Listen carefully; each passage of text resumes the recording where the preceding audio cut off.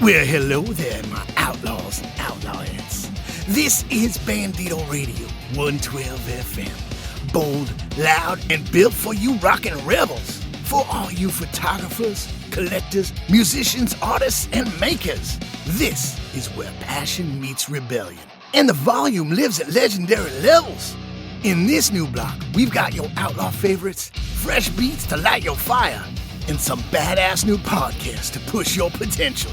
And of course, my lovely, loyal listeners, you know that we've got another full clip of fully loaded rockin' rebel arousals for your motivation. I am Howlin' Jim Jackson, and you are locked into Bandito Radio, 112 FM, your high-fidelity home and your sanctuary for the restless and the creative.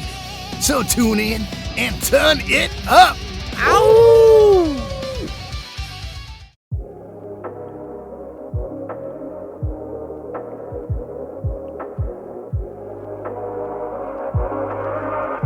I'm not entirely happy with this.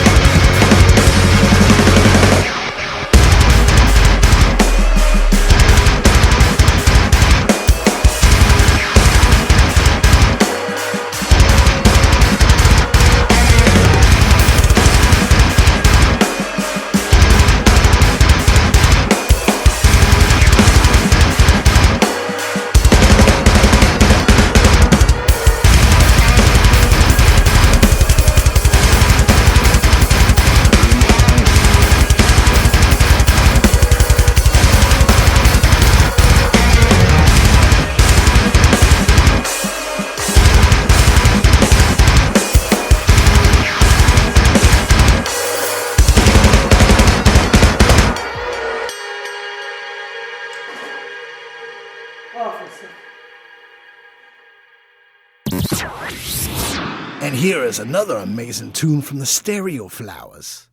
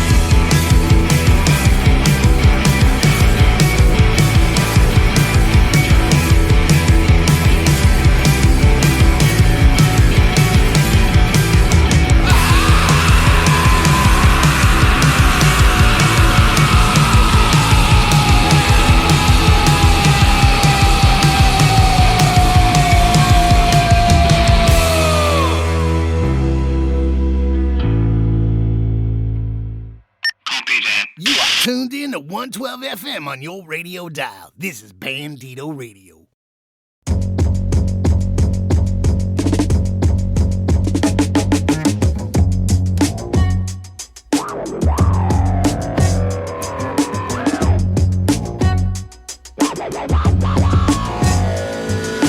Slide about my carcass and fill it up with lukewarm pride.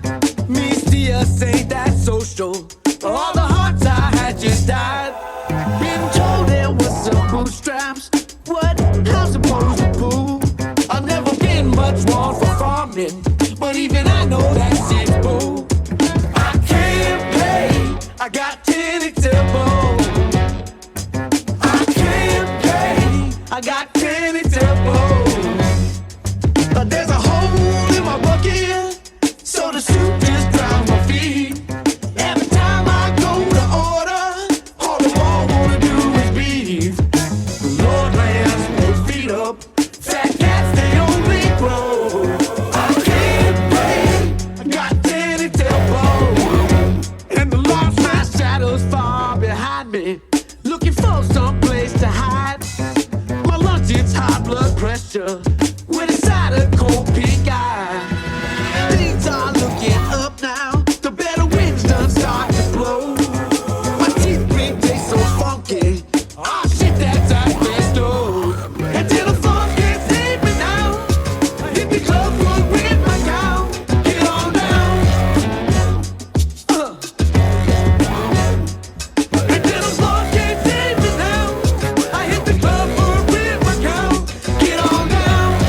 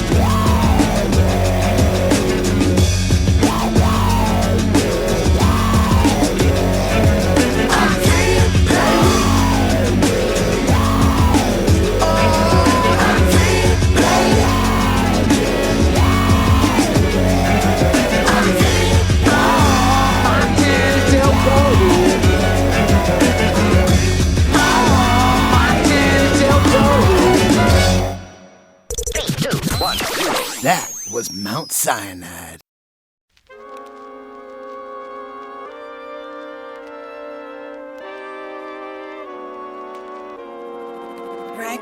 No back of the bus, we lift the bus. Ridiculous, no need to fuss on what we did for us. No handouts, we hand out hands. We've been bout plans of 40 acres of land, they can't cage us. I'm so Luke Cage, amazing, gracious enough to spare the brute fade unless they really want it. And I ain't ducking from it, I'm static. We shock them till they get it, I guess they gotta have it. The roadblock to the block, small enough to be a dock. Smooth as miles with the jazz, Captain Sam with the plan. I can, I guess I'm really good in the jam. The rest is up to wreck when he come through with the band. We got what it takes to be a hero. They see it everywhere, wherever we go. We here to say the day and all the people. Repeat, bro. We know we got what it takes to be a hero. They see it everywhere, wherever we go. We here to say the day and all the people. Repeat, bro. I'm melanin man, defy your felonious plans. I know you jealous, but damn, don't you didn't. So my intelligence Sam was never my uncle, just a super villain. Hopped in the phone booth, protect the women and children. Brinkley Franklin, we the most level-headed. Peanuts to an elephant, don't let it regret it. We up, boy, you better know your hate is pathetic. I'm loose fox with the toys, so you know I'ma get it. Neighborhood was Krypton, get green like it's John Stewart. Make me pull out my ring, homie, and it's on. The blue marvel I do, homie, if I'm on with the steel. Daywalker blade is here to convey that. We know we got what it takes to be a hero. They see it everywhere, wherever we go. We here to say the day and all the people. Repeat, bro. We know we got what it takes to be a hero. They see it everywhere, wherever we go. We here to say the day and all the people. Repeat, bro. Look up in the sky. This looks like a job for Repeat, bro. Fate rarely calls upon us at a moment of our choosing. I'm ready. How about that new one from Toys, Noise, and Action Figures? That's it on your puppy, got to make sure it's okay. That's it on an animal, put it on me. That's it on your puppy, got to make sure it's okay. That's it on an animal, put it on me. Drop the rat and he will work. Run the mental blasters and he burns. Worthless game, grab a start. Run the mental blasters and he burns. One of them is mine. Conquer enemies, but his brain don't play yours. Lost on fight on hate. Can't you hear them cry? Can't you see them die? Can't you hear them scream? Can't you hear me? Drop the rat and he will burn. Run on mental blasters and he burns. Why go to the king's mind? Conquer enemies, but his brain is a point clock and his eyes are not night. Can't you hear them cry? Can't you hear them die? Can't you hear them scream? Can't you see them bleed? Dickory, dickory, dock. The mouse man of the clock. That's a new one and it made him cry. The mouse was really fun. 3 mice, see how they run. Put their eyes out just for fun. 3 mice, see how they run. Put their eyes out just for fun. So the rat and he will learn. Run down, make a blasters and he burns. Worthless game, grab my burn. Run down, make a blasters and he burns. Why don't take his fly? Conquer enemies, but his brain is a one cook and his eyes are kind of hate. Can't you hear them cry? Can't you hear them die? Can't you hear them scream? Can't you see them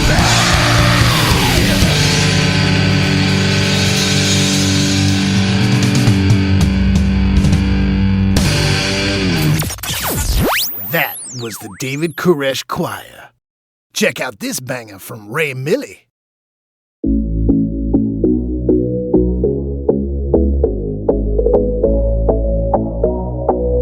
This is a beat pusher production.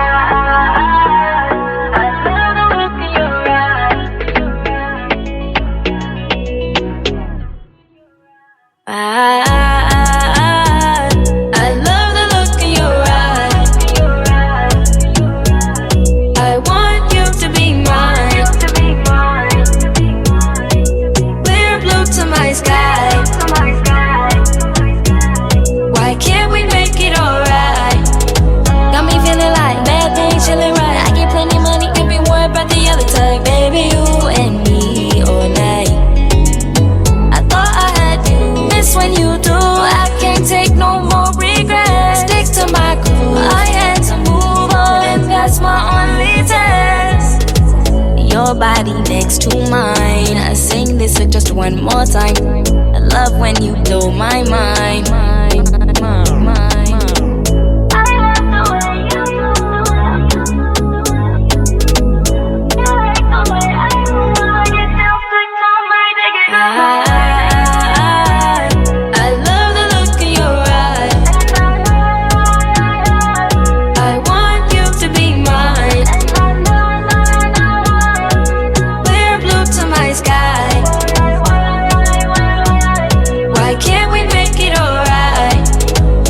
Top pink flag on them. Write my city on the gang, make them gag on it. Oh, how I'm coming, how you talking, put a bag on it. Insta pop and take a picture with no tags on it. Man, woman, want to know how I'm creeping. Dear baby, what was we thinking? But when you left, I felt I was sinking. I've been drinking, stop me from dreaming. Your body next to mine. I sing this just one more time. Say, I love when you blow my mind.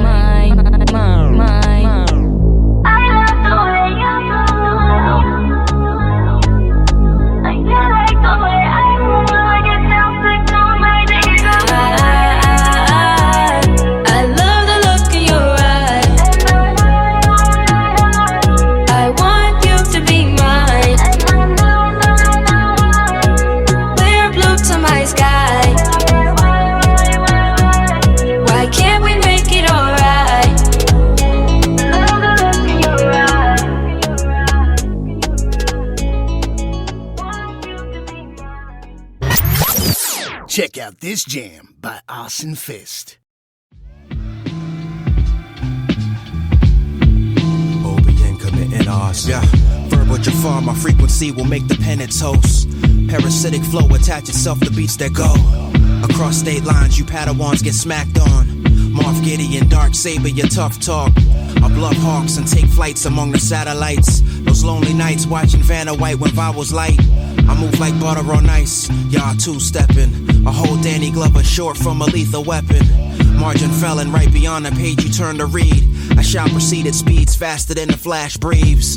Fuck with me, breaking change to make $1.50. As snowfall, I keep the block hot, I'm extra crispy. You orthopedic, rather non-comedic. Silly posturepedic, getting slept on is a natural demon.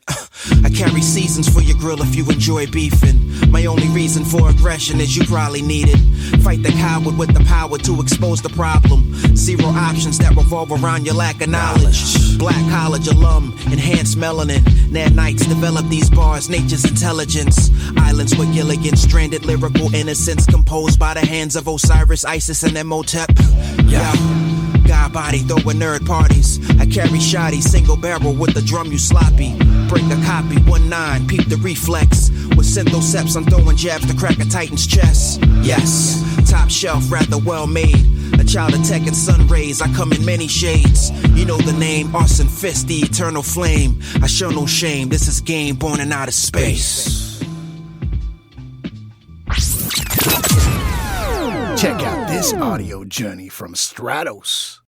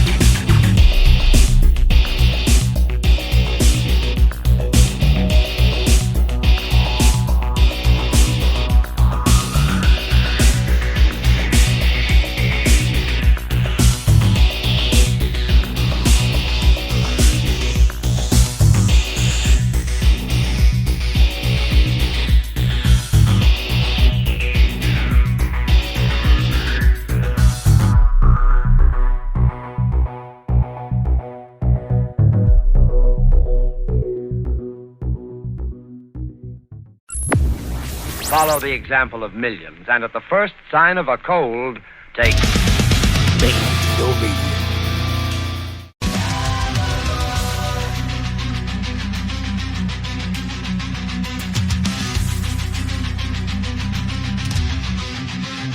Marching forth with steel in hand, the iron grenadiers command the land.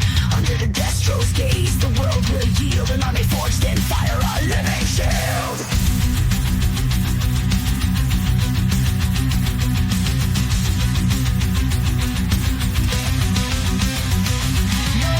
Show no fear inside, with metal hearts and iron pride. Through the storms we carve our name, a reign of power, a burning flame.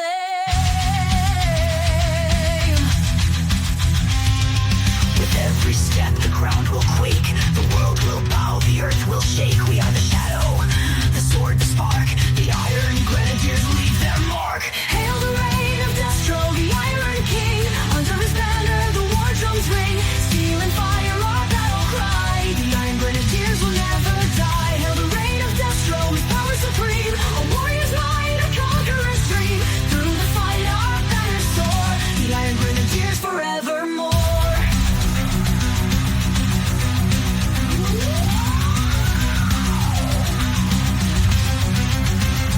Honor gleams like the morning sun. Our conquest ends when there's no one to run. Destro leads with a mind of steel, a ruthless force, his will is real.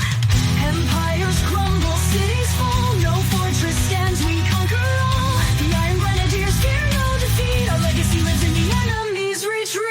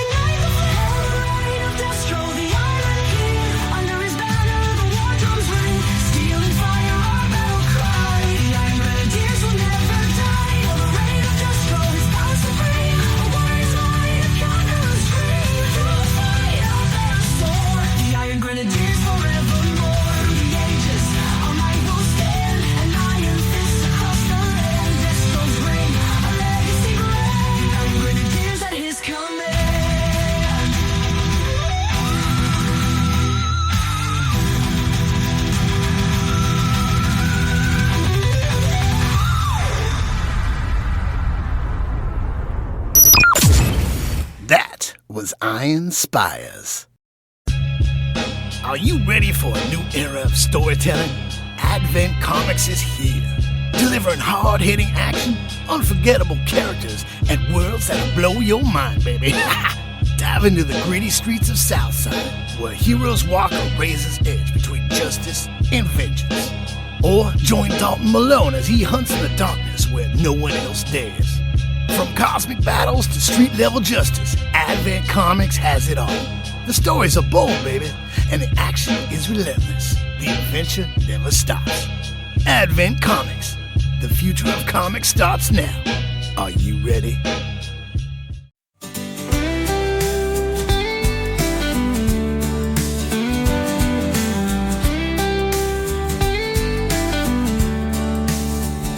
Go on, talk to the people who said we'd fall apart, who planted those seeds deep in your heart. Go on, hang with your friends, the ones who lied, jealous of love they couldn't find. Go on, girl, take their side, but don't come back with tears in your eyes. Don't miss me when you see the truth, when those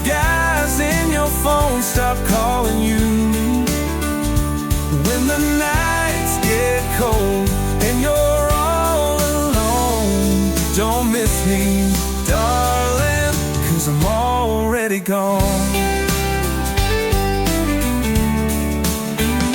Go on, talk to those other guys, the ones I feared, the ones you said were just friends, crystal clear. But soon enough you'll feel that sting, when their words don't mean a single thing.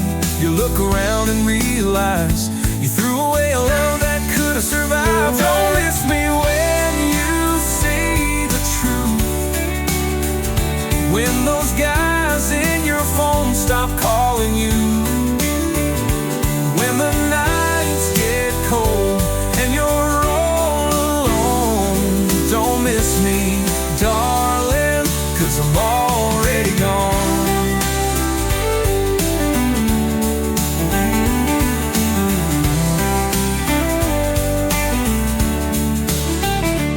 Go ahead, blame me, say it's my fault, but your choices led to this free fall.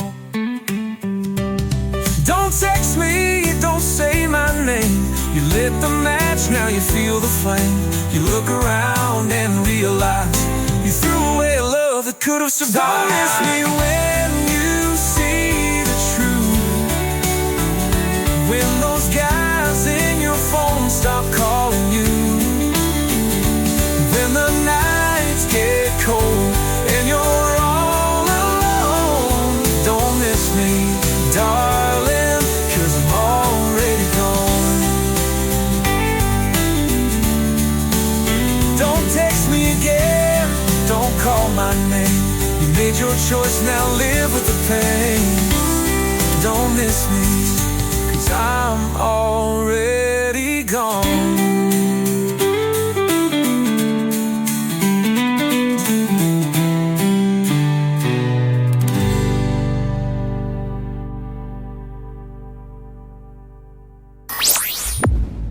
That was Southern Scars.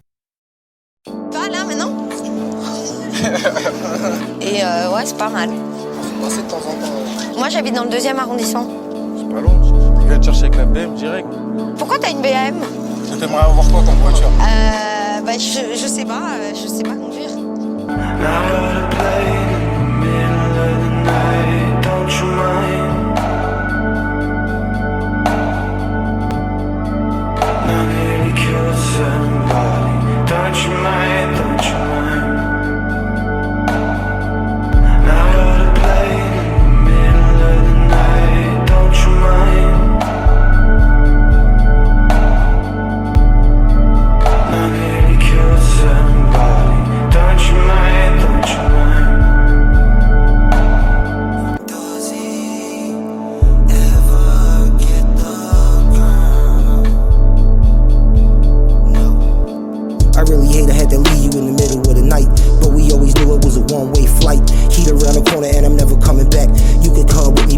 Tell me fast, yeah, the plane is running. Left the danger zone, now it's on to Spain or something. Yeah, we ain't get a chance to change to something new. Who knows what this world will take us to?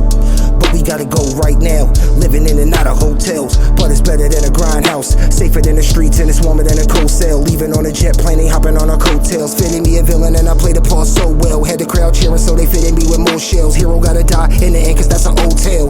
Dying in the arms is the only way I have it. It's a love story, but I said that it was tragic. Winter rose turning into summertime sadness. This is Jack and Rose when they rode the Titanic. Hit an iceberg in the crowd in the panic. Ripped off my chain and got us lost in the static. Pulled me to my feet, now I'm slipping through the back. Trying to keep it moving, but I'm dripping through my vest. Told her, baby, stop, this as far as I'ma get. Wanna keep it going, but I can't catch my breath. If I really can't, never say nothing else. This the best way I ever could've killed myself. Now you're the plane in the middle of the night. Don't you mind? I nearly killed somebody. Don't you mind? Don't you mind? Now you're the plane in the middle of the night. Don't you mind? I nearly killed somebody. Don't you mind? Don't you mind?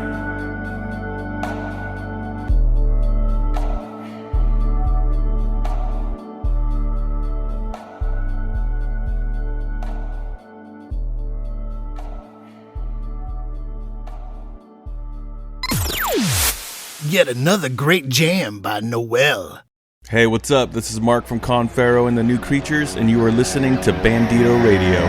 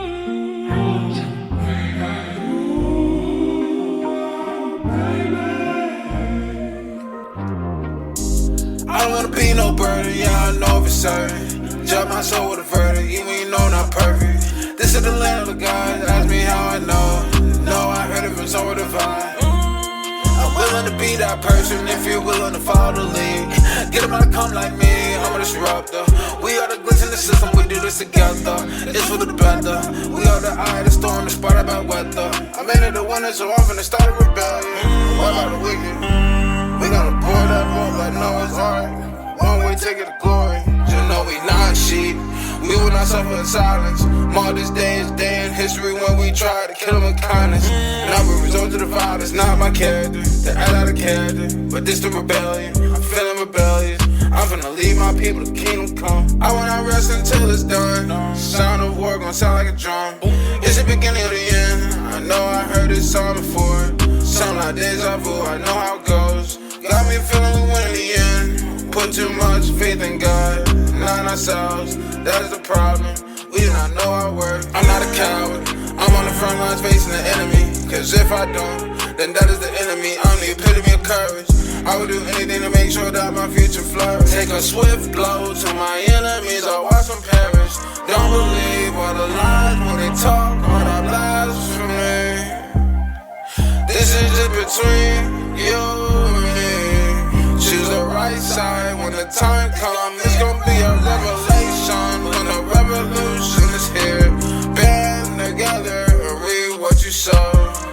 Yeah, this for good measure.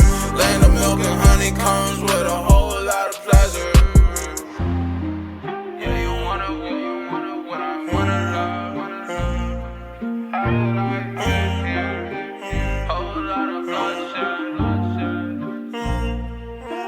I don't wanna be no burden, yeah, I know if 24/7. Jump my soul with a verdict, even you know not perfect. This is the land of the gods, ask me how I know. No, I heard it from somewhere divine. I'm willing to be that person if you're willing to follow the lead. Get them out to come like me, I'm a disruptor. We are the glitch in the system, we do this together. It's for the better. We are the eye of the storm, it's part of our weather. I'm into the winter, so I'm finna start a rebellion. Why about the wicked? We gonna pour that more like Noah's Ark. Long way, take it to glory.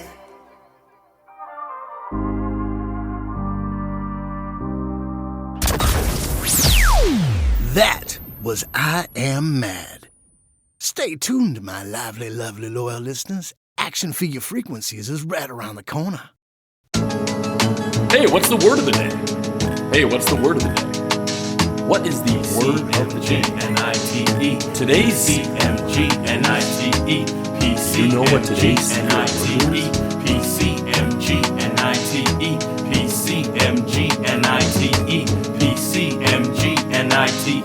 Namaste. Lifting this peace and everybody like a holiday. Get in these streets with what I have to say like remedy. I got the ways to ease pain. Identity. All in my cave like Bruce Wayne. Quantity. Got a lot of reasons I'm doing it hard. Astronomy. Scorpio season, I'm really in charge. Caffeine. Stay awake, baby, yo, you'll miss this. Gangrene. So sick when I step in this business.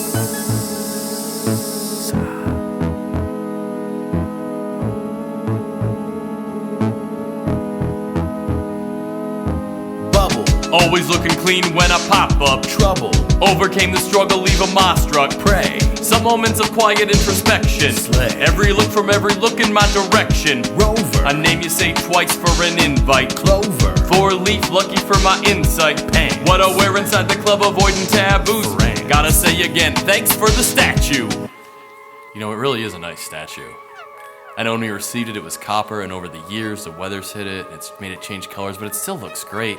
And peeking out of the crown, they reopened it in 2015. Handle. Moments where I'm certain who I am. Randall. Moments where I'm cunning and a ham. Suit. That's an Andy Warhol muse. Fruit. Like an ego when it's getting bruised. Massage. Deep tissue till the knot's out. Dressage. Horses dance and clap until they drop out. Rumble. That's how I scuttle through this nightlife. Bumble.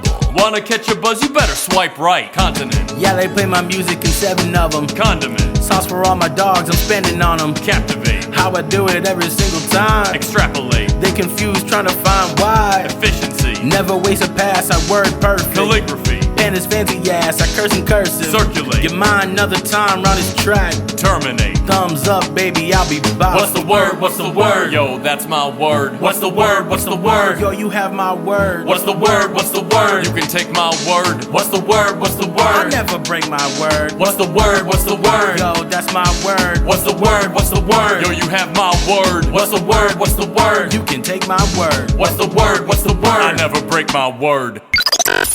And yet another unique tune from Party City Machine Guns. Here's another banger by the David Koresh Choir.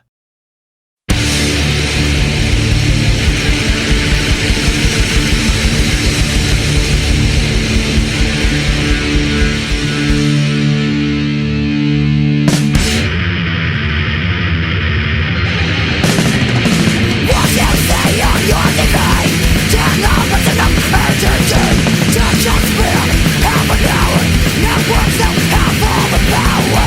How can you think? Right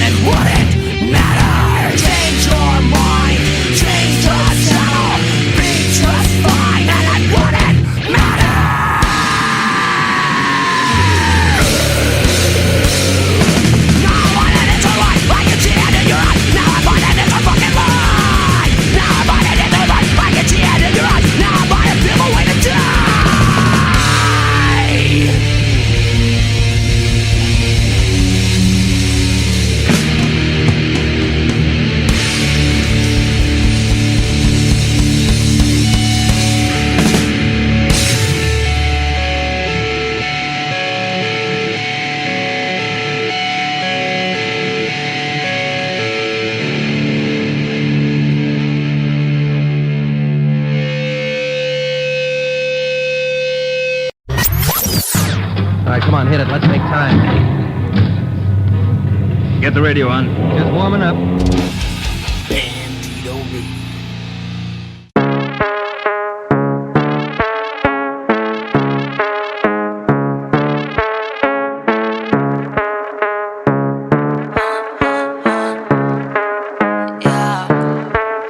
I want them. All I see is blue days. This shit right here, Jimmy Choo. I'm a boy with a point to prove. Yeah, I'm a boy, it's turn my savage loose. Get it, get it, get it, get it. I'm back at the mall. Fit it, fit it, fit it, fit it. Versace my drawers. Rent it, rent it, rent it, rent it. Score in my car. Did it, did it, did it, did it. Own it all. Who said they put me on? I've been in and out the bank before I made a song. Cut it. Ay, wake up well at 8 in the morning. Wipe his nose like I'm shaman. Can't fuck that hoe cause she boring. Low sick but I'm lit, I'm annoying. Never cared for the boy, he was corny. Shows up but I was lonely. Get what I want, eat who I want to. If I'm wrong then bitch just show me. I want it all. Humped and dumped and hopping up, I can't fall. Rich as hell till I be I want draws. If it's a crime then bitch fuck the law.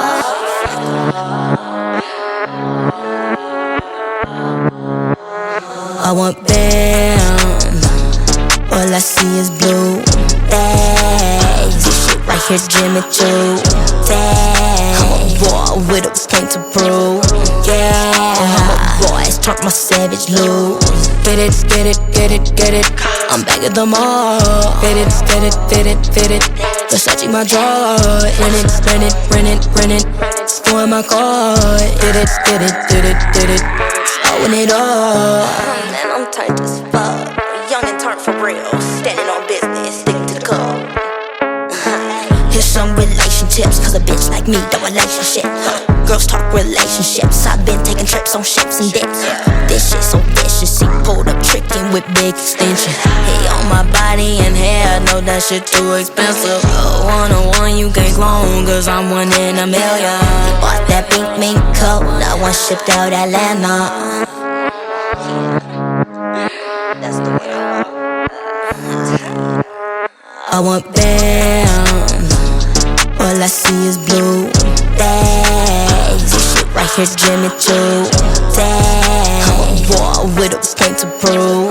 Yeah, I'm a boy, it's turn my savage loose. Get it, get it, get it, get it. I'm back at the mall. Fit it, fit it, fit it, fit it. Versace my drawers. Rent it, rent it, rent it, rent it. Score in my car. Did it, did it, did it, did it. Own it all.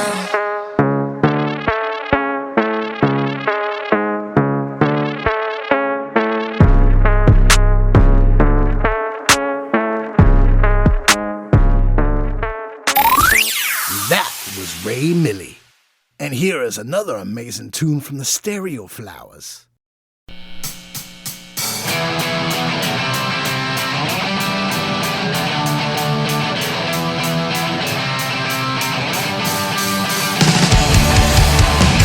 Sometimes it's all over, but that time ain't tonight. The world's full of empires, pride, rise, great and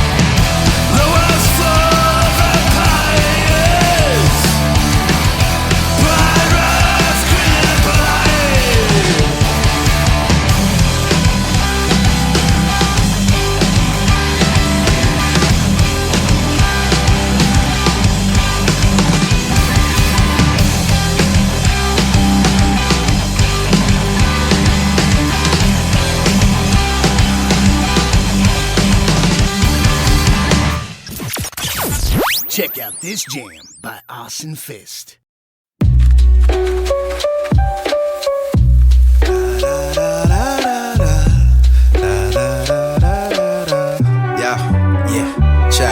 Yeah, I'm the editor-in-chief, I take pictures too. I edit frames to let my black eyes capture the proof. Toy photography, a hobby, now a part of me. Digital darkroom, Photoshop, psychology. Epic toy sound, my action figures move with rhythm. Practical effects for the snobs and they feelings. Imagination is just that, imagination. The tools that I create with shouldn't define what I'm making. This art shit is sacred, it's the egos that are basic. Gatekeepers always think they're Neo in the Matrix. Feeling that feeling while feeling this feeling is so revealing. I just discovered another way I could kill them. Combine both loves, these bars with plastic therapy. Y'all hearing me? It's live symmetry. Cypher with a Groupon for free toy deliveries. Maximize my effort, I be working while you still asleep. Counting them Z's while I'm conquering these beats. Another masterpiece released once the frame has reached its peak. I know my angles between the margin organicus. A gritty novelist with gladiator common sense. I'm the editor-in-chief, I take pictures too. I edit frames to let my black eyes capture the proof. Toy photography, a hobby, now a part of me. Digital darkroom, Photoshop, psychology. I'm the editor-in-chief, I take pictures too. I edit frames to let my black eyes capture the proof. Toy photography, a hobby, now a part of me. Digital darkroom, Photoshop, psychology. Freedom or death to the last of my breath. I guarantee what I create in between will stay fresh. I do more with less, this talent is authentic. Homegrown, represented by glitches within edits. From Shotcut to Pixar Pro, clinging to AI. May I? Don't mind if I do, it's a chill vibe. I switch styles, I keep many in pocket. Y'all some one-trick ponies in closets, I got options. The plot thickens when you listening to wisdom. So I suggest you chill before the tea starts spilling. Label me a villain if your hero picking sides. Community is where I stand, fuck a divide.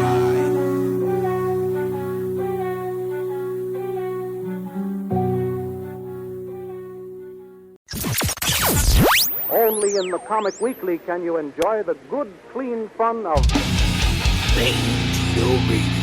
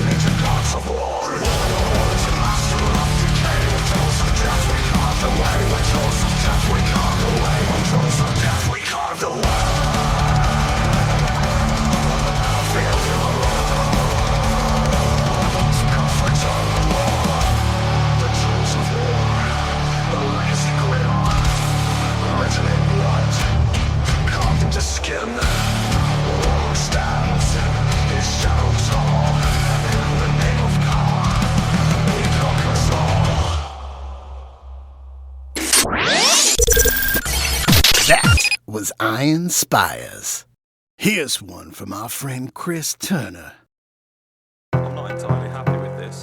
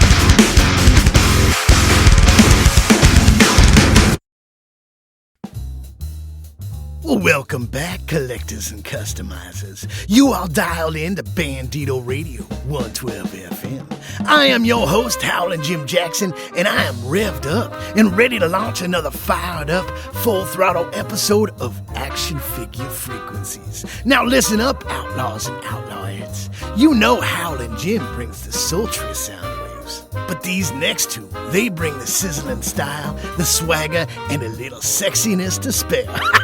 So without further ado, let me pass the mic to the dynamic duo of display-worthy delights, Chet Maddox and Alexander Stone. They are here to break down the latest in toy talk, figure finds, and collectible chatter. You are locked in, you are tuned up, and now you're riding the frequency. Action Figure Frequencies. Ow! Bandito Radio presents Action Figure Frequencies with your hosts, Chet Maddox and Alexander Storm. Oh, hey, did you know we were hosts of this show?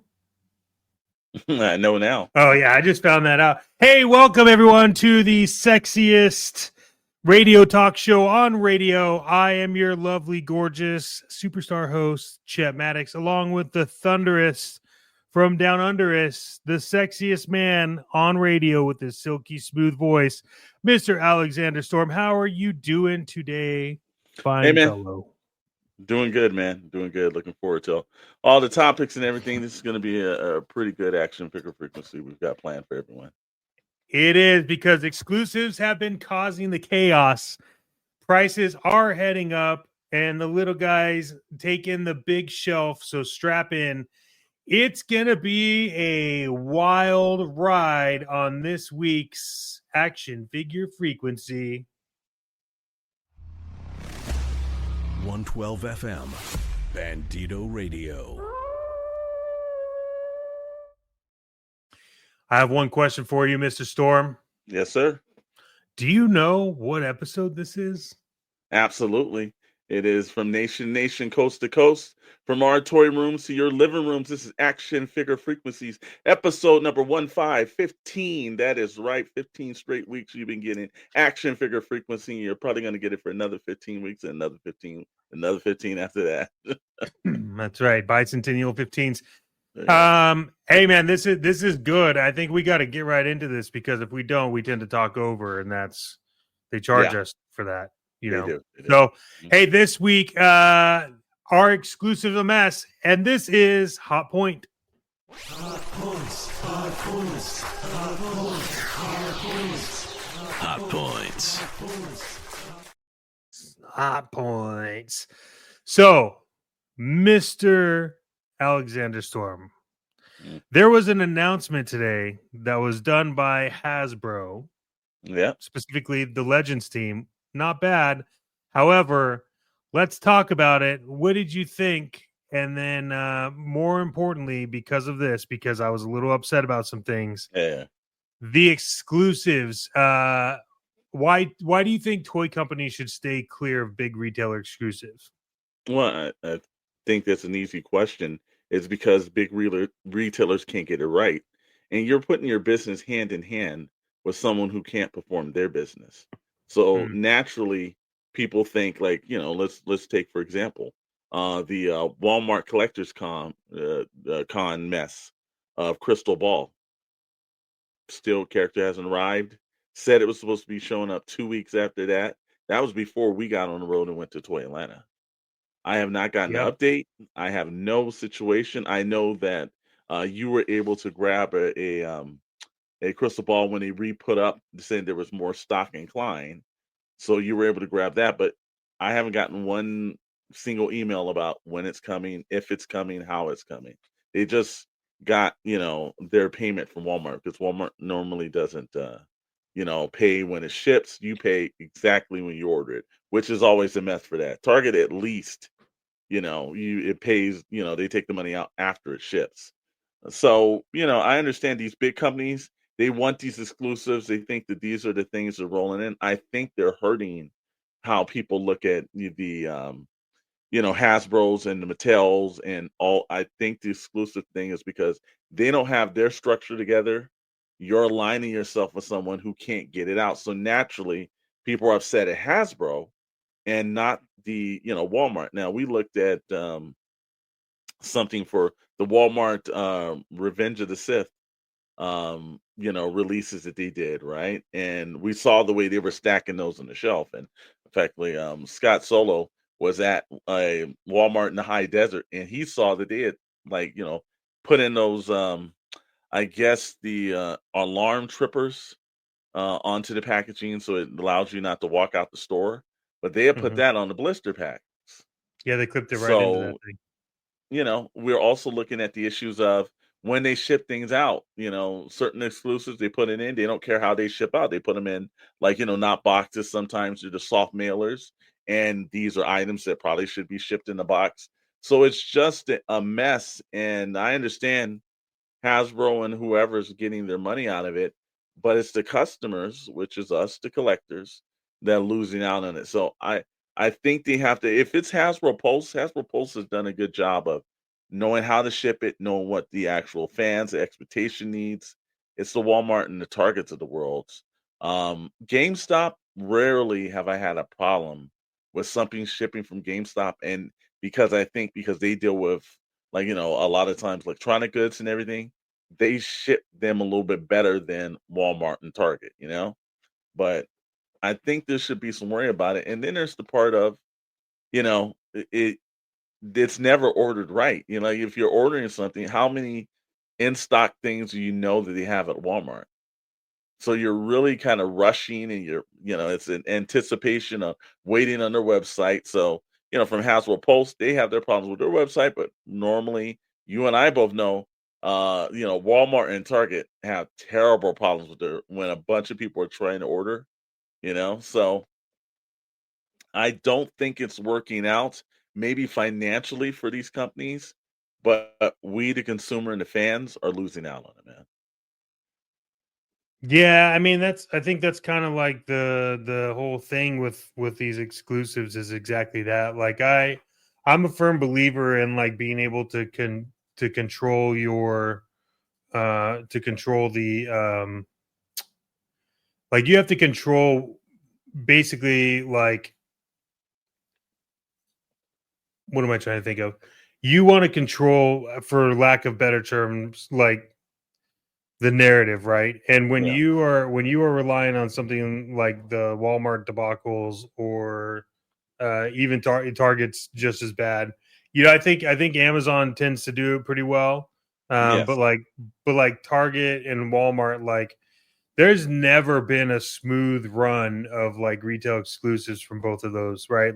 It's and so I think that the bummer part is that I understand it. I understand why they do that, right? Because if it's an exclusive, it probably means that they put some money into getting the figures produced.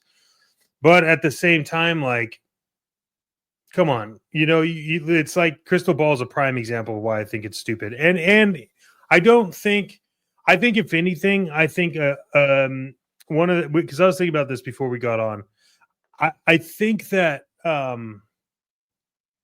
one of the things I'd like to see enforced is okay, so you're gonna do an exclusive with Walmart, right? Mm-hmm. I think it should be mandatory that they say any of the pre-orders that you do for our stuff, you can't take the money out until it ships. Mm-hmm. Because I think that's true. Because at least then they can control that, right? Because Walmart takes the money out, but Target doesn't. Sometimes Target does. Walmart always does, right? Then GameStop, they actually don't take it out till it ships. Yeah. So I just think you got to be able to control the user experience and expectations, and I think that when you can't control that, that's when you start to lose value in the brand. Yeah, and I also think there needs to be any other situation. If you went with a secondary exclusive or something, you would Hasbro or Mattel would in the process control that. It's like if Apple drops something in Target, there's a set of rules and criteria and things. They just can't just put the crap on the product. There's street dates to follow. There's certain rules and regulations because Apple enforces how their image looks. Hasbro has been allowing them to destroy their image, and the same thing with this NECA holothon. that thing rolls out at Target, and it's probably one of the worst out of all the hauls because it's sometimes it's not for street date. There's people weeks ahead of the actual haulathon getting items that's on the shelf, or they can't find it in the consistency of the stores that they're in, or they actually are on the shelf, they purchase it, and then they go to the front. People, oh no, that's not supposed to be out for like 2 or 3 weeks. So there's an issue with the consumer when you're walking into these retailers for the retail exclusive. It's not an easy transition on online and in person. So, Yeah. and we just saw that whole mess up with this the Star Wars retro series 6-pack. It's all kind of debacles with Target when it came to just dropping this out, and I'm like, this is another thing that it ruins the experience. You want to have your image taken care of in the best possible way. Hasbro can't afford to have negativity rolling out there when their products out there, but unfortunately, they haven't enforced that with Target and Walmart. Hasbro had numerous complaints with the initial G.I. Joe classified Cobra Island thing. And has it slowly gotten better? Yes. Has it dramatically improved? No. Yeah. Walmart, every collector's con they do, there is a screw up somehow. And God mentions if something's like on a card back and how they ship it, like there's absolutely no care and everything. So, these companies have to start thinking about, like, we're tied in directly because it's very rare people will put the blame on Walmart. The blame normally goes back to the first company of Hasbro, Mattel, NECA, Super 7, whoever it is, McFarlane. It's right on there. So, like one thing I'll give McFarlane credit on is his GameStop exclusives. While, I think he needs to have better vision on some of the items that he puts out. There's rarely any complaints that people can't get the item, that is shipped damaged, or there's a problem when it comes to purchasing. And GameStop is extremely good. If there's a complaint and problem, reaching someone customer service and getting that fixed, GameStop is probably one of the better retailers that does that. So, Well, now McFarlane, like, that is their retailer. So, well, for Canada, I don't know about the US because I know that, it's his partner purchased the Canadian version. So I don't know what's going on with US GameStop. You and I are both getting certain information that they may be shutting down. We go to several, they're closed in the town. So I don't know what's going on with GameStop USA. I know GameStop Canada, though, is got an injection of some investment. I will tell you that. But it's just I would love to see the financials behind the scenes of what Walmart and Target are paying Hasbro, because that's the only benefit I could see from that, because they really are tarnishing their names. Yeah. Yeah, I mean, like, and then, it's kind of like, I don't know how much on the pulse Hasbro has on their partners, but today they announced like a few, right? So like the one that I'm confident about was Wolverine and Silver Samurai. That's Amazon. That's an Amazon one. That one you'll probably be able to grab. But then you have the Thanos double pack. I saw that. And that one's Target. That's on June 6th. Probably won't get that. And then I forget which one they said was like the Walmart. Walmart was Captain America, wasn't it? No, Walmart was War Machine and Omega Red. Yeah, that's the bad Walmart one just on total character wise. Yeah, exactly. And then there's a Captain America and the Blue Venom, and that one is just mainline retailers. That's cool. So that one's good. And I'm not gonna lie, but that Captain America looks really good. Yeah. So that was that. But I think let's see, was there any other ones that were like?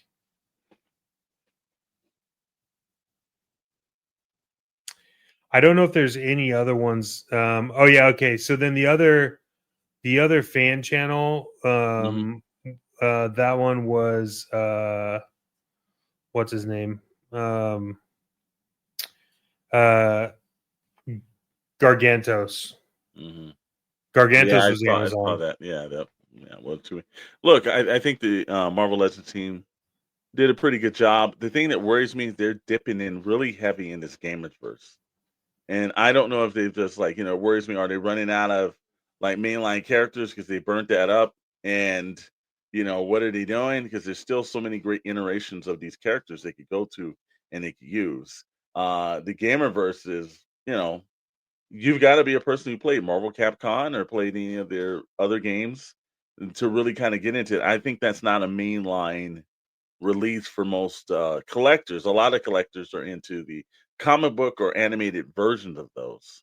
So, but they're diving in all this year. They've dived heavy into the Gamerverse versions. And as well as I do, if they're doing the Gamerverse versions and those bodies are around, they're going to use those molds and they're going to come out as another version of that character down the line.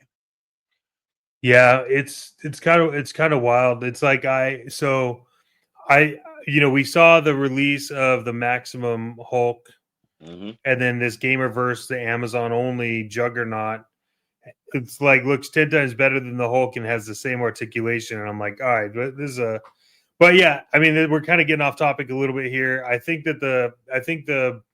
what I would love to see Hasbro do is utilize indie toy stores, right? For exclusives, right? Like, because that would just encourage the toy hunt, right? Like if they said, this is like an indie toy store exclusive, here's the list of all the stores that'll have it, and then you had to find like a store in your state and you could go and like grab them.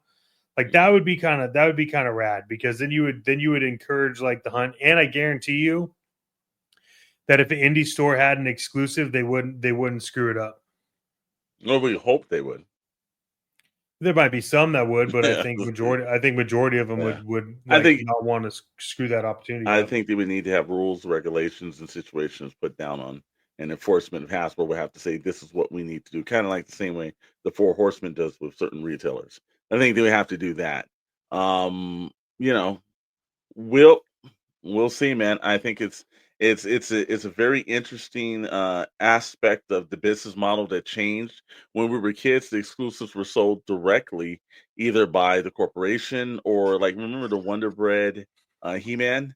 Yeah, it was a little different on that, and then we didn't run into these issues where there wasn't scalping and things like that was happening. So you just sent your money in, wrote into a postcard, put in a self-addressed envelope, and you send it in with whatever your points or processes or cash or whatever you need to do. And you got the item back. Now it just seems like, it's like you're sitting and you're constantly hitting refresh on your key and you're beating like people worldwide that are trying to do this. So it's like, I know they're stocked because usually in this, it's like, it's like crystal ball mess right now. Like it went out, it like got up that morning within like 30, 40 seconds of it going live. Clicked in, had enough time to go through that, and then it was gone. And then about a half an hour later, after that time, they put Hasbro sent on an email that was supposed to come a half an hour before saying it's on HasbroPulse.com. You go to HasbroPulse.com, that's instantaneously sold out. And then now we've gotten to the point where it's like 3 months later now, they put it back up for, there's more crystal balls, and you were able to order that. That whole experience frustrated a certain part of the buying potential that was out there. And this was a huge mess by Walmart. But Hasbro's going to be blamed for it.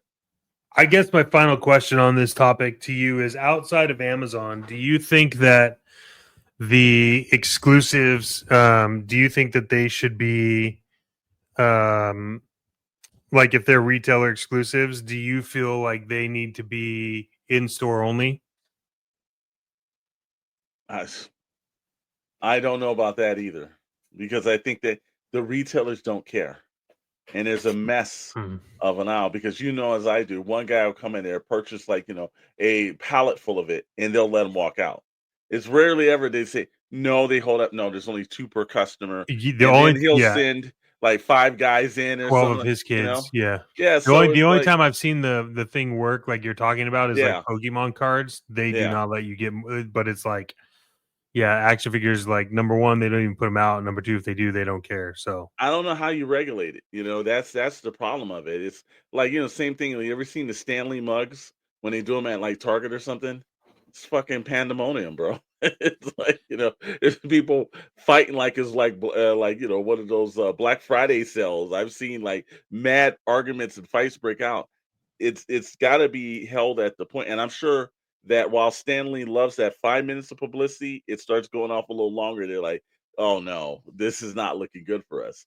Well, yeah, same thing is like, because how many times have we been in a Target or a Walmart and we've seen some guy come in there and he's like literally took everything off the shelf and walked out.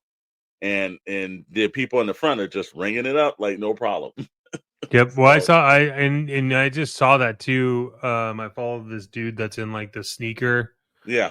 world, and I just watched him. He's like, check me out on my haul, and he recorded himself when the Nike store opened, and he grabbed like, I think something like 40 pairs of shoes, and it was just like only 3 different types of shoes, but he grabbed like all 40 of them, and I'm just like. Yeah. Like, okay, man, I don't know. I don't know if there's any way to regulate it. I think you can regulate it from a system perspective. Like you can say this SKU could only be sold twice per transaction. You could probably do a lot of stopping there. But that doesn't mean that someone couldn't just buy, you grab all of them, and then you just grab one item and ring it up like 4 times and just take everything. So yeah, I don't know, man. But I will tell you this though. When you're hunting for exclusives, you ever get really hungry? Absolutely. And the question they always ask, are you hungry for something truly super? Do you crave a meal that packs the punch of a superhero origin story?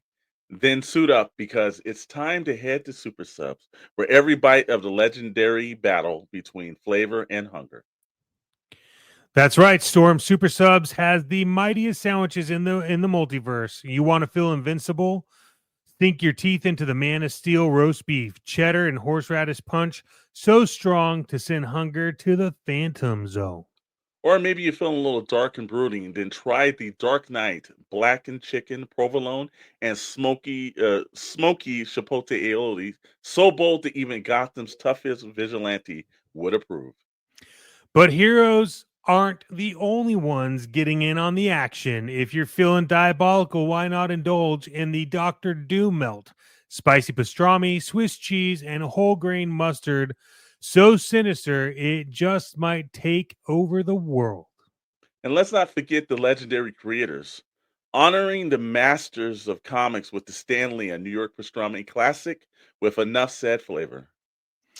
Plus, don't miss our infinity rings, our crisis fries, not flies, fries, and our refreshing Lazarus Pit lemonade, guaranteed to revive your taste buds. Super Subs, heroic flavors, legendary bites, now open in the city. Swing by and get a free Baxter Building brew with your first order. But hurry, because these multiverse-worthy flavors won't last forever. Super Subs. Heroic flavors, legendary bites. 112 FM, Bandito Radio.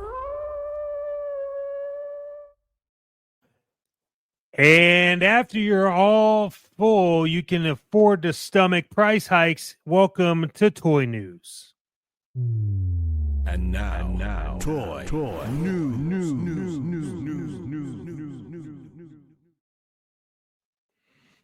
That's right. You guys all heard me. Price hikes are incoming. What's a collector to do? What do you think? What are your thoughts around this whole process? You know what? Again, we've been seeing it for the longest. You've heard all the other episodes. You can go back and catch them through Bandito Radio 112 FM. Yeah, or on our Patreon.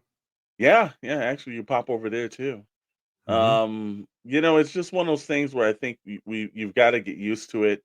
One of my main strategies that I do is I normally play the long game. Certain items, you're taking a risk, by not ordering at the moment, seeing if you can get it for a different price. Like you save $3, $4, $5, $10, sometimes maybe even $15 off something. It's worth it. I just started seeing some of the hardback Spider-Man wave, like Tombstone and a couple of those characters popping up at Ross for $5.99. These characters were like, $24.99 when they came out, less than 4 months ago, possibly. So, long game works. So waiting for the discount store drops is always cool. Two is, I think, check the prices between Amazon, eBay, every now and then, maybe some fan groups might have some people in there that if it's like, just check with your reliable source to make sure it's somebody that you can actually do business with, because a lot of times there are some bad contributors out there. So there are ways that you can do it. And then also, picking and choosing, bro. Do you really need to get, stop being a completist on everything? Because I think that's what gives you the anxiety, is when you're feeling like you've got to collect all of this line. If you don't have it, then it's not worth it. And at times that just brings up another sense of anxiety and stress to you that you just don't need, man. Yeah. Look, we've said it before. We said it here first, but like, to be honest, man, price hikes, it is what it is. You can't control it. It's going to happen. I guess you could bitch about it, complain about it, put up in arms about it. But I'll tell you what a collector's supposed to do, and it's what we're doing here. It's what we're doing over on Sarlacc. Odd Frog is, we're recycling and using that money to buy the stuff that actually makes sense now at this point. I know you have Darth Moocher's kind of retiring his classified collection minus a few things, and he's using that to buy Hot Toys. And we traded. I wanted some Cobra figures, and he wanted some Hot Toys, and we did a trade. And I think what I love about the price hike, and this is, I don't think this is controversial, but it might be. What I love about the price hike is it is now inviting the opportunity more so for people to trade through their collections. And I think that that's cool, because I think that gives a sense of community back, right? To a certain point. I mean, I guess you could, there's some may say probably not, but I think it's cool. I'm excited about it. Yeah. I think one is just, like I've said this before too, thinning out what you're collecting. Start picking and choosing. What is the thing? Because sometimes we get involved into certain things, nostalgia factors or things. We really don't enjoy it as much. We're not like really we just purchased it because it was a hot item to purchase.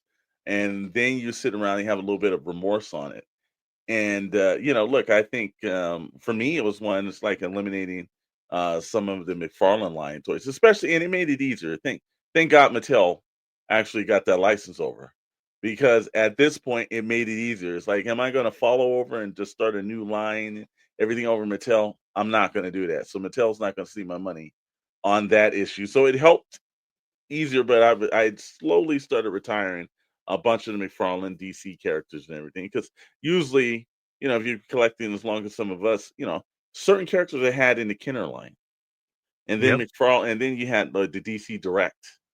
And then you had, so there's certain lines, there's certain characters, especially the animated, because I love a lot of animated characters. I've got like 3 iterations of the animated characters, and like, did I really need it? It's like there's certain things. I've got all of the Kenner Batmobiles, and it was kind of hard to not purchase a lot of McFarlane stuff, because it's like, well, I do have the Batman Forever Kenner version. Do I really need McFarlane's? I've got the Kenner Tumbler do I really need? It was picking and choosing. Now, the only one that I thought was done superior on that was the Batman Beyond, because he leveled his stuff up from what Kenner had did. So I was like, okay, but there's a picking and choosing way to do something. You don't need everything. Yeah, I think that's important. I mean, I could tell you, like, ever since the NECA debacle, and me, like, I would walk in and see a NECA figure and be like, I got to buy this. And there's some that they've come out with, but I look at it and I'm just like, like I'm good on NECA figure. Like, I still have a weakness for the Archie Comics Turtles. There's a high probability I'd probably grab one if I saw it, if it was the right one. But again, they're doing the same shit they do all the time. Like, they released one, and then like now a few months later they release a different colorway. It's like, well, I don't need two of the same figure. Like I don't give a shit about that. So I've essentially stopped buying NECA figures, at least from a retailer perspective. Now, if it's like a used figure and someone has a toy show, which I think is more important, which I think now you'll start seeing people kind of go into like toy shows and conventions to try to find toys, right? So I've cut out, NECA. McFarlane, I was collecting a lot of the Batman animated series, and then after buying them all and then none of them standing, I was kind of like, well, these are great. Like I do like the figures. I think they look cool, but not that cool anymore. So then I cut those out. And it's even gotten me, like, I have a few like really highly coveted like 4-packs of NECA that I'm just like, yeah, I could let these go because I'd rather have something else, So I will say, just on topic, right? You say choose, and we talked about this Wednesday on Toy Box Chronicles. I did see the Fantastic Four figures that they announced. Yeah. And it bothers me that I'm going to be buying all of them because they look good. And this is one of those things where it's like, I know I'm going to buy them all. And then I know I'm going to be like, I probably didn't need to buy them all. But also, like, I do think they look pretty good. All right. Well, yeah, they just came out today. We're taping the show on Thursday. So I don't know. I wasn't impressed. I just don't like the movie versions of things. And I think that's more and more. I like the classic comic book versions of them. I don't. I'm not a big fan of Pedro Pascal, and I did think he looked good as Mr. Fantastic. The figures looked a little bit better. They had better articulation and joints. They did a very nice job on it. I just wasn't interested in any of these versions of it. Now, again, they do some comic accurate different versions that come out. Yeah, I could probably get myself into that, but hey, it is, again, you do you. One of the main. Well, we talked about it. I told you this. It's a weakness because I like Fantastic Four. So that's why I said, for me, I don't know. I think what worries me about the Marvel movies, I've got to see the Marvel movies. I wasn't that interested in like some of the Thunderbolt characters until I heard the movie was actually pretty good. And then I saw the film, I was like, they are pretty good. So so I will kind of tough on that for me. I'm doing something different with this though. Okay. I am going to pre-order all of them because they go on the 30th of May. They go live for pre-order on Hasbro Pulse at 1 p.m. Eastern. So what I'm doing is I am going to be pre-ordering them all. And then if the movie sucks, I will release all of them except minus Silver Surfer, because I like that one. Like it's a female version of it. It does have space in the comics. But yeah, and there's a high probability that I also would probably keep Thing, but I don't think Johnny Storm or Human Torch. I don't think I'd keep those. So if the movie's good, all of them. If it's not good, I'll probably get Thing, and for sure I'm getting Silver Surfer. But I'm in pre-order all of them. But yeah, I agree with you, man. And then hopefully, when they ship, there's nothing crazy going on with the weather, because we all know what happens with the weather. Typically, you've had toys, right, be delayed because of bad weather, right? Oh yeah. So I think it's our due diligence, Mr. Storm, for you to introduce what the weather is going to look like for shipping. And now, your weather forecast with Alexander Storm.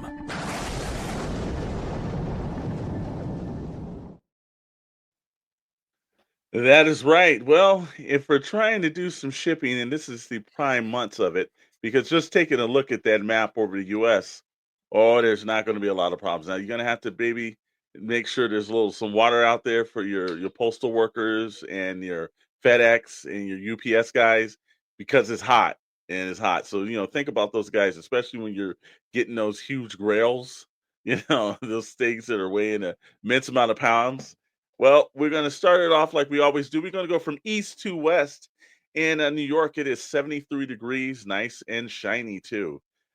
Same thing, go down to Washington, D.C., 74 in Washington, D.C., 80 degrees, but there is a little bit of showers going through to Charlotte. So that's a double point. 80 and showers. Ooh, that kind of sucks. Drop down to Atlanta at 71. A little bit of the warning of some rain and some thunderstorms down there. Hit down to Jacksonville. You ain't got to worry about that. Jacksonville is a whopping 91 degrees. Go down to Tampa, even better. Sunny day, 94. Hit to Miami, where everybody likes going down to Miami Beach and everything. So that 88. So, but make sure you put the sunscreen on, even if it is still 88. New Orleans, if you're in the the South and a little bit of the Midwest, it's not looking that great for your shipping. New Orleans got some winds. They've got some lightning as well and a little bit of rain at 82 degrees. We go up to Memphis, Tennessee, raining at 80. St. Louis is at 72. And Chicago, blowing hard in that wind, is going to be at 70. Oklahoma City, 71. Drop down to Dallas, Texas, 80, and sun's beaming out. But guess what? You know, if you look over at Lubbock, Texas, which not a lot of people live in Lubbock, Texas, so that's the best part. 82 with some thunder and some clouds and everything. El Paso, nice and sunny, and it's 97. So, you know, wow, that's burned up. We drove through El Paso. Hey, I'm going to be honest with you real quick. A quick break in the weather report. I don't even think people knew Lubbock, Texas was a thing. If you don't live in Texas, you probably never heard of it. I didn't hear of it until we drove by it. So yeah. No, I knew. I had a friend that lived in Lubbock, and he told me it's a high school football town, but that's about it. It's 98 degrees in Phoenix, Arizona. And Las Vegas is starting to hit the point where it's like they used to have that term, what happens in Vegas stays in Vegas. Let's pray to the Lord that the heat stays in Las Vegas at 100 degrees. Wow. Los Angeles, we're bright and sunny at 77. Oh, great. So if you're by that beach and everything, it's nice to go there. San Francisco, left my heart in San Francisco, but you better bring your sunscreen as well because that's bright, sunny 72 there. We go all the way up to Seattle, and guess what? Well, you can bet this in Vegas. It's 66 and raining in Seattle, and next week it will probably be the same damn rain goes there. But you know what, my friend? That is the weather. So, hey, be kind in those hot areas. Leave some water out for those guys that are actually bringing in your toys and everything. You know the guy that you're bringing all that heavy stuff and everything in the hot sun. Have some water for those guys. Those guys are working hard, but that's the weather. 112 FM, Bandito Radio. All of that weather, and so far, I mean, we're knee deep into this episode, my friend, and I need to pick me up. Mm-hmm. You know, yeah. I wonder if they're which really, honestly, is kind of why we love this sponsor the most, right? Mm-hmm. I want to introduce all of you toy fanatics to Figure Fuel Energy. Let's talk about that energy. Whether you're hunting grails, posing figures, building dioramas, or deep in a custom paint job, you need fuel to keep going. And no, I'm not talking about lukewarm gas station coffee. I'm talking about Figure Fuel Energy, the ultimate energy drink for toy enthusiasts.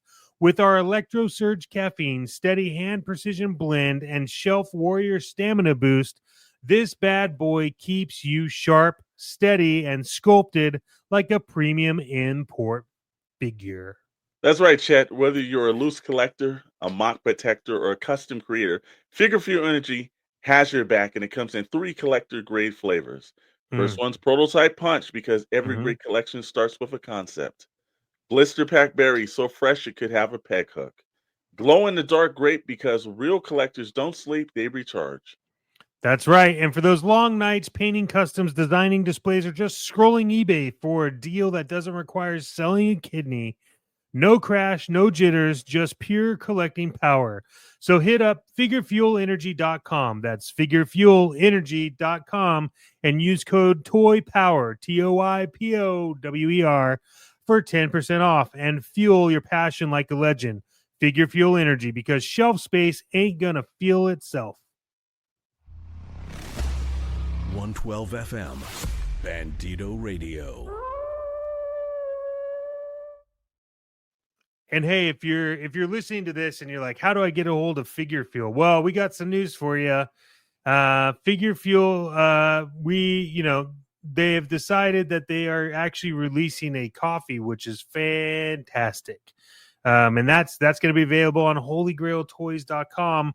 And we would like to remind all of you, while you're sipping on your Figure Fuel coffee and checking out holygrailtoys.com, we want to remind you that if you're listening to this, you probably need to subscribe to Bandito Radio 112 FM on YouTube. You can find everything that you love there, 24/7, nonstop streaming. You can find us on the Shadow Nose Network on YouTube. Like, subscribe, follow for more. And everything else is fantastic. Isn't that right? Absolutely, man. It definitely. If you're looking for, up 24 hours, and guess what? That's the exciting thing. Went live last week, 24/7.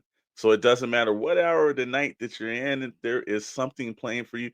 A lot of great artists and tracks, man. I have enjoyed all points. I like the variety, Chet. That's the thing about it. It's not just the same kind of genre. It's mixed in and everything. And then, after us, Full Frontal Purple. So if you're looking for like a podcast that takes it to the extreme, it's there too, man. So I've enjoyed that. And let's not forget Mira's Morgue of Midnight Madness. In the middle of the night, you want to hear something dark and spooky? Yeah, got it. It's got everything on Bandito Radio, man. Yeah. Hey, as far as toy news goes, do you think the 3 1/4 figures are the future again? You know what? We had over on the Shadow Nose Network a couple of weeks ago, Chris Scott from Grindhouse Toys, who's got his World War Hell line that will be kickstarted on June 13th. So check your Kickstarter and make sure you're taking that from Grindhouse Toys. And he's doing some innovative stuff that I was kind of shocked. I thought the 3 3/4 level had passed. It's like that was 80s. We've gotten into the 6-inch lines, but the stuff that I'm seeing, especially from a lot of the independents, from Delta 17 to Operation Recall to LaCroix Toys, it's really kind of revitalized my sense in 3 3/4, man, because they complement any of my vintage G.I. Joes or any other characters I've had at that size.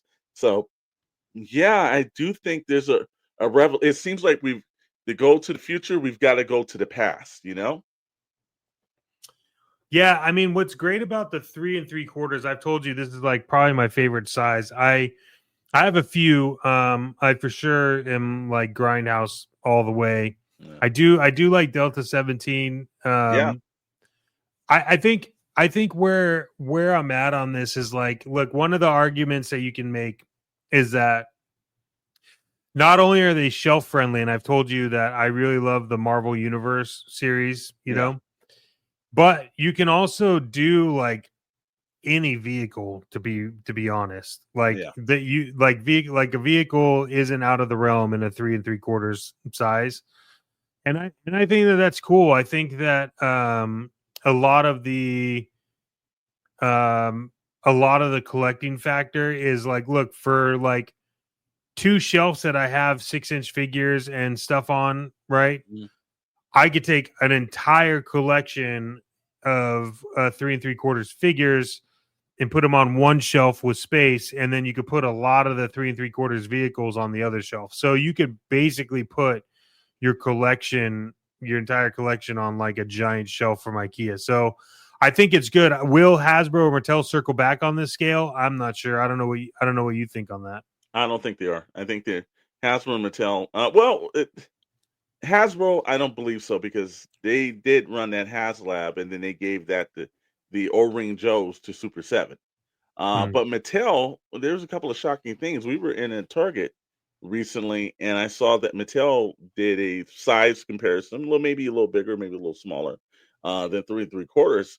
But their new Jurassic Park line that they came out with had like action figures and vehicles and things like that were a little bit more playability, as before, which they hadn't done it. They had just done basically some dinosaurs, or they had it at they had the Hammond collection. Those are way smaller than 3 3/4. So it was interesting to see that they are adapting different sizes and different lines. I remember when they had that the Jurassic Park gate fiasco from Marvel or Mattel Creations that didn't go through, and those characters were smaller than 3 3/4. So, I think Mattel's throwing things at the wall to see what sticks.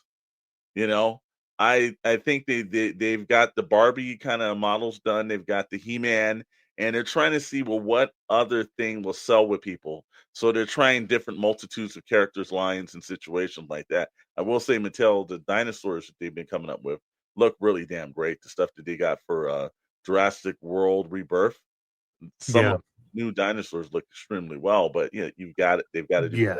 figures.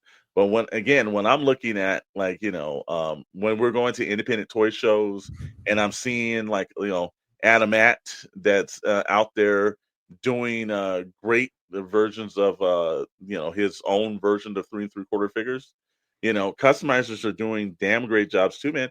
I'm starting to see that this is like, you can put them inside of old classic Joe vehicles.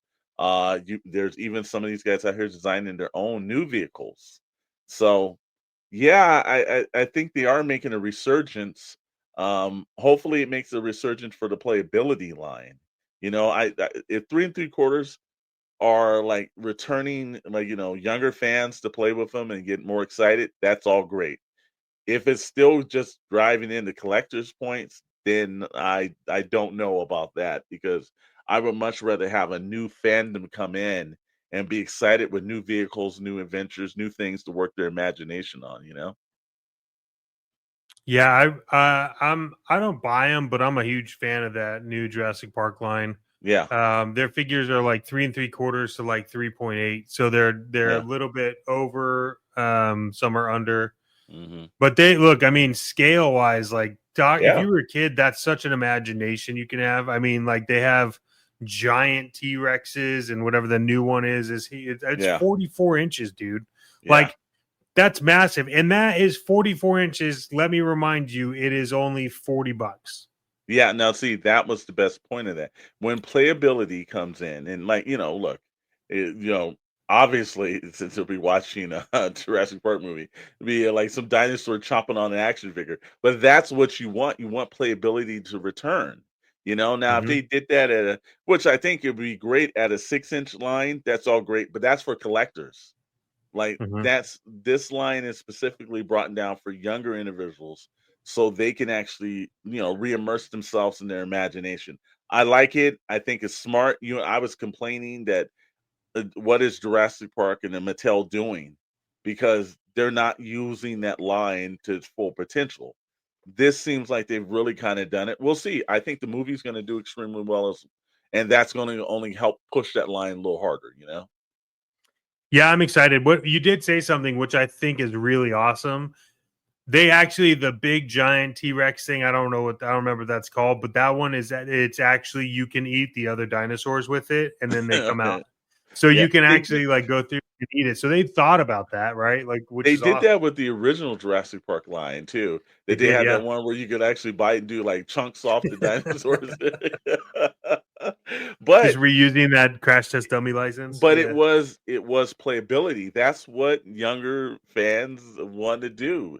And so that adds into them, because you can't have, like, dinosaurs shaking hands. It doesn't work. You got to have them Yeah. take a chunk out of somebody. Yeah, I love. Look, there, we don't really talk a lot about Mattel stuff. Yeah. But I will tell you this, man.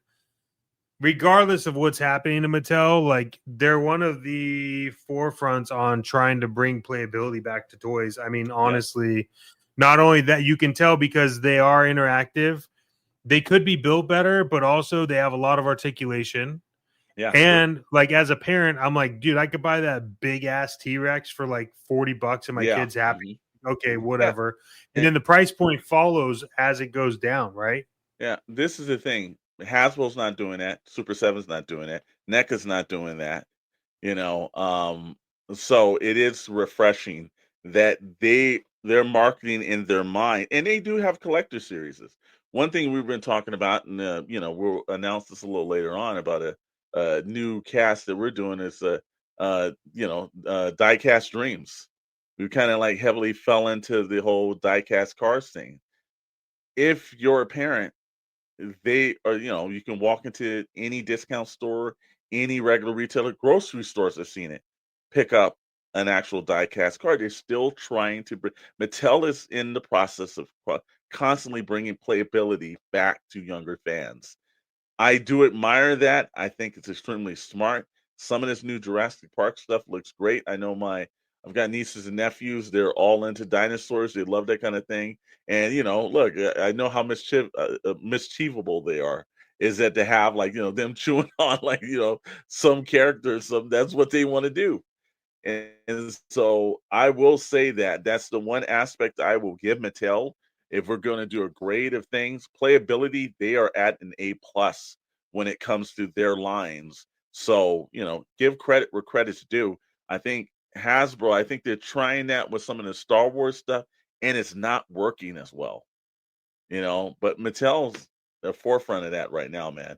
And I'll also say maybe Playmates too, because Playmates does a pretty good job of some of their stuff being extremely playability for the younger fans. And Mutant Mayhem stuff, I know a lot of people had their pluses and minuses about that movie, but I see that line in more younger fans' hands than the NECA, those versions of the Teenage Mutant Turtles that were like 30, 40 years ago, Yeah. Yeah, I will tell you that there is one that I'm trying to find, and I think I saw it at Target earlier, but there's a Jurassic Park. It's the electronic real feel Tyrannosaurus Rex, and that's the one that you can like eat it or something. Well, you scan it and it's interactive, and then it eats the smaller dinosaurs, and they kind of like come out of his stomach. And so I want to see how that is. But like, I'll give you an example that has all the electronics, right? Yeah. It's super big, and that one is $46.99, right? Yeah. And then the regular Tyrannosaurus Rex for this, right? It is $34.49, and it's highly articulated. I mean, it's everything you could think of that it would need to be articulated. And then the giant one, like the colossal Allosaurus dinosaur, is 38 inches, and it also swallows smaller figures. Like, this is the thing, like that, like just going in the grass and just having this, like this is what I'm talking about. This is wild, and to not to mention, like, you can bring in other things from 3 3/4 and it lines up with it. And I think that's it's scary. The reason why I haven't bought them is because I'm afraid if I buy them, I will like them. And then if I buy them and I like them and I'm playing with them outside and they get ruined, I have no insurance on them. Yeah, absolutely. That's one thing you definitely want to make sure that you have that done. But you know who can help you with that, right? No, who's that? Collectors. We've all been there. You've opened the box, and it's not what you ordered. A crushed card, swapped to figures, a limited edition, or with unlimited problems. That's where Timmy Mint, a toy advocate attorney from the law offices of Mint. With over 2 decades of courtroom victories and toy settlements from the biggest names in the industry, Timmy Mint is the legal muscle behind your plastic justice. From pre-order purgatory to QC nightmares, he's the one you call when the toy world does you dirty. He just doesn't fight for his collectors. He collects victories, and every case he takes comes mint graded. So don't get shelf-shamed. Dial 1-800-555-MINT today. That's 1-800-555-MINTE MINT. Because your collectibles doesn't need to get disrespected. If you call Timmy Mint, you can get those recollected. And his motto is, if it ain't mint, then it ain't right. 112 FM, Bandito Radio.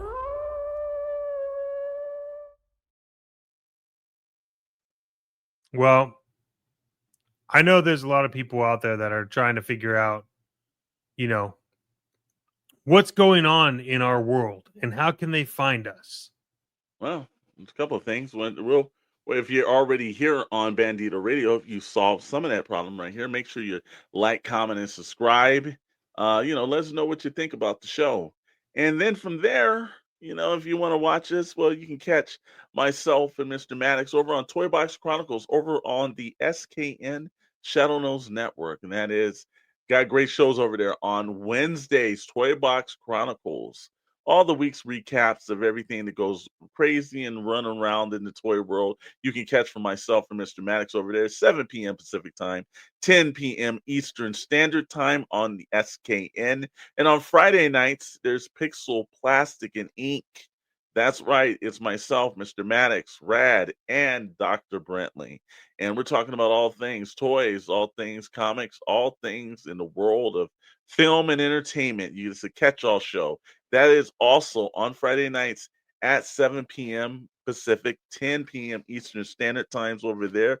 We've added, there's a channel membership over there if you want to do it, but we've now added a Patreon.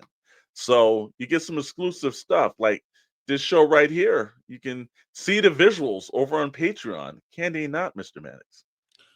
Yeah, I mean, yeah, you go over to Patreon and you got visuals.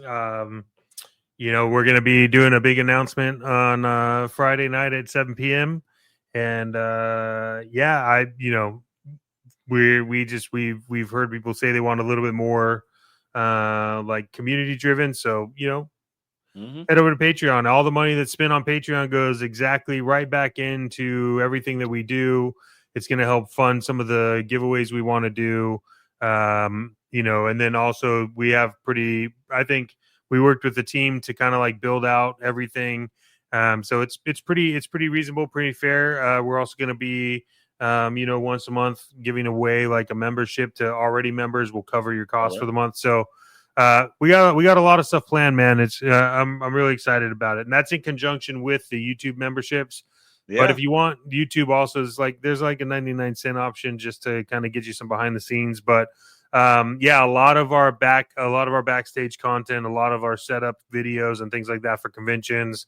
Like we have some crazy partnerships probably coming up soon. You'll see behind the scenes on all that. So it's gonna be kind of cool. Yeah, and if you want to catch us live, well, guess what? June 8th is your opportunity to do that. We will be at the Robo Toy Fest in Burbank, California, at the Burbank Convention Center, which is the Marriott over there. But it's the best part about that is that if you fly in, you can go right from the airport, across the street, get to the show. At the end of the show, get right back on the plane and go home. You don't even have to stay in town if you want to. But that's June 8th, and not only will we be there, our partners over at Odd Frog Entertainment will be there as well, premiering the Bandito. And, you want to see the Bandito, especially the 112 Chop Shop diorama. Because, man, every time I see it, there's something added in. It had chain link fence. Those guys at the 112 Chop Shop are working on cars. I'll tell you that, man. Fenders and all kind of stuff that they're working on. So you get to see a couple of versions of the Bandito. If you haven't pre-ordered that, you should do so. You should absolutely do so. And then the reason why I'm telling you that you should do so is because it will be on one of our new affiliates, and that is Holy Grail Toys. And when we say Holy Grail, it's not Holy Hell Batman, it's Holy Grail Batman. Holy Grail Toys. If you're looking for something, everybody has a grail that you're looking for. That's the place that you can find it on. Great products, great situations. Got we put our merchandise on there. So if you're looking for something for, action figure frequency t-shirt that you want, you can go to Holy Grails to get that. But if you want to order the Bandito, you can do it over there as well. HolyGrailToys.com. It is something that is amazing. Mr. Chet, you've been working with them a lot more. Yeah. It's I bet it's a cool website, man. The guys over there are pretty awesome. So I'm excited about it. And they have some stuff up there to get right now. So head over there, check them out, holygrailtoys.com. Absolutely. And, from there, man, we're planning a couple other things over here. Again, we've got some summer surprises coming up. We'll be announcing that pretty soon. Got some little things we're going to do differently on Bandito Radio over the summer to try to, give you guys your summer fix that you need and everything. You're sitting at home and you're customizing during the day because, you're off. We got something for you, man. And, it always comes in these situations, is that whenever we start getting to the end of these shows, there seems a little anxiety that happens, Chad, for some strange reason. Yeah, I mean, if you're someone that's consistently refreshing your feed for the Target exclusive. Did you just trade your cat for that rare neck accessory pack? Do you hear phantom dings and think it's a pre-order notification? Friends, you may be suffering from FOMO. But there's hope. At the FOMO Toy Treatment Center, they help collectors like you break the cycle of stress, regret, and double dipping. Their certified toy therapists will walk you through every missed drop, misaligned shelf, and minor paint flaw. With group sessions like letting go of the variant chase and mindful mint on card breathing, you'll find peace in your plastic. It's not about having it all. It's about loving what you've got. Call now and get a free stress squeezy shaped like a loose accessory bin. Side effects may exclude extreme calm, shelf satisfaction, and the sudden urge to open everything. Don't let your fear of missing out keep you from collecting joy. 112 FM, Bandito Radio. And just like that, another fantastic, amazing, crazy episode of Action Figure Frequencies has landed into your ears and onto the radio waves of the internet. So we want to remind you not to let those price hikes kill your passion. Remember, you got to adapt, survive, and keep that toy shelf strong, because if you don't, you're going to probably have some problems and FOMO is going to get a lot of business. So, Mr. Storm, any final thoughts as we wrap out? Yeah, make sure you're listening to some fine music after us, and don't forget that, later on in the day, Full Frontal Purple from our buddies, the Purple Gang is going to actually show up. So, and then you'll get some recasting of our stuff and replays later on the night. So if you missed this, don't worry, you got another shot at it. Don't worry, but Full Frontal Purple, you want to look out. If you drive time on the way home, Full Frontal Purple is going to get you there. They will keep you excited. And we want to remind you here at Action Figure Frequencies to keep chasing that plastic dragon, but don't tell your significant other, because it results in, well, separation. So until next time, everyone, we are Action Figure Frequencies. I am Chet Maddox, Superstar, your lovely, gorgeous, sexy host, accompanied as always by the thunderous, the lightning striking Alexander Storm. Thank you, and we will see you all next week. Thank you for listening to Action Figure Frequencies with Chet Maddox and Alexander Storm. Well, hello, listener. You are tuned in to 112 on your FM dial. Bandito Radio. Ow!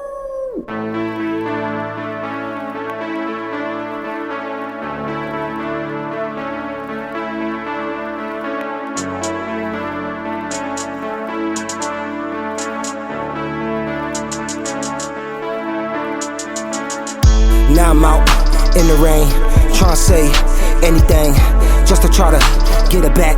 Neighbors heard everything. If she ever open up, I'ma give her everything, cause I gotta try to show her she was worth everything. Sports watch, gold chains, I'ma throw 'em in the flames. She was always parachuting, I'm the one who cut the strings. And I say anything, I'ma try to end the pain. Made a promise, I'ma change. Perfect time, never came. I'ma say anything, she can always do the same. Through the mixtape out the window, I can see through the pain. When she look in my eyes, she can see everything. Cause she know when I lost her, I lost everything. I was just a fool once, I'ma be a fool again. I was just fool's gold, she could see through me then.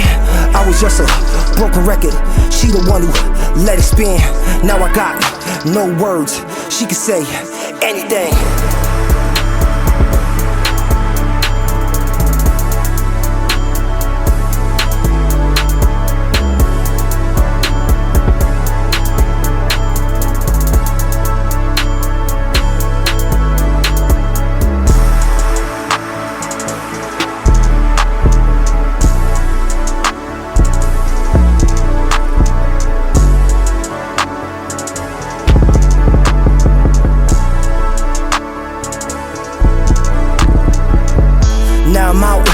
the rain, tryna say anything just to try to get it back.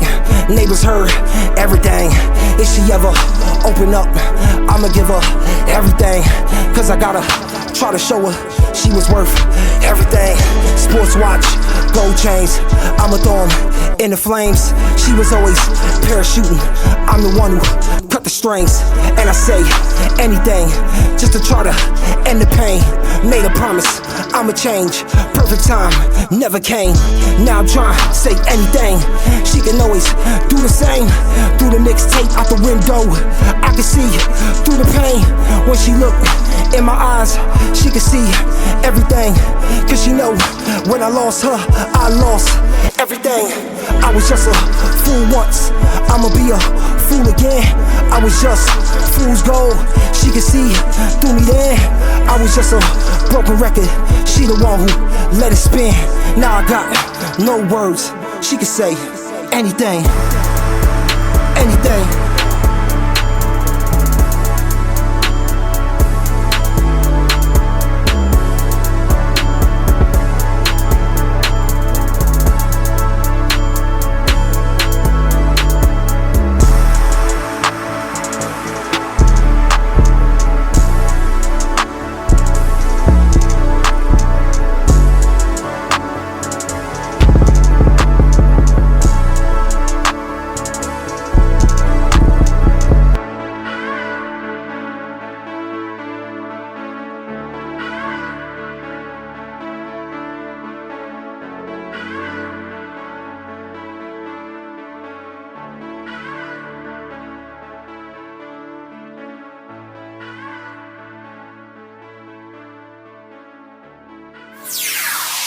Yet another great jam by Noel.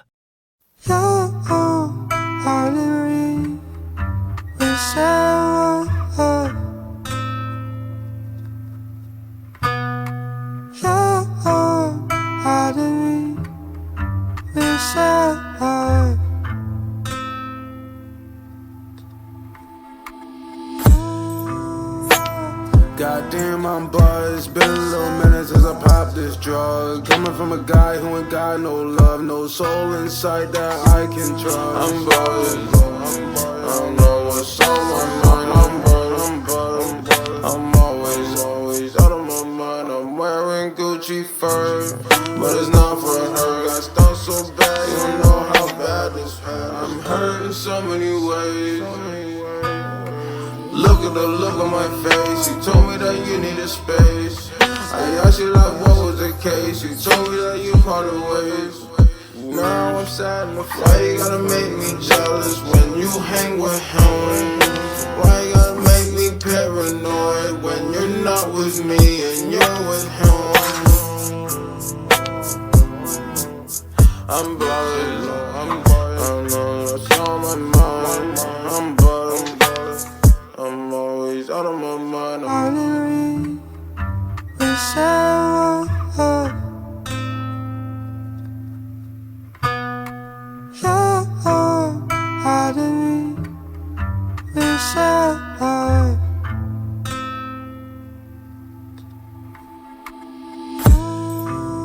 Goddamn, I'm buzzed. Been a little minute since I popped this drug. Coming from a guy who ain't got no love, no soul inside that I can trust. I'm buzzed. I don't know what's on my mind. I'm always out of my mind. I'm wearing Gucci fur, but it's not for her. Got stuff so bad, you don't know how bad this hurt. I pop me a bean, the nigga done hop on the scene. You cheated inside of my dreams, and now I'm walking my feet. I'm steadily smoking this green and rapping and sipping the lean. Out of my mind, I know I'm buzzed. Like what's the fuss? Stop acting sus, like what the fuck? I'm buzzed.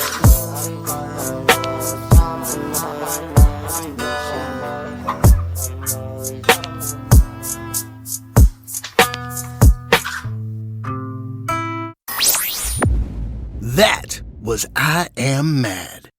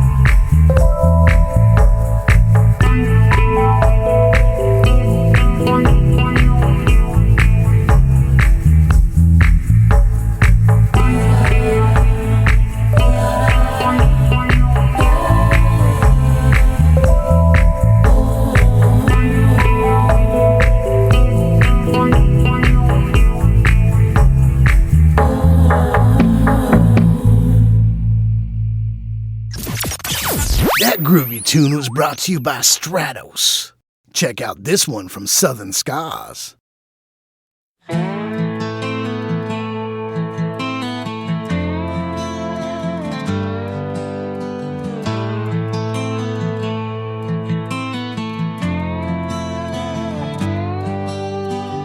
You wouldn't know it by looking at me, but I've been through storms no one else could see.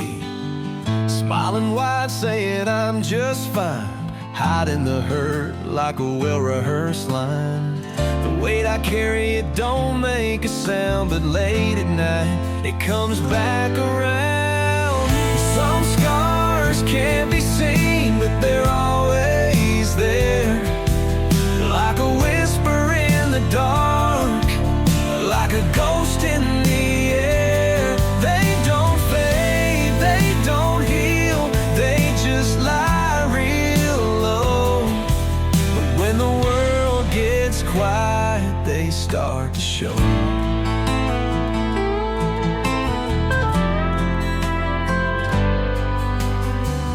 People move on like nothing went wrong, but shadows stay when the lights are gone.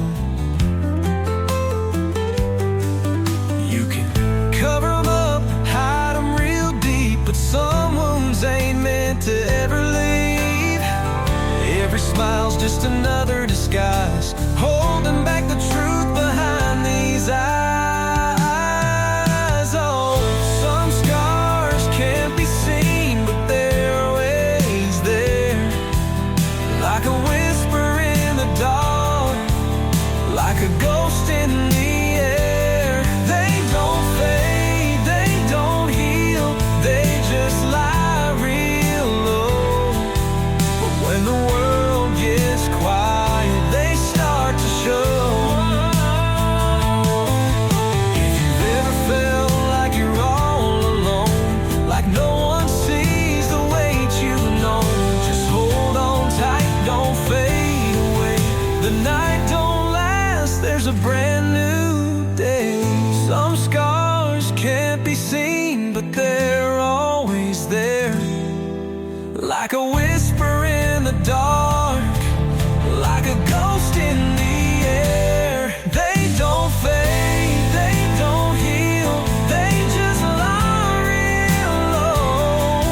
But when the world gets quiet, they start to show.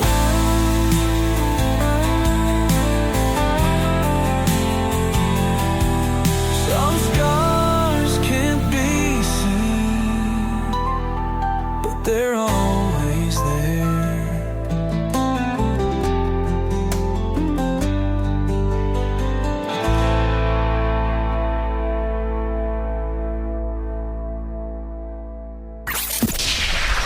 Check out this banger from Ray Millie.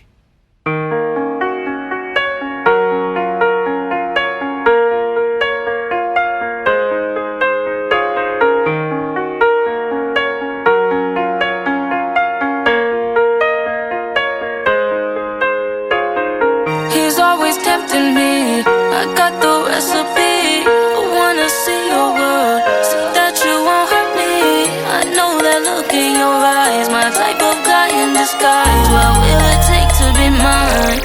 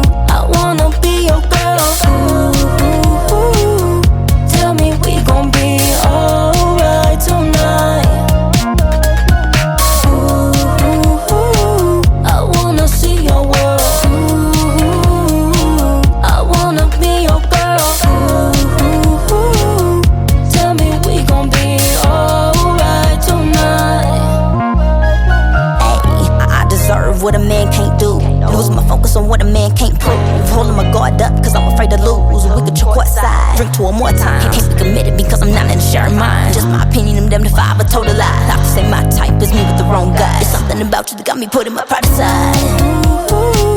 I wanna see your world. I wanna be your girl.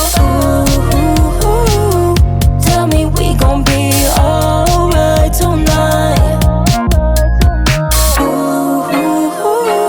I wanna see your world. I wanna be your girl. Tell me we gon' be alright tonight. He's always tempting me. I got the recipe. I wanna see your world, so that you won't hurt me. I know that look in your eyes, my type of guy in disguise. What will it take to be mine? Well, hello there. You are tuned in to 112 on your FM dial. Bandito Radio. Ow! Smoking fire, I'm not alone. I see your heart beats beneath the stone. With every step, I hear the cries, but an iron soldier never dies.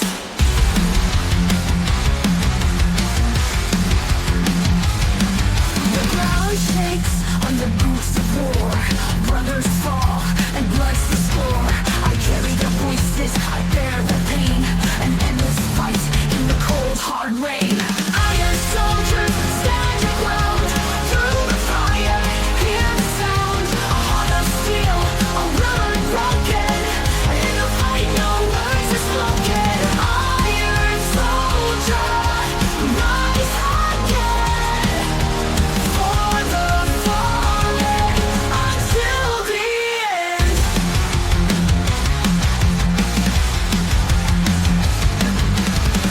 Bullets sing like a deadly choir. Every breath fuels the fire. The scars on my skin, but the soul stays true. I bleed for the red, the black, the gold. I see the faces of those I defend. The freedom's worth the fight to the end. Through the darkness I see the light. I am the shadow that guards my life. Iron soldier, stand your ground through the fire. Hear the sound, a heart of steel, a will unbroken. In a fight, no words are spoken. Iron soldier, rise again. For the fallen until the end. The weight of the world on weary hands, but I'll hold the line and make my stand. The echoes of war won't break my stride. For honor and duty, I'll never hide.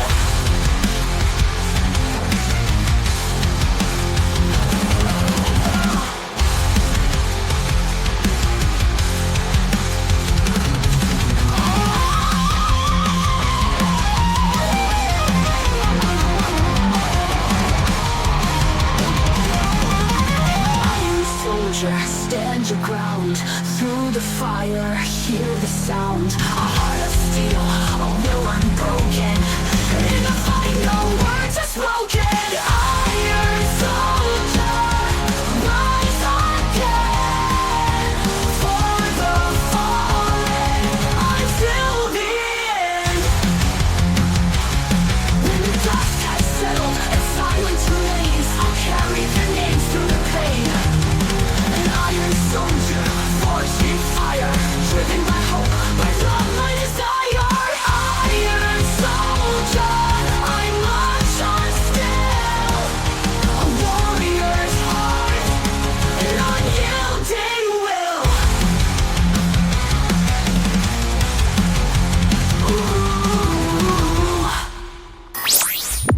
That was Iron Spires. Check out this audio journey from Stratos.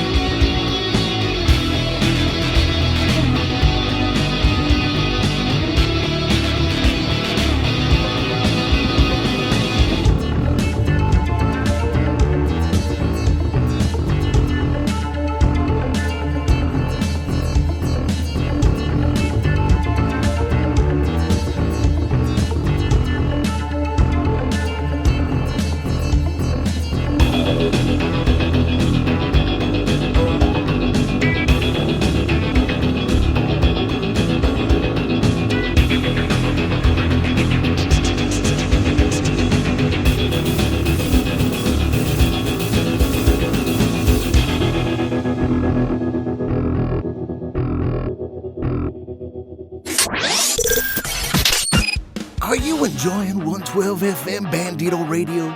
Like the tunes that you're hearing? Are you an independent artist that wants to join our culture for the restless and creative and have your tracks played out there? Well, email us, baby. 112banditoradio@gmail.com. Drop us a line, baby. Let's get your music out there.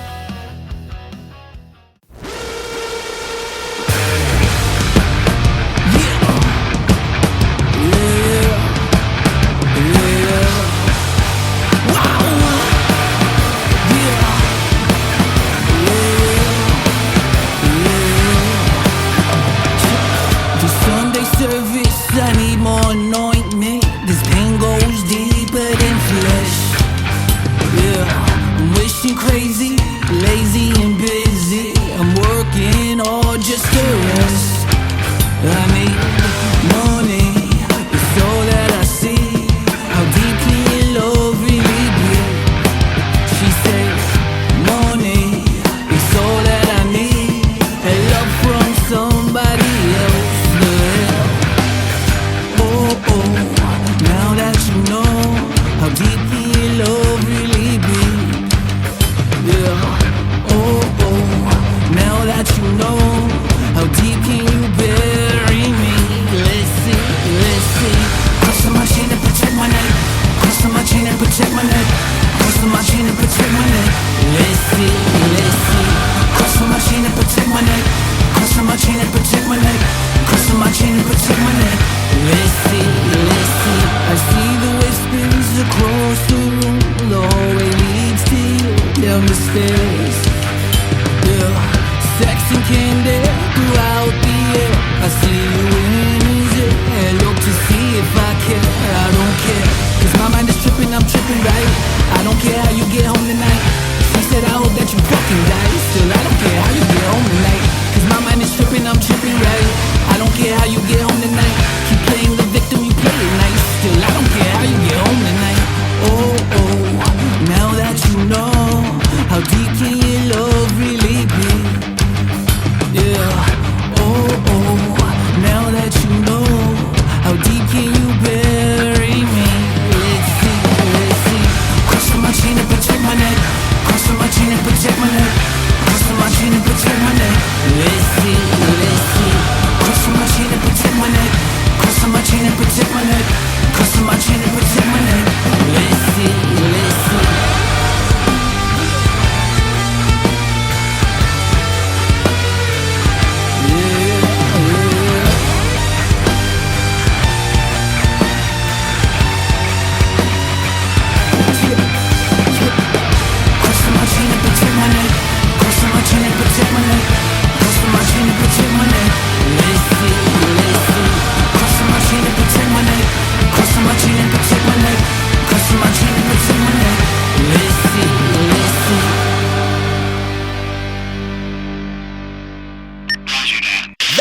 Was Confero. Full Frontal Purple. Help! It's Full Frontal Purple. What is Full Frontal Purple? I don't know, but I think I'm gonna need an adult. I reckon I'll probably listen to the first 1 hour and decide if I want to keep listening. It's Full Frontal Purple.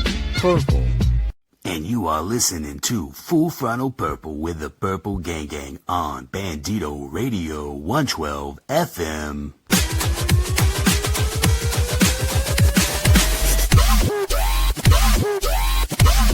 Yes. Hey, we're back for a 4th episode of Full Frontal Purple. Hey, I'm going to go ahead and raise you one. We're back for a 5th episode of Full Frontal Purple. Is this the 5th one? This is the 5th one. And we are with our main man, Kent Pool Collects. Kent Pool, thanks for joining us tonight. What's going on? Yeah. Hey, happy to be part of the 5th show, Full Frontal Purple, coming at you. And been hearing some good things, so happy to lend my radio face to this week's episode. Ooh, I like how you put that there. And tell us the radio station that pays. Which one? The one that pays? Yes, that radio station. Which one? The one that pays. The one that, like, sent you the check. for how well my face is for radio. Yes, that radio station. That's the one. Yeah. Is it Edgevaria Radio? G, are you there? Can this man get a lifeline? Coming to you live from Bandito Radio. We've got Bandito Radio. Yes. Bum, bum, bum, bum. But Edgeway is also an acceptable answer. So hot dog, you won. That's usually how I start Purple Gang Gang. So I had to get that in there. It's funny because it's true. It is true. And he's referring to the Purple Gang Gang live stream every Saturday night at 9 p.m. Eastern on the official Purple Gang Gang YouTube channel. Back to you, Jordan. Yeah, that's from both of us. Yeah. But yeah, that was a good segue there. But also shout out to Shadow Nose Network, the OG, Action Figure Frequencies, Shadow Nose Network, the OG podcast on Bandito Radio. Chet and Alex, absolutely amazing and sexy dudes all around, killing it with the great content here and there and every which way. So, yeah, but it's not about us tonight. It's not about them tonight. It's not about the tariffs that everybody else is talking about. Tonight is about Kentpool and what Kentpool collects. Are you more of an above ground, in ground, saltwater, chlorine? Like, tell me about your pool collection. Well, there are so many pool choices. You want to make sure, especially with Memorial Day coming up, great time to open up those pools for 2025. So you want to make sure you got all your supplies. You want to make sure you got that favorite poolside chair, and got to have the chemicals, because pools are not easy. Takes a lot of work, but get out there, review those pools, have a great, summertime, enjoy yourself, kick back. People take pools for granted, so just want to bring back the pool fun for everyone. And we hope to see you by the pool. See you by the pool. So when you review a pool, where do we find your pool content, Kentpool? Well, it's supposed to be on my YouTube channel, but right now it is dominated by toy action figure hunts and going to Ollie's here in the East Coast, going to them Ross stores, those Targets, those Walmarts. So maybe someday I'll get brave enough to actually put a pool review out there. Maybe at Legion's Con 2025 we'll get the official pool review video. But your guy, he enjoys the Kent pool and the Kent pool jokes and the fun, and just mostly toy hunting, and that's what an awesome community, and just love being part of the community. Absolutely amazing community. And what got you started doing toy hunts, Kent? The biggest thing used to be like a gamer. I started to realize that I was spending more time on YouTube watching gaming than playing gaming. And I started seeing these dudes like running around and finding stuff at stores. And I'm like, okay, this is kind of cool. Like, I'm a big Marvel guy. I used to love the comic books as a kid and everything. And I start remembering like Toy Biz and some of the older like stuff that's retro now that I used to collect, Ninja Turtles and stuff. So yeah, I just started seeing Marvel Legends, and I'm like, you know what? I'm in the Charlotte area. Let me go check out a couple stores, and kind of interested to see what I can find. Yeah, that checks out. What year did you start doing these toy hunts after kind of pivoting away from the gaming scene? So I would say roughly 2016, and then the channel kind of really got going in 2017. I used to be part of a channel, Jetta Patrol, bunch of 1/6 figures, Funko Pops back in the day. And, I would tell all these like toy hunt stories and everything. And it got to the point where everybody's like, well, you're already going to all these stores and everything. Why aren't you recording? So just kind of started hitting the record. You know, you can only fantasize about something for so long. Then you got to hit the button and kind of do your thing, right? Yeah, that's valid. You eventually got to fuck on film. I get that. Yeah. Gotta record. And I tell you what, the YouTube has become as much of the hobby for me. I just enjoy kind of going out, sharing what's in the area. Always love the comments. YouTube loves the comments, and it's just a great way to interact with people that I just wouldn't have an opportunity otherwise to interact with. So it's a lot of fun, and it's just amazing what I have here in this market and what people see, you know, almost across the world now with some of the comments. Yeah, comments are everything. So we've heard. What's your I favorite mean, I love comment them. that you can YouTube loves remember? them. Can you tell me about the first time you met YouTube? Like, how did that go down? Well, I was actually kind of goes back to the gaming. I think I was playing one of the Batman Arkham games, and I was like, how do I solve this puzzle? And again, it was more watching YouTube and watching these gamers. And I'm like, I don't even need to play these games. Like, everybody posts all this stuff. Like, I'll just watch these videos, save myself like $50 at the time. But I was actually in a little bit of a car accident. Was kind of laying around watching YouTube, and the toy hunting was kind of one of those things that helped me get up. And, you know, as much as I could sit there and watch it, I really wanted to get out there and kind of do it. That's what's up. Yeah, I had a bad car accident too. It put me in a similar place. Were you watching YouTube when you had your bad car accident as well? No, I was like binge watching Black Mirror and American Horror Story, and just really getting in a really fucked up place mentally at the time. But enough about me. This is about Kentpool. Where do you keep your phone at while you're driving and watching YouTube? Like, do you hold it directly in front of your face, or? I would say when I am driving and not recording, I probably do more listening. Like that's a good time. If it's not too early or too late, I can pull up like Euro Legion's podcast on YouTube. Yeah. Or, you know, my guy Art by Ackerman, I can kind of listen to him.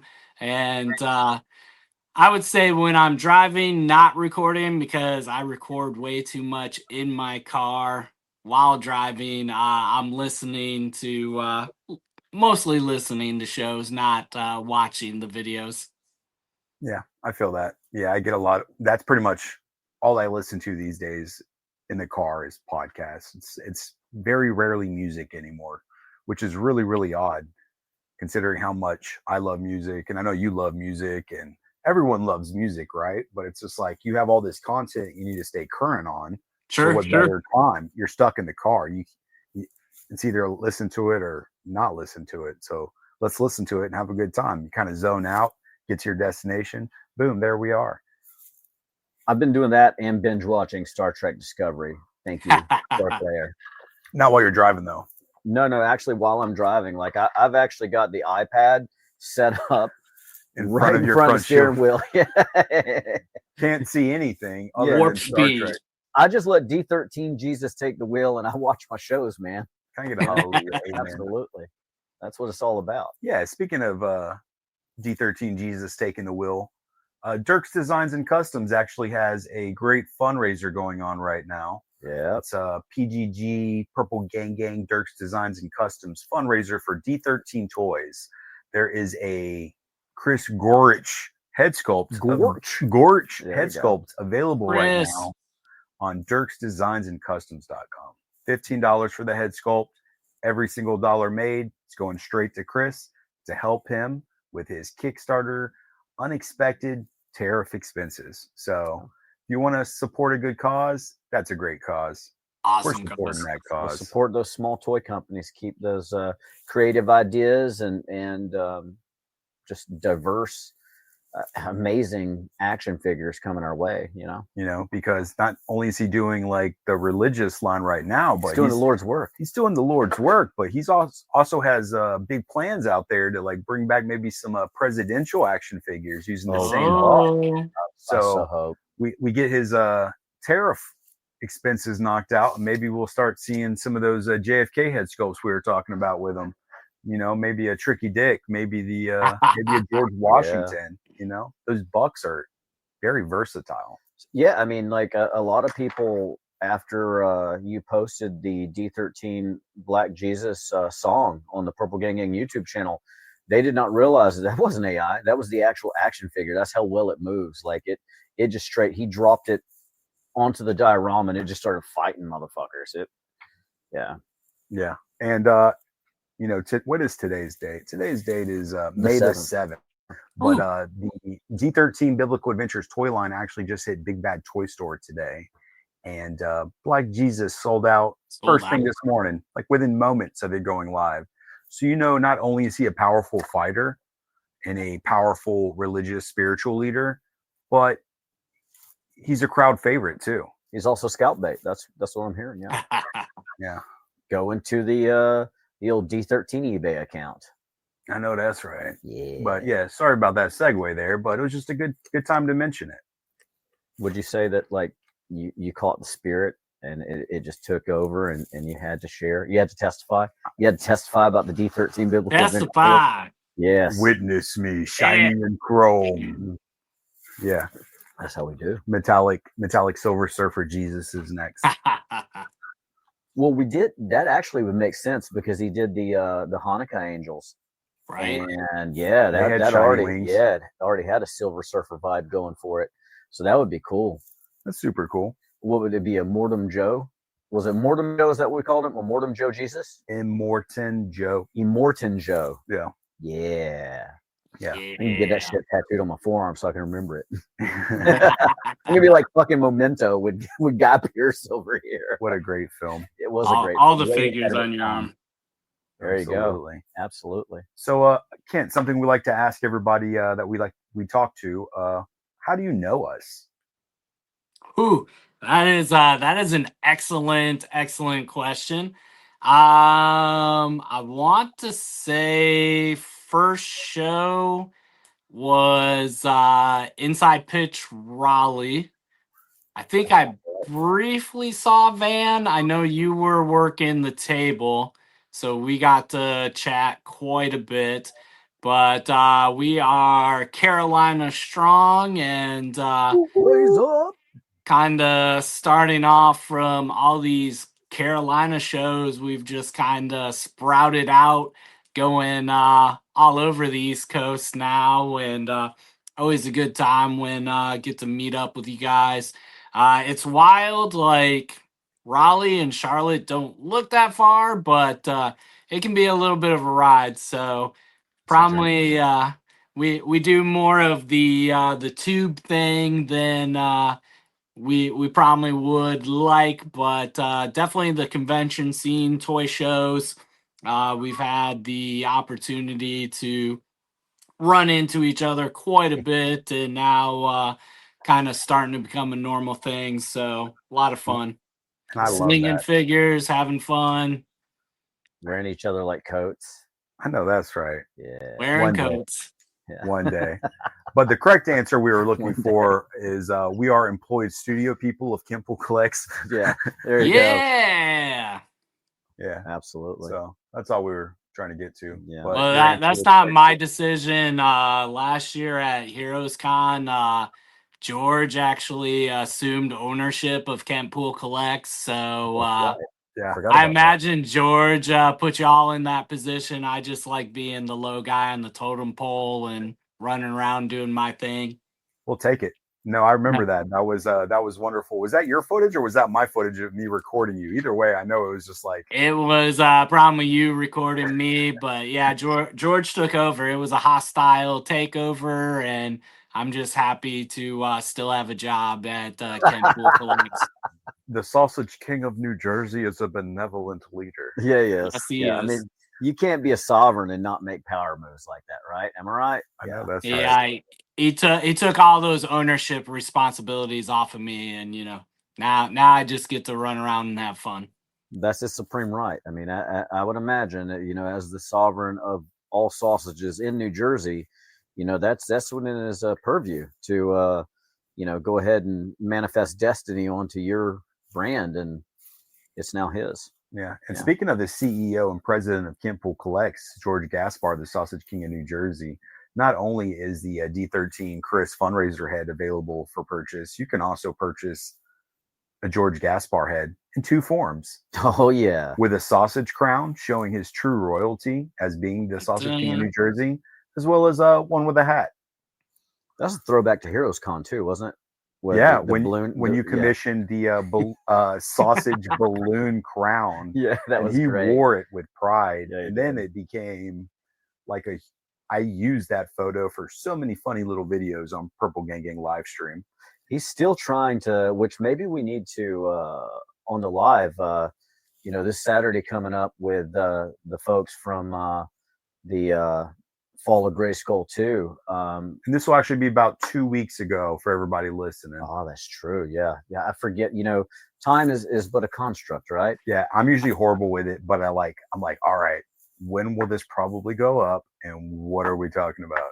Yes. So yeah, we had a great time at IshCon a couple nights ago. Yeah. It was a really, really good show. All those exclusives. Great time. Yeah. But once Gotta again, be a North Carolina record. This is May 7th and IshCon hasn't happened yet, just to bring everybody back. To all you who aren't time wizards like ourselves. Back to reality. Big calendar's winning this episode. Mm-hmm. Travels smart coming your way. Julimber. Yes. Absolutely. Octobuary? Octobuary. There it is. I don't trust Octobuary. No, that one's way too. I can't spell May. How am I supposed to spell Octobuary? First Halloween. What about second Halloween? Oh, I'm back. Actually, now I'm back on board with Octobuary. You got me. There it is. 32 days. There it is. Absolutely. Got him. Yeah, but as far as your collecting goes, do you just like collect footage of hunts, or is there like a particular line that's like near and dear to your heart? So when I started recording, it was all about them Marvel Legends. Again, I was a huge Marvel fan, kind of growing up, all the comic books and whatnot, and Toy Biz Marvel back in the day with all those crazy figures. And man, Toy Biz was wild, and I can remember like ordering away for figures and having to wait like months, and now people are like, I haven't even got my shipping notice. Like it's amazing how far we've come with toys and getting them delivered to the door and everything. But yeah, always been a big Marvel fan. So for me, it was hunting down Marvel Legends and trying to find them.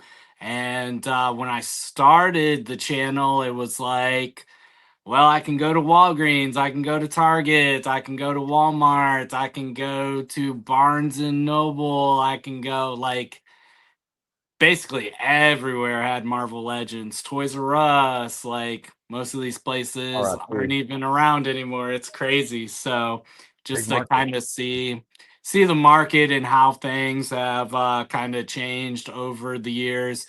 But yeah, for me, it was just trying to hunt down those Marvel Legends.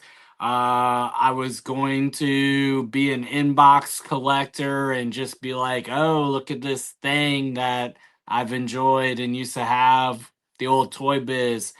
I saw that Juggernaut Build-A-Figure put together, and I was like, yeah, there's no way I can keep that in the box. Like, I got to open these up. I got to put that guy together. So it's been Marvel Legends. Back then, I felt like Hasbro was more quarterly. So kind of as I was waiting for that next Marvel Legends wave, I'd pick up like Funko Pops and everything. And next thing I know, I had like 5,000 Funko Pops and doing like all these Funko shows and live streams and everything.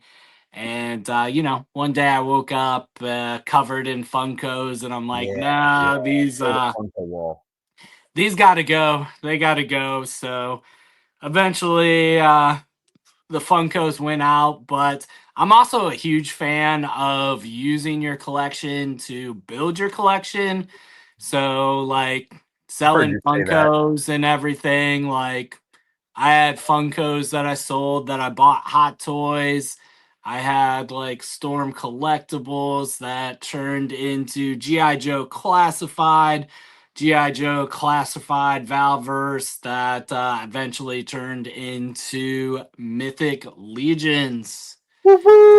Yeah, so been having a lot of fun with Mythic Legions, and as much as I've always enjoyed the toy community and kind of running around and hunting and stuff, kind of where my YouTube channel really was at one point. The Mythic Legions community has just been super welcoming, and being part of the cabal and kind of getting in and meeting people all over and the customizing and just some of the beautiful art and pictures, and it's been really cool. So going from a guy that was just gonna have toys in a box and be like, hey, look at this thing, to YouTube and painting and putting together these wild things. And obviously I look back and it's like, as much fun as all the plastic's been, I can't believe how many people I've kind of collected over the years. Yes, your basement is loud. I was gonna say, is that where you store them? Yes. So are you still staying on top of the Marvel Legends, or is that kind of... No, Marvel Legends has died down. I would say when it started turning into almost every other month of like waves and drops and stuff, it just got to be too much. There was a point where it was like, all right, if it's Marvel Legends, I'm going to pick it up no matter what. And just, it got to the point where I'm like, I already have this. I'm happy with what I have on the shelf. I don't need to buy my 900th Spider-Man. I got plenty of the Spider-Man. So you got the CP toy Spider-Man, but is he pinless? Right. Yeah. So started to get to where it was picking and choosing. I have to say I've been more excited about the releases this year. I felt like 2024 was a lot of things I already had in the collection, a lot of bringing things back, which is great for new collectors to have the opportunity and not have to spend like $100 to get a $25, a $20, $10 Marvel Legends. So, but I am pretty excited. Like they're doing the Dark Avengers, which I love that little comic book run and everything. So I've been picking up some of those figures, and they're coming out with some things that I'm kind of excited for and on the hunt for this 2025 year. I'm digging the retro cards for the most part. Like I don't pick up that many Marvel Legends. I actually grabbed ROM from the mini comic book wave on the retro right cards. Those are cool. And even before that, like when they I see Nightcrawler over there, I see little Spider Boy and stuff like that. It just, I don't know, something about those are the ones that will actually get me to grab it and pull it off the peg for some reason. ROM is dope because he kind of transcends, we talked about this, he transcends shelves. Like he can fit into pretty much any line that you collect, right? Like throw him on your G.I. Joe Classified shelf. He's a robot bad guy, put him in space, put him in the woods. You got a lonely little robot in the woods. But with Marvel Legends, I'm very, very, very selective. I was Very hardcore, just like you were, right? Like I was buying everything that came out, and it just ended up being piles and piles of them. I couldn't open them faster than they were coming out. But the things that I'm excited about that they're putting out this year are more Age of Apocalypse figures, because those first two waves they did, I loved them. I'm like, I need Gambit. You know, we got Gambit this year. I need them all.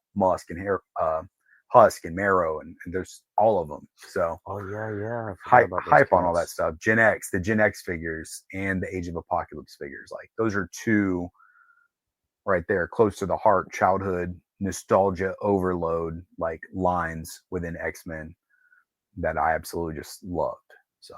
So have you been going nuts over like what's the big Spider-Man everybody's going crazy over? With the Maximum Spider-Man? Yeah. How do you feel about the Maximum line with the Spider-Man and the Hulk reveals where Spider-Man's out? Our good friend D Amazing let me play with the Maximum Spider-Man.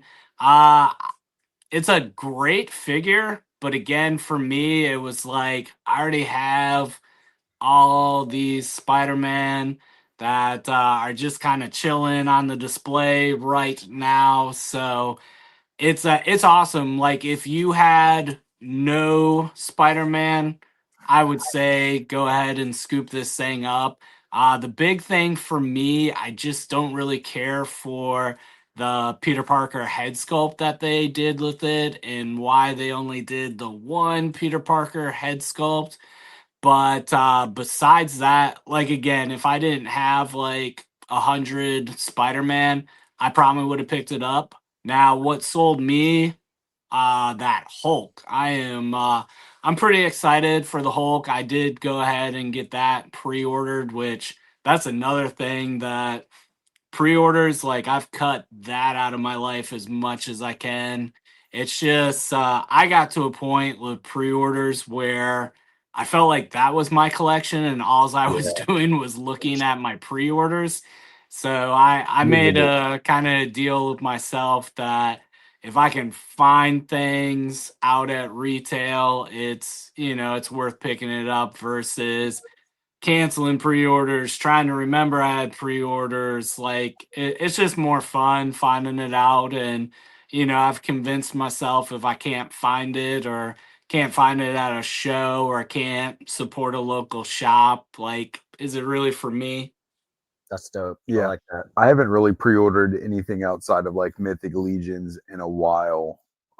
But Hulk is still available on Amazon, and I got all those Amazon points.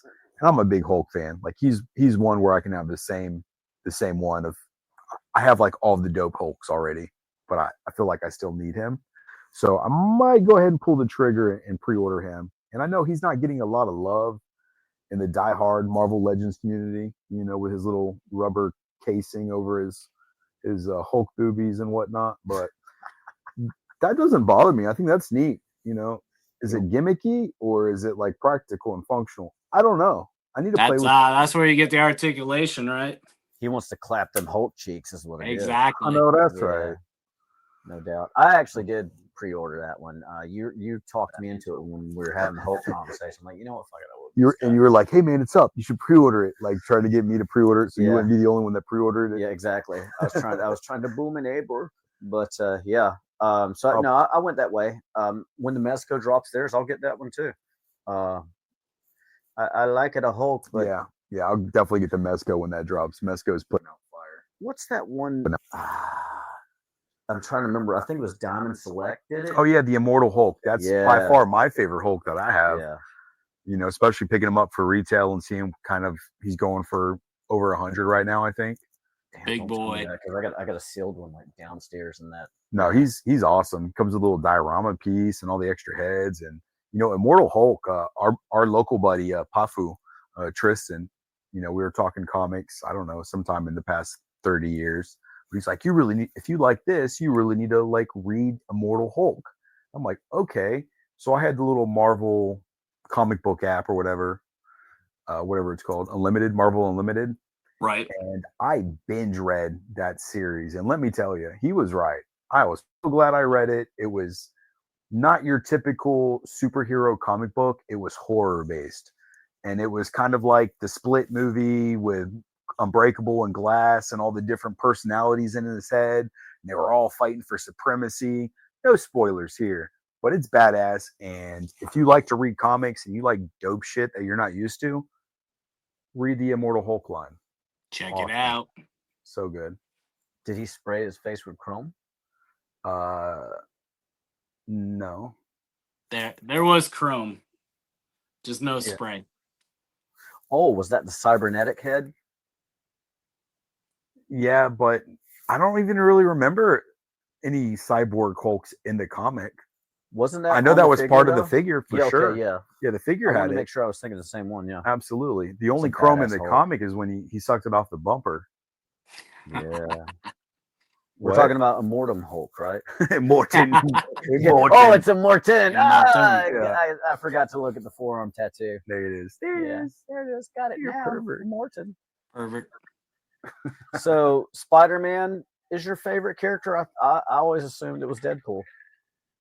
You'd be surprised with the old Kenpool. To be completely honest, as much as I love Spider-Man, I got to go with our neighbor from the north, Wolverine. Squirrel Girl.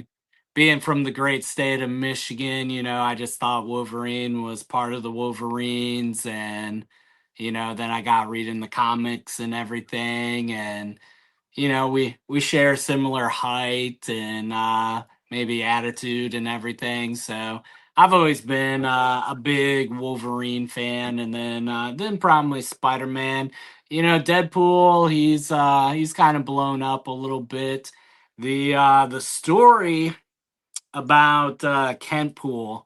So again, I was doing live streams with my guy Jetta Patrol and a lot of 1/6 Funko stuff. So we were scheduled to do a live stream, and I was running a little bit late getting in. So I'm like, man, I can't just come into this live stream. Like, I gotta surprise folks. I gotta come in strong. And sure enough, Funko had did a pop with a like Deadpool hat hoodie, and I was like, oh man, I'm gonna totally come in wearing the hoodie mask thing. It's all Funko people, like they're gonna be surprised, they're gonna love it. So that's kind of where the old Kent Pool came from, because as soon as I put on that mask, everybody knew I was Kent Pool. Yeah, that's dope. And you rode with it. And I rode with it. Yep. A lot of people recognized it and kind of came over from that channel to watch the toy hunts and everything. So it was a lot of fun, and been a lot of fun ever since. Well, your toy hunts have blown up way past Jetta Patrol. I mean, you're doing the Lord's work out there. Showing people ollies. There's a lot of places in our country and even the world that don't have ollies. Like, can you explain to Van what an ollies is? Yeah. So Ollie's is this great place that takes advantage of our retail that doesn't sell or get on the shelves as well as it should, and you get it at ridiculous good stuff cheap is what the old Ollie's likes to say. So you never know, maybe you missed out on that Marvel Legends, that Star Wars Black Series. Maybe you never thought you would see Howard the Duck in a retail space, and sure enough, Ollie's, they just like go and buy these storage areas where people are not selling the figures, whether it be your Walmarts, your Targets, your Amazon, and they give you it for the crazy good stuff cheap prices. Most of the Ollie's pickups are probably around $9 or cheaper, but that big X-Men 3-pack for $20 was a pretty good deal and everything. The one with the strife and what else? Or Oh, was that a was Ross. Yeah, the 5-pack from Amazon. Like, who thought that would be at retail? Oh, like the Forge, Jubilee, all of Yes. those, like that suits. I do remember seeing that. That I that wanted- 3-pack. I wanted to pick that up because I'm a big Forge fan. I think I have like the original Marvel Legends Forge, but like seeing them all into like the yellow, like, Yeah, I think that's the only one I have too. Just like bursting out of the comic. Yeah. Ollie's Con. That should be rolling around here pretty soon. We got Ross Con. We got Ollie's Con. Well, I think Kent just announced that one of the cons just started again. Is Ross Con back up? Ollie's Con has been going pretty good on the videos. So been checking out some of the different Ollies and starting to find some stuff. Real Ghostbusters, the little fright features for $7. Again, the X-Men 3-pack. I think when they did the first 3-pack, it was like 25. I don't know why they listed this one for 20. So that's been kind of crazy to see that. They brought back like the Indiana Jones figures. So people are like trying to build the artifacts and everything. Yeah. They have the Templar one that hit. I think I saw that in one of your Instagram posts. Yeah. Yeah, that's the one that I meant to buy at full price, but never saw them in person. And I tried to like restrict myself as well. That guy.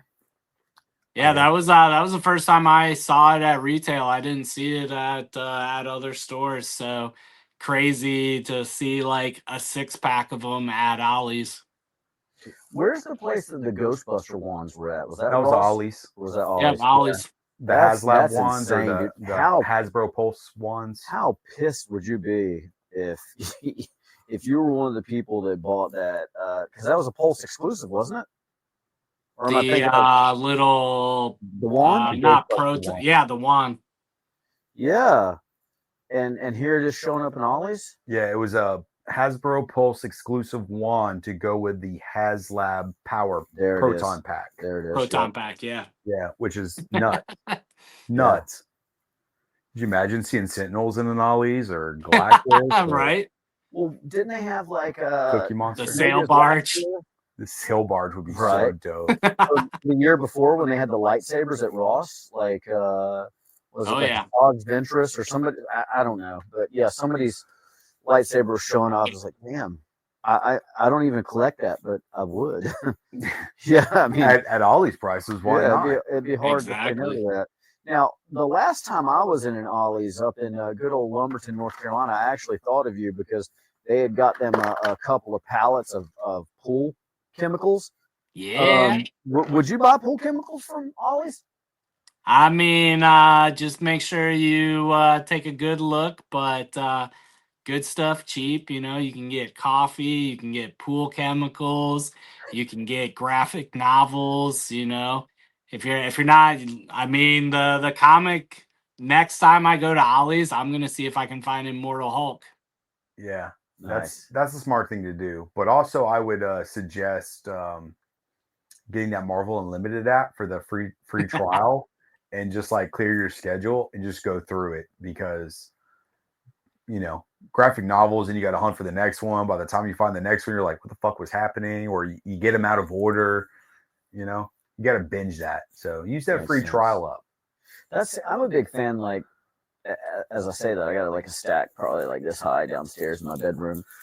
When the graphic novel puts the entire omnibus, in there, those are the ones I buy and then don't read. Like I buy them and then just put them on that stool, like where I can see it from my bed and know that I probably should be reading that instead of watching like the 13th episode of Star Trek Discovery in a row while I'm playing the DC game on my phone and not really paying attention to a fucking thing. But yeah. But reading's fundamental, people. Yeah, reading's good. Yeah. I'm more of a snack guy when it comes to Ollie's, like road trips, right? Like that's where I go load up and get some quick, cheap snacks. They got those gummies for like $3. Yeah, see, no, something like that, yeah. But like our boy Ryan Zarek with the fudge brownies, the fudge brownie mix that make your assholes explode. Yeah. All these foods kind of skeeve me out. Something like gummies and stuff, I'd be okay with. I'm sure everybody's like grandma had those spice drops as a kid. You know what I'm talking about? Like the gum drops. Like they had the cinnamon flavored spice drops, and I fucking I think I was in Benson or Dunn, wherever that Ollie's is, and I went through there and I like texted my wife. She's like, "Holy shit, get a bunch of those!" And so I bought like 4 or 5 of these big ass bins, and those things last like 70 years. Like whenever you went to your grandmother's and you were eating those spice drops out of that jar, you need to understand that those were actually gifted to her from her grandmother, and her grandmother gifted them down. I mean, it's like candy corn, right? Like they only ever made it one time in the history of mankind, and but not the cinnamon ones. Those go. Yeah, I guess those are good. One shot. Those will make you pregnant. Yeah, all the way. Dun, dun, dun. So, what's your fascination with the great state of Ohio? Well, glad you asked. Being born and raised for 25 great years in the state of Michigan, you know, you just you learn stuff about Ohio and Ohio people and Ohio states, if you will, and it's just the worst state ever. It's like the whole world versus Ohio, and you'll never find a flatter place on earth. You'll never find more tickets on the earth. Like, you know, Ohio, they see that you don't have an Ohio license plate. They're on you because they know you're not in the same hell that they're in. You're just passing through. So, and it's not even like they have PowerCon anymore. Yeah, they don't even have PowerCon. You know, you gotta keep those cons when you get them. You gotta keep them. I will say that was probably best thing that ever happened to Ohio was PowerCon. That 1 year, and they couldn't that 1 year. That, you know, I will counter your flattest land ever comment and invite you to go out to Texas sometime. But the rolling hill, like Amish country, man, they got a lot going on out that way. Have you ventured into the Amish country in Ohio? I mean, I've been to Shipshewana. You know, they had some flea markets and stuff, and a lot of great furniture and everything. They're Amish strong, but I don't know that I really include the Amish with Ohio. They might be the best part about Ohio is the Amish because they're not doing anything really Ohio because they're Amish. That's so valid. It's more Pennsylvania. Like they moved from Pennsylvania just a couple miles away, and you know, I got love for them. You know, they're great people, but man, I'll tell you what, Ohio, whew, you know, there's a reason why we gave Ohio Toledo and we took the Upper Peninsula because they're just idiots. So dummies. I tell you what, though, those Amish pies, man, their cheeses. Yeah, I can't say enough good things about Amish country. But we can still get that from Pennsylvania. We don't even need to go into the Ohio Amish territory. Yeah, I feel towards Pennsylvania the way that Kent kind of feels towards Ohio, if I'm being honest. I haven't had a lot of great experiences. You've had a lot of great experiences like ZoloCon 2025, ZoloCon 2024. How about RetroCon 2024? Yeah. You know, there's some good it's stuff. Getting better. Like Kent talked about, like getting pulled over without those NC plates. I know you both know this, but like the only 2 times I've ever been to Ohio, I got pulled over and I knew it was a shit show, right? So like my cruise control was set at the speed limit the entire way. Both times. Got pulled over both times. Never got a ticket, mind you. But it's just like, you know, hey man, I know my rights. Yeah. Why'd you pull me over there, Chief? Just imagine if you had Michigan plates. It's probably what happened. They were so dumb they thought that you had Michigan plates. By the time they realized that you didn't have Michigan plates, they were like, "All right, sir, on your way. These aren't the droids we're looking for." We are not the droids you're looking for, Officer Johnson. But you know, they saw some of that Carolina blue and got excited and got their blues mixed up. You know, that happens to people in Ohio. So are you a Trojans fan? or Spartans? Are they Spartans or Spartans Trojans? in Michigan. Trojans are Oh man, California. Yeah. I mean, Nate's my little Nate's my little brother. You know, Sparty. It's like Michigan State. They're like, you know, it's you ever have that one person in your family that's like just kind of small and runtsy, and they're like, "Ah, look at me, I'm the big person." Like, That was yeah, me. I hey thought that was a everybody, Notre look at Dame me. thing. Yeah. Rudy, I don't right? like Notre Dame. You don't like Rudy? No. He came to my college. I want to say it was my junior year, and I almost got kicked out of his thing because I kept yelling that he was offsides on that play. I believe that. Oh, that's great. I believe that.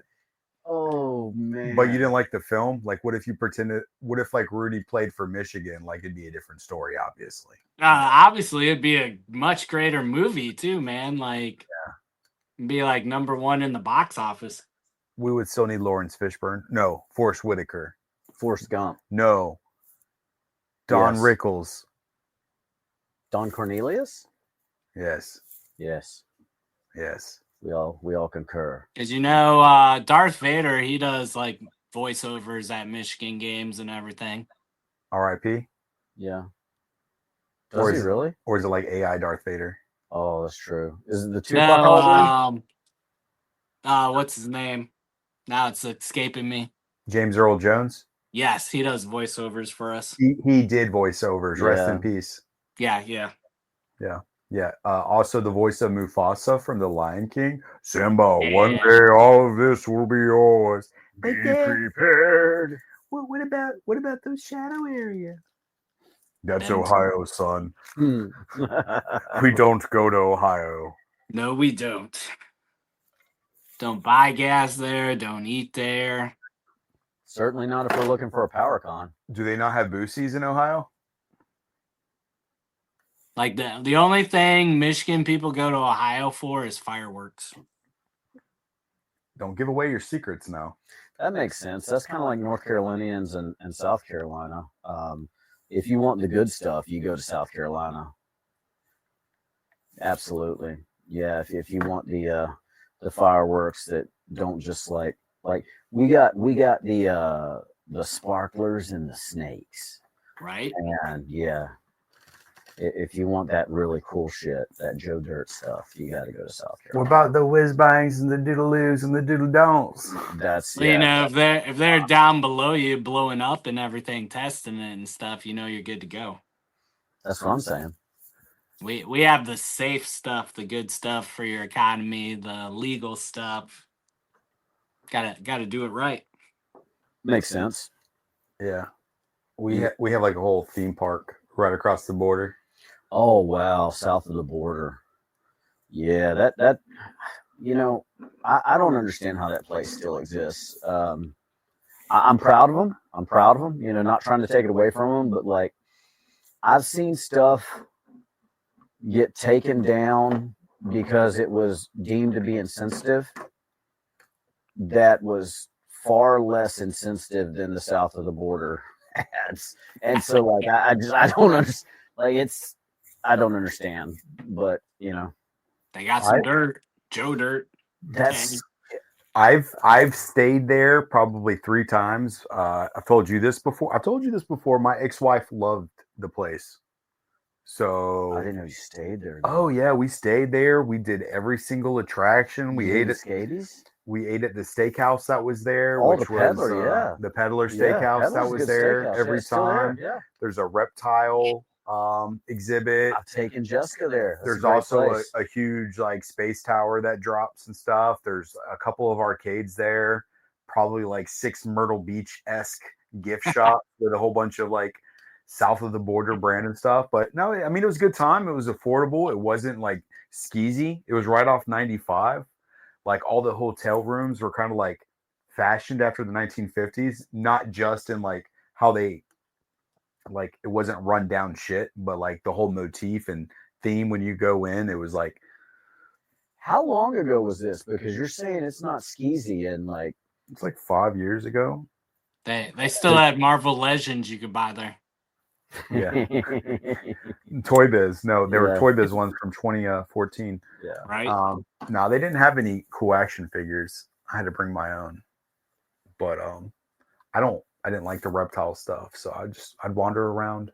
I mean, it really wasn't that bad. You know, our perceptions are usually completely different from the reality a lot of the times. I would actually recommend the Reptile Lagoon. I've gone there a couple of times, and it's worth the drive. Like, I need to take Logan there. Actually, he would enjoy the shit out of that. And they have this cool like snake launcher gun where they take the snakes and they load them into them and they shoot them at random like old ladies that walk through the front door. It's hilarious. Snake that never gun. happened to me, but I'd be down with that. Yeah. Did they use the venomous ones or? Yeah, because they had. Yes. We went in there, and they were feeding the gators, man, like frozen chickens and shit. And well, I'm sure that guy doesn't work there anymore. He got one of the little baby gators and actually picked it up and brought it over there to us and let us pet it because like nobody else was in there, and I got to pet a baby gator, y'all. Show Gator off. time. Yeah, Save some gator petting for the rest of us. I ain't man. saving no gator petting for nobody but me.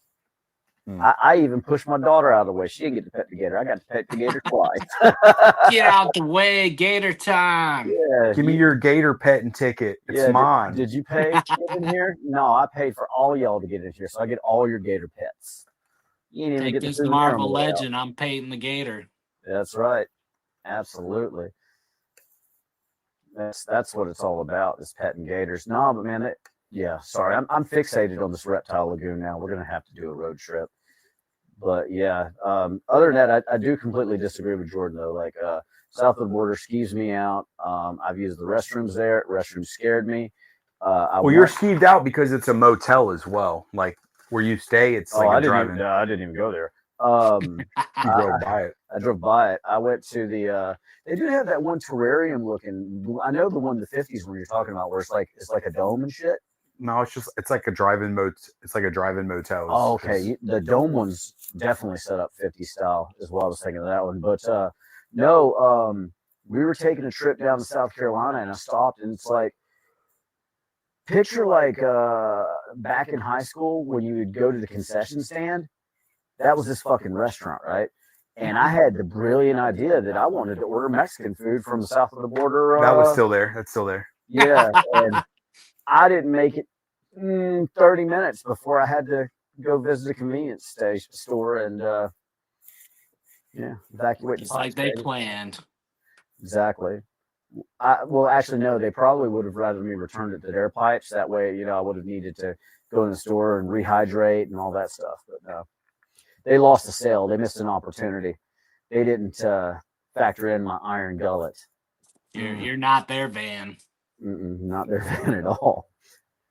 You're like a Pella van. Yeah, Pella van. That works. Why not? Pelican, Pella van, Pelican. Pelican. Yeah, a Mira van. I'd ride that. USA. I'd ride it like a wave. We should ride the wave sometime. Sometimes you have to ride the wave. Yeah. Can't all be Popeye diets. Shout out to Coors Light. The official light beer of the Riding the Wave. Yes. Got some Steve Weisers. There's a lot of waves in those Rockies. And we're riding them all. Them Rockies. Yeah. Them mountains blue, boy. Hey, don't drink it till the mountains are blue. That's how you know it's cold. That's the only way. See, that's the cool thing about a Bud Light, though. The can's always blue, so you can just drink it whenever. Damn. Yeah. That's a little science for you. Right. I also use the power of touch. Cool thing about bourbon is you don't really have to refrigerate it. Ice. Yeah. Well, I mean, we keep a bottle down there, like. Yeah, but I also bring like around. 2 glasses of ice up with me. Two. Glasses. Yeah, I don't drink the straight bourbon on the show anymore. That's just never a good recipe. Until the next episode, stay tuned. Yes. Until this Saturday. Well, yeah, no, I think Jordan and I had a schedule worked out to where like the Popeye episodes were like every 3 episodes. Yeah, but that was like 3 months into the show. Yeah, early on, like we were like, we got to get a whole handle on this. I haven't recalculated like the Popeye percentages. I'm sure it's gone down. I feel like it has gone down. We say that, but probably hasn't. It probably hasn't. Mm-mm. No, it really hasn't. It's probably like it's probably gotten worse. Yeah. It's probably like 1 out of every 2.5 shows. It's every Listen to every episode and let us know. Yeah, it's truly a flip of the coin because a lot of people are like, "Is Van going to be drunk tonight? What's going to happen?" Like, I don't know. You got to watch and find out. Like, so that's like the biggest draw of our show is like, is Van going to be coherent? Vegas, tune in. Yeah. No, it's kind of like it's like Hulk, trying to manage his anger. For me, it's like managing the need to constantly rehydrate, and I don't keep enough non-alcoholic beverages within grasp sometimes, and I will keep drinking. I mean, if it's there, I'm going to keep drinking. As you've seen it at cons, and it's not that I'm trying to get belligerent, but that liver can only process so much, and then the demons come out, boy. Here come the demons. Yeah, here they come. Yo, doggy, now I'll tell you what. Speaking of cons, Tommy, you're gonna be coming to some cons up in the next month and a half. Is that right? We got some shows, some cons, some toy shows. I'm pretty excited because as much fun as it is to hit these retail stores and everything, get to see the community and hang out and chat it up and see what everybody's hunting for and run into a lot of familiar faces. So again, as awesome as it is to see some of the amazing things that are at the shows, definitely look forward to the people, the community, and always come over and say hi. I know I look so busy recording, but I think that was one of the nice things about not recording at Toylanta. I feel like people just kind of came up and talked and everything, so that was a blast. But yeah, IshCon would already happened, but looking forward to that. And get to hang out, see a bunch of people, and I really want to get to that little biscuit place that's like right down the street from the show. Like Rise Biscuits, where we ate last year. Yeah. I've been trying to find a biscuit like that place since last year's show, so I'm gonna be excited. I'm definitely if you want to see your guy Kent Poole on Sunday morning at Rise, I'll be there. What about Jamaican food trucks? What's your thought on that? Oh man, there's only one guy that can bring the Jamaican food truck, and that was quite the experience. Except they didn't have any wings, so I was devastated. So I went jerk turkey chicken. Yeah, jerk chicken. They left the wings right near the beach, boy. There were wings. I just had to eat the other half of the chicken with it. Yeah, that's leprechaun magic for sure. Yeah, sorry about that. That was great. I hope we're able to conjure up that food truck again this year. Top the money to you. Yeah. I think we can make it happen. We can make it a reality. I mean, yeah, if we drink enough and then somebody walks through with some delicious smelling Triscuit crackers or Jamaican food. I wish somebody would walk through with Triscuit crackers without me knowing. Yeah, right. Oh, sons of bitches. That made me want to fight, folks. Well, Kent, we've reached that time where you've met your contractual obligations, and we've got another hour in the books. This was not episode 4; it was episode 5. Tune in next week. We'll probably have episode 6 or 7. I don't know. That number's really you got to tune in to find out. You got to listen to the first hour. Yeah. Is that how that works? I think so. But yeah, see you at IshCon last weekend, or maybe in Joe Fest next month.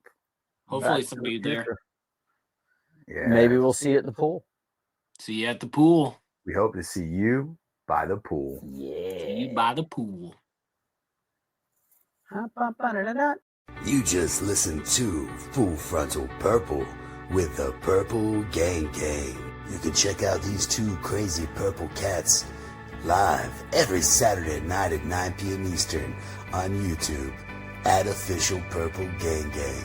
It's so purple you can't live without it, or at least I wouldn't try.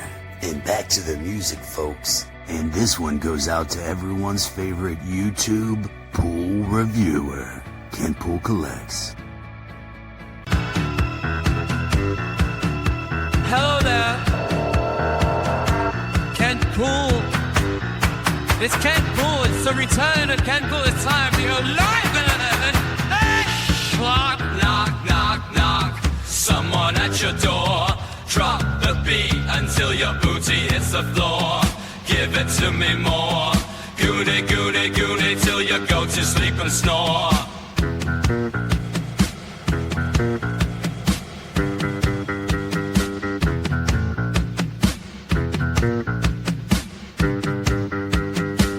It's the return of the Kent Pool. Goody, goody, goo. It's time to start your tickle crew. Do, do, do, do, do, do. It's Kent Pool. The toy hunter great. Don't eat the broccoli, Jesus, and doom your fate. Zombie Kent, zombie Kent, zombie Kent, zombie Kent. Purple gang gang, it's the zombie Kent. Ah, fuck yeah, dude. Love's a teacher, it'll show you the way, but it don't promise easy, come what may. Like a child reaching out to touch a flame, even when they're warm, they play the same game. Oh, I'll be there holding her tight through the darkest hours, through the coldest night. But I gotta know she's strong enough to ride out the storm when the waters get rough. Life don't ask if you're ready or not. It'll test your will, it'll take your shot. But I'll stand beside her through thick and thin, with a steady hand and a heart to win. Oh, I'll be there holding her tight through the darkest hours, through the coldest night. But I gotta know she's strong enough to ride out the storm when the waters get rough.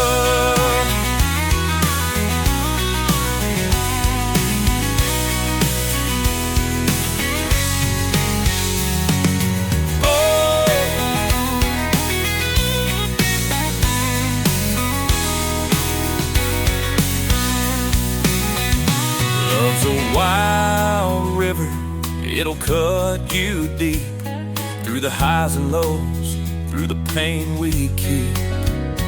But we hold on tight, we don't let go, 'cause the strongest love is the one we grow. I'll be there holding her tight through the darkest hours, through the coldest night. But I gotta know she's strong enough to ride out the storm when the waters get rough. So here's to the lessons, the ones that burn. Every scar's a page, every tear we earn. In a world full of heartache and skies that turn gray, love still shines at the end of the day.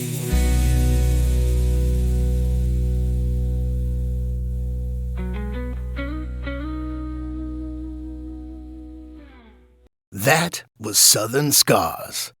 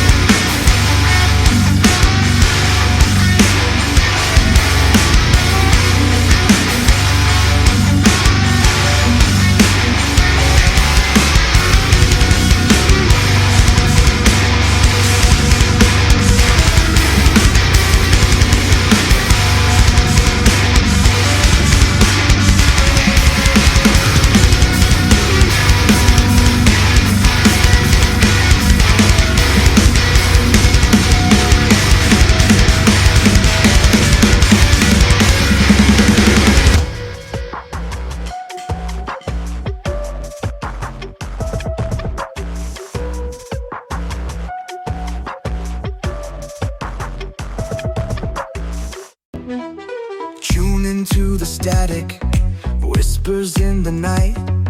Mira's morgue awakens, where shadows take flight.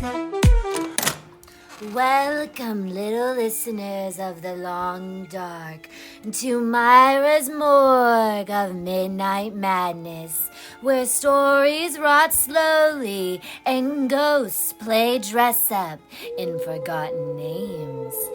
Tonight, we open the lid on a story that's been crawling inside of its own coffin. Escape. Episodes 32 through 42. The end of the line if you believe in endings, which I don't. Now, if you remember where we left off, Agent Mercado hurled himself into the rift maw. A heroic act, maybe, if the rift wasn't done with us. The rules cracked, the walls bled, and the toys, oh my sweet dismembered things, they started to remember. These next episodes, this is where Escape stops pretending to be a story and becomes a living thing. So grab your toys, hold on tight, and prepare for La La Land as we enter Escape. Worried about income tax? Wonder if spring will ever come? Want to get away from it all? We offer you Escape.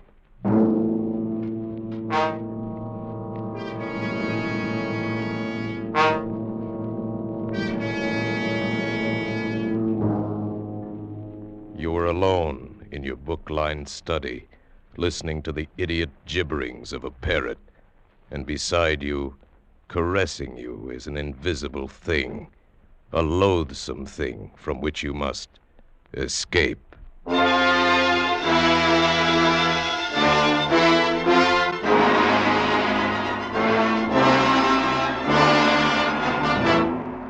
Escape, produced and directed by William N. Robeson, and carefully contrived to free you from the four walls of today for a half hour of high adventure.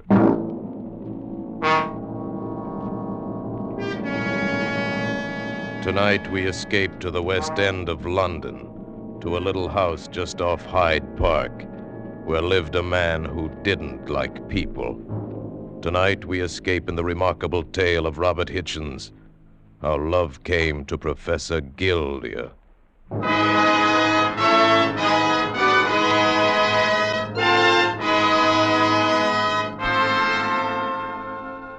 It has been said that no night ever passes over London town that sees not some strange and curious event, some occurrence too incredible to bear repeating in the light of day. How horribly true are those words.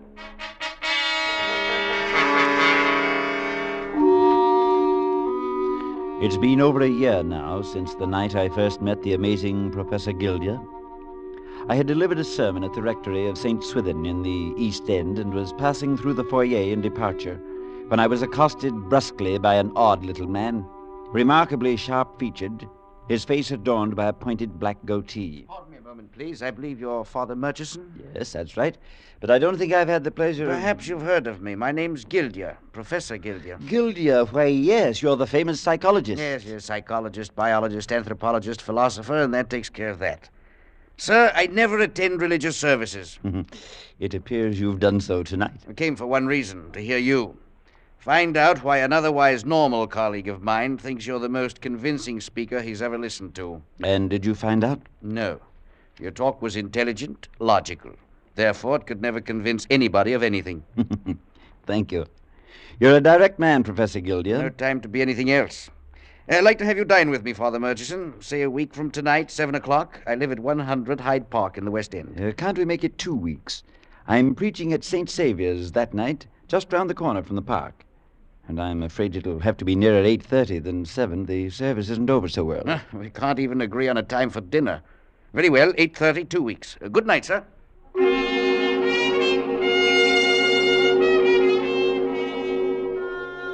Perhaps if I had known then what but no matter. I kept the appointment, of course. And after an excellent dinner, we climbed the stairs to Gildia's study. A large book-lined room running the width of the house with windows at the end overlooking the park. In front of those windows stood the one incongruous thing in the room, a cage holding a large gray parrot. In fact, as I recall, it was the parrot that was responsible for my first becoming aware of what exact opposites Gildia and I really were. The same parrot that was responsible for so many other things that happened later. Quiet, Napoleon, quiet. One day that infernal squawking of yours will drive me to wring your neck. Somehow it surprises me, Gildia. I mean, you're keeping a pet. I possess a parrot for the Murchison, that's all. Made a study of the imitative faculties of animals some months ago. Bought the bird then, never got rid of it. I see. Started the bad habit of scratching the fool thing's head. Loves it, you see. Well, in 5 minutes he'll be screaming for more of it. Why would it surprise you so much if I kept a pet? Well, because I believe you're the most self-sufficient man I ever met. More than that, actually. I detest affection, any display of sentimentality. But you do feel the need of close human sympathy in your life. None whatsoever. A reasonable amount of companionship, naturally, but that's all.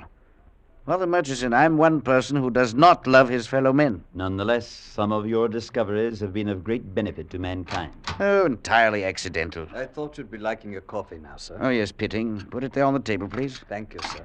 Will there be anything else, sir? No, that's all, Pitting. Yes, sir. An excellent servant there. I know nothing of Pitting's thoughts or feelings, nor he of mine. Perfect relationship. And if a crisis occurred, if you needed to call on him as a friend? It would take a considerable crisis. But what about the parrot? Surely you must regard it with some affection, otherwise you'd get rid of it. Napoleon? Merely a specimen. The bird's as devoid of sentimentality as I am. Can only imitate whatever he sees and hears. Gildia, have you ever been in love? Neither with anyone in particular, nor with love itself. Being in love, as you put it, or having someone in love with me, would be the most monstrous and horrible situation I can possibly imagine. All of a sudden, I feel a very great sense of pity. For whom? For you. Yet as different as we were, my life dedicated to all humanity, Gildia's life stripped of its own humanity, I called again at the house at Hyde Park many times, and we became friends. We talked away many evening hours in the months that followed, sitting by the book-covered table in the long study, the gray parrot chattering away in the background, with the lamplight barely reaching the farther corners.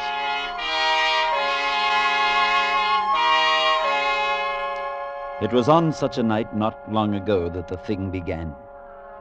Gildia had seemed uncommonly nervous since dinner, and had spent much of the time pacing in front of the windows that faced the park. Confound it, Murchison, I can't seem to relax tonight. I ever feel a completely unaccountable presentiment, a sense that something remarkable was about to happen. Oh, yes. And usually it never did. Turned out to be the effect of too much coffee. No, it's not that. Coffee doesn't bother me, nothing does. Well, then suppose you stop pacing the floor and sit down. You're wearing me out. Wearing me out. Wearing me out. Have you noticed how well Napoleon's learned to imitate your voice? Yes, and it's almost insulting at times. The worst thing is feeling such a strong compulsion to do something which I know to be ridiculous. Exactly what is it you're talking about, Gildia? Foolish even to mention it. But I wonder if you'd pardon me for a few minutes. Why, of course. Help yourself to more coffee. I'll be right back. Bye. Goodbye.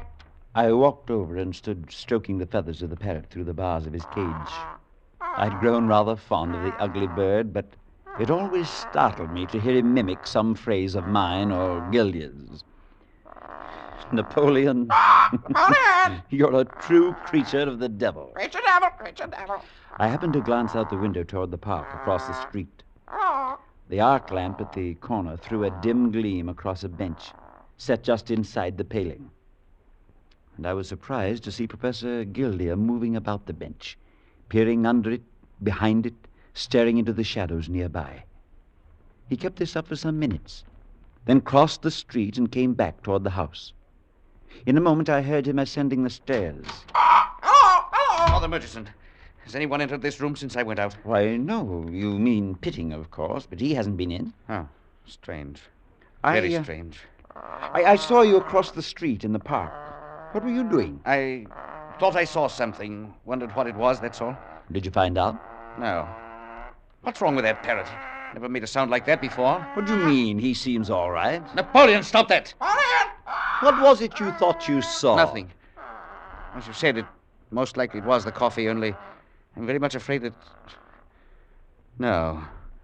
In this day and age, it's impossible.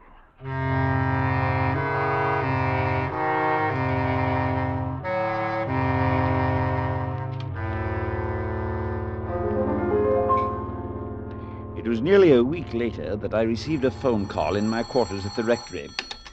Father Murchison here. This is Pitting, sir. Professor Gildy's man. Oh, yes, Pitting. How are you? Very well, thank you, sir.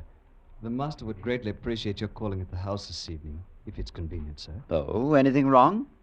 I couldn't say, sir. But why didn't he phone himself? He isn't ill. I think not. He suggested 8 o'clock, sir. May I tell him you'll come? Yes. Yes, by all means. Tell him I'll be there at 8.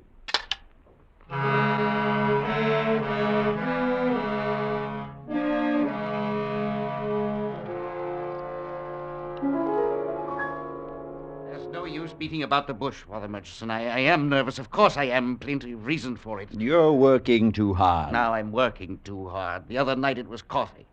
As a matter of fact, it's neither one. Be quiet, Napoleon. Maybe you'd better tell me what is the matter, Gildia. Do you feel the presence in this room of anyone beside the two of us? Well, there's Napoleon, of course. No, I don't mean the parrot. He senses it too, though. Senses what? When you were here last week, I left the house for a few minutes, you remember? Yes. I'd been watching someone sitting on that bench across in the park, a shadowy sort of figure. I had to find out what it was. But you found nothing. You told me when you came back. That's right. But I'd left the front door open. And when I came back in, I felt suddenly that someone or something had entered ahead of me. Oh, now really, Gildia. I knew also that they'd found their way to this room. But I was here all the time. No one came in. Father Murchison, whoever or whatever came into the house that night came into this room, is still here right now. You, Gildia. A scientist. Yes. Ridiculous, isn't it? But it's true. I'm only able to feel its presence. Napoleon can see it. Look at him now. Wouldn't you say he was watching something over there in that far corner of the room? No, I'd say he was just being as foolish as a parrot usually is. You, a skeptic? About this, yes. You've been working too hard. You need a vacation. I haven't told you the worst part of it. Would you say that I'm an attractive man? Frankly, no. Oh, I suppose to a certain type of society woman? No. That's not what I'm talking about. Well, then what are you talking about? I don't know whether this intruder is a woman, man, child, animal, but whatever it is, it holds a vast affection for me. What? You imagine anything so utterly monstrous, horrible? Murchison, the thing is in love with me. Love me! Love me! Ah!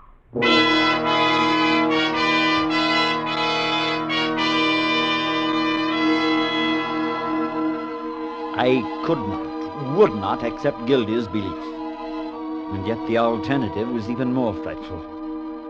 For I could only decide that the long hours of study and lecturing had affected his mind, and brought him, in fact, to the verge of insanity.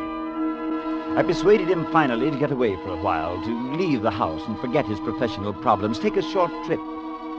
I accompanied him to Victoria Station, saw him off on the boat train, and then, caught up in my duties, I had little time to consider the strange affair for nearly 10 days.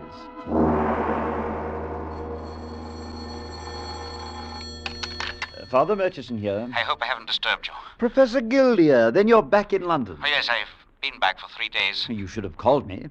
How was the trip? Quite pleasant. I took passage on a Channel coaster. Sea air was wonderful. You weren't troubled on the trip? Oh, no, not at all. It waited here for me. What? Could you come over here tonight? Do you mean now? Yes, if you could. You see, I can prove it to you now. Very well. I'll come right over. I stood there by the phone and shivered. The thing had become so real to him now that he felt he could go away and leave it, then come back and find it waiting for him.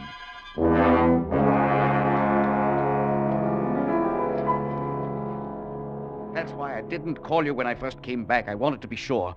So I've waited 3 days, and every day has been worse than the one before. In what way? What do you mean? I mean the thing was waiting for me here. Glad I was back, fawned all over me. Came more insistently obnoxious all the time. Do you mean you've seen this thing, heard it? No, I haven't seen it, haven't heard it, but I know it's here. I can feel it, sense it. Try to put it in words, and it becomes absurd. If you'd like some unsolicited advice, call in a doctor. Have him look you over. And what doctor in London knows any more about the human mind than I do? I know, but when it's your own mind... No, you're thinking of hysteria, hallucination. I know all the symptoms. It's not that simple. Anyway, I told you I'd prove it to you. Now, you'll notice I've thrown a cover over Napoleon's cage. Yes, I've been wondering about it. Part of my proof. He's been here, you know, all the time I was gone, here in this room. Yes, but I want you to get behind those curtains with me. Then I'll reach out and pull the cloth off his cage. I don't want him to see us. I don't know what you're hoping to prove, but... All right, come on. Ready? I'll uncover him.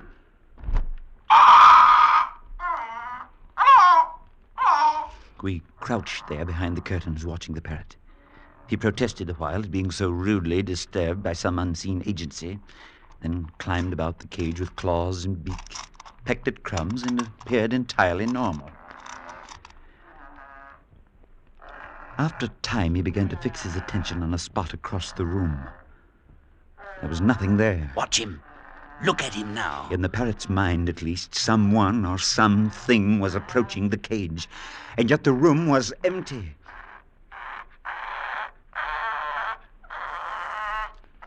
Whatever it was apparently had reached the cage now, and Napoleon welcomed it with friendly chortling. The hairs rose on the back of my neck. The bird was cooing and gurgling as it did when I or Gildia scratched the feathers on his head. I could almost fancy that I saw long, white, ghostly fingers reaching through the bars of the cage. Watch him, and listen to him. He's talking to the thing, imitating it. See what you think.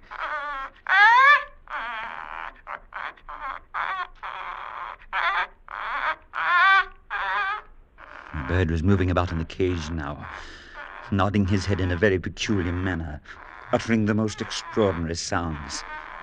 I began to realize he was imitating the thing he saw standing by his cage. And then the full horror of it came over me.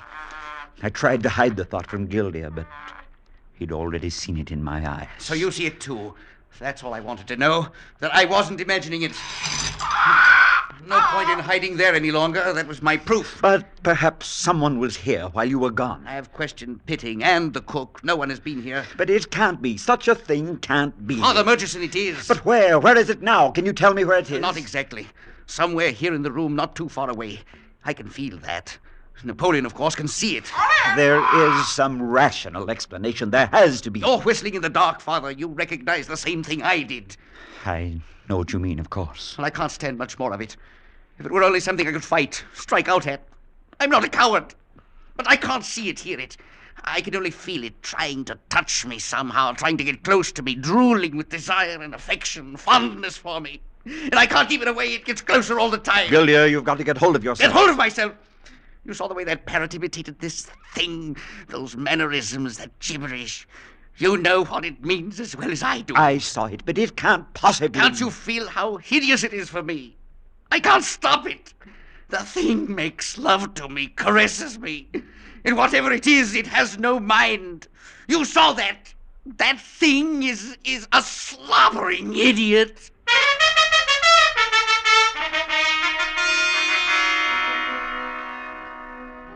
I walked home at a late hour, trying desperately to think of some reasonable answer to the whole strange affair.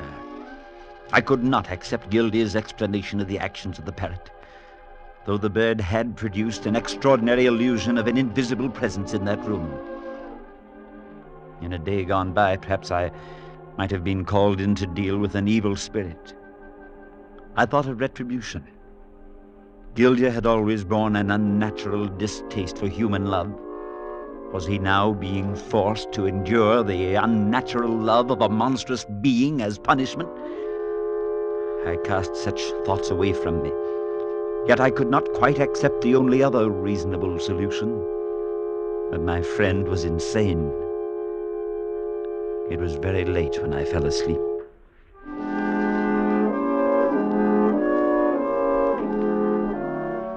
The following evening, I preached at Warwick Chapel and returned to my quarters about 9. I found that Pitting had called a short time before and left a rather puzzling message.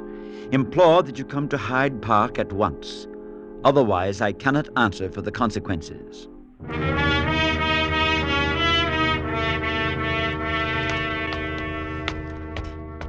But what is it you're trying to say, Pitting? He's not himself. In what way is he not himself? I can only suggest, sir, that you talk to him. Here we are. Yes, come in. I'll leave you now, sir.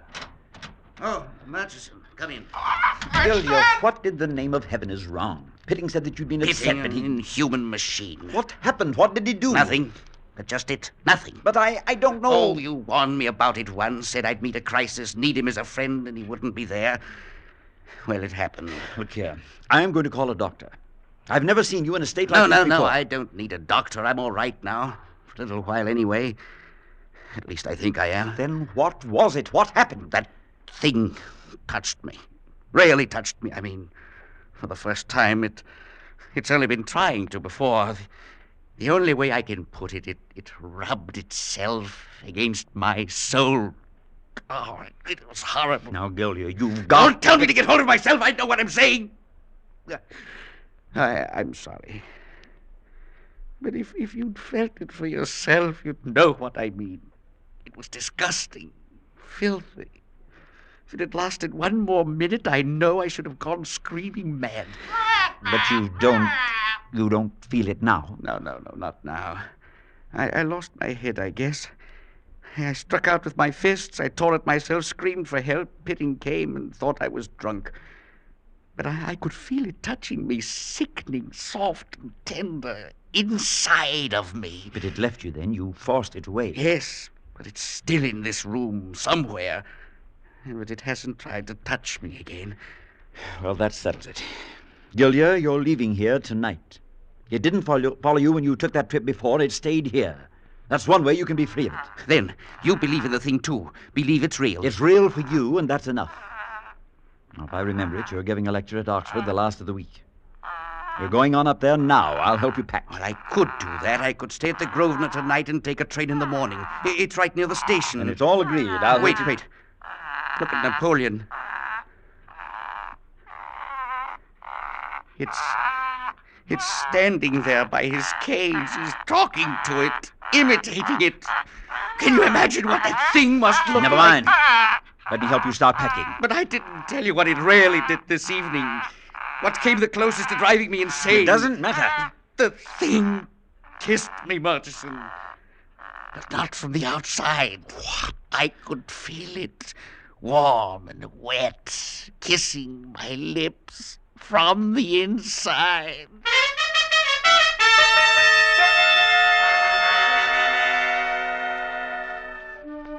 Gildia stayed at the hotel that night. Caught the train out to Oxford the next morning. 4 days later, I received a wire from him. Am still feeling a bit shaky, but everything else is all right. No sign of any visitor. Why don't you try to come up for the lecture Friday night, and please get rid of Napoleon for me. Signed, Gildia. On sudden impulse, I decided to accept his invitation.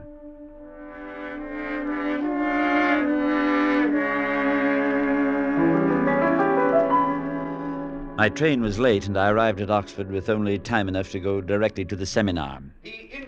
I slid into my seat just as Gildia was introduced and began his talk.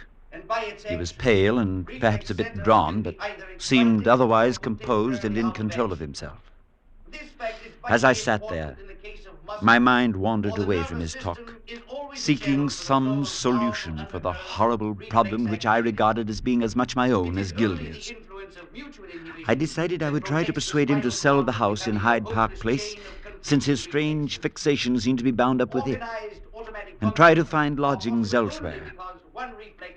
Some 10 minutes passed when suddenly I noticed Gildia was becoming very nervous. He faltered in his talk. He seemed to be confused. He stood there on the platform, deathly pale, his hands out as though pushing something away from him. I knew what was wrong. Pardon me. Pardon me, please. Could I get through? Pardon me. Let me get to him, please. I'm his friend. Gillia. Gillia, can you hear me? Father Murchison? Yes. Everything's all right. It came here, found me out. It rubbed up against me on the platform. It's no use. Take me back to London.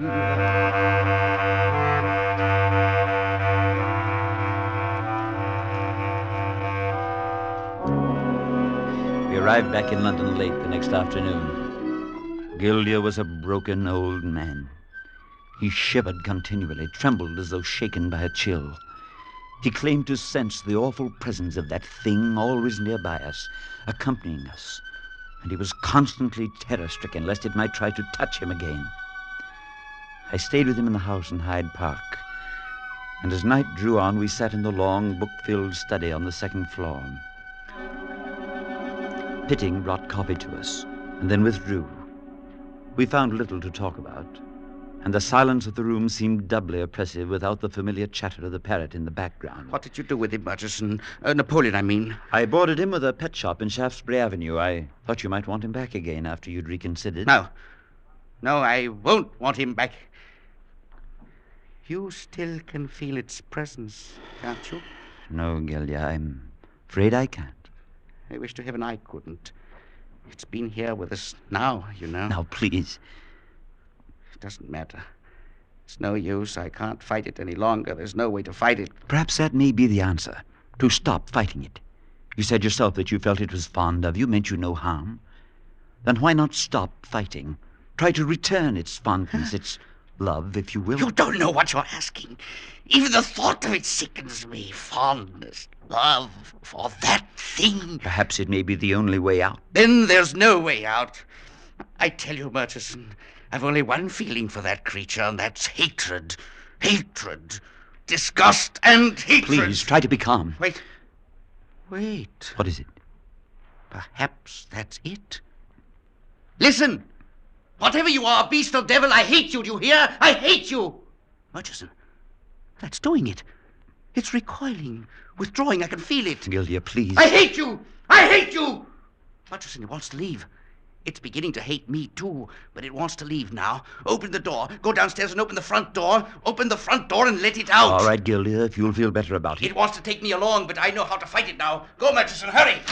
I hate you! I hate you! I hate you! I ran down the stairs and threw open the front door. I stood there, breathing in the night air. It was clear and cold, and the stars hung overhead. I looked across to the park and saw the glow from the street lamp falling on the empty bench directly opposite. And at that moment came a sound that froze my blood with horror. I stood there, paralyzed, unable to move. Seconds passed, perhaps minutes, I don't know. I don't know how long I stood there. I glanced across at the empty bench, and for one moment thought I saw a shadow sitting on it. A vague shadow as Gildia saw it one night weeks before. And then the bench was empty, and I heard Pitting running down the stairs. Come quickly. Professor Gildia, it was his heart, I think. Yes. Yes, I believe it was his heart. But Father Murchison, he's lying up there, sir. He's dead. Dead? Dead, Pitting? I hope so. I sincerely hope so.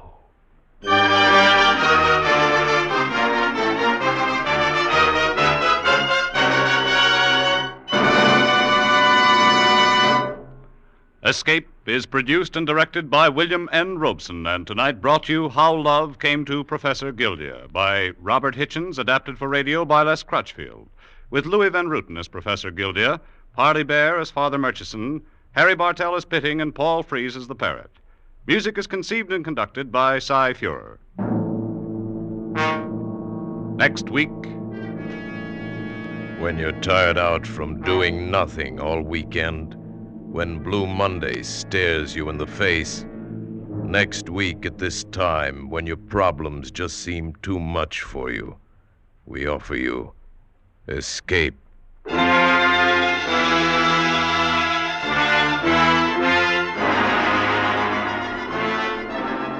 Next week, we bring you another exciting story of high adventure. Good night, then, until the same time next week, when once again we offer you Escape. This is CBS, the Columbia Broadcasting System.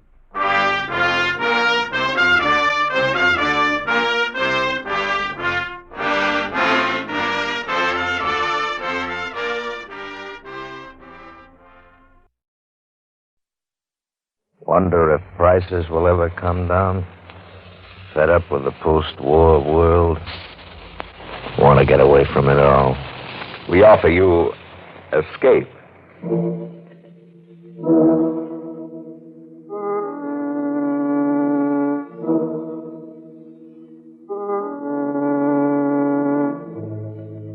You are standing at the edge of an enchanted grove, lured by a soft, caressing voice inviting you to destruction. You have nearly sold your soul to an ancient goddess from whom you must escape.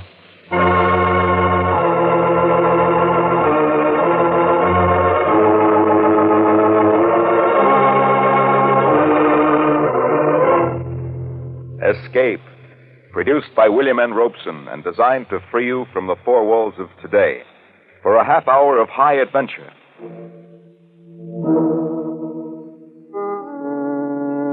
Today we escape to the African veldt and an enchanted shrine of great antiquity, as John Buchan told it in his weird story, The Grove of Ashtaroth.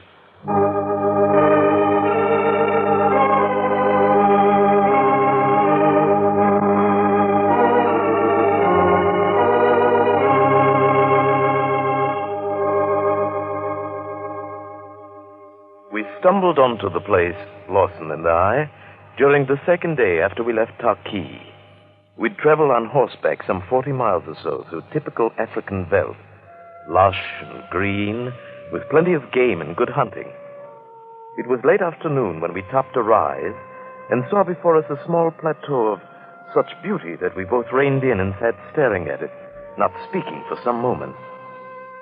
A tiny, sparkling stream wandered through the verdant meadow grasses, and at the edge of the plateau tumbled in a crystal waterfall down to the plain below. Graceful clumps of strange trees grew here and there, and bushes blazed in a riot of bloom. I'd seen nothing remotely like it in all the miles we'd come. It stood alone, proud and lovely, an alien island in a sea of tropic jungle. Great heavens, John, in your whole life, have you ever seen anything like it? If some artist had designed that plateau, placed every tree and bush by hand, it couldn't be any more perfect. It's almost weird, isn't it? Yes. It shouldn't be here. It doesn't belong. But there isn't a plant growing over there that's like any we've seen in the rest of the jungle. Probably a difference in minerals in the soil, something of that kind. It's more than that. They're not even the same varieties. It's true. That one grove standing alone there near the edge, I've never seen trees that slender and fragile. And the bark, it looks like silver velvet. Silver velvet, huh? That's quite an idea, John. Yes, I guess it is at that. Anyway, those doves seem to like it. They never stop circling over that one particular grove. They're probably nesting there. A flock of white doves circling over a silver grove. But, there's something vaguely familiar about that. Yes, there is. John, can you make out some kind of a dark shape there through the trees over toward the center of the grove? Yes. Yes. Come on, let's ride over and take a look. No. Not now. Huh? Why? I mean, you'll have plenty of chance to see it later. What are you trying to say? John, I'm going to build a home here. A home? Out here in the middle of the jungle, miles from... I'll build a road in from Tarqui. I've got money enough and no one but me to spend it.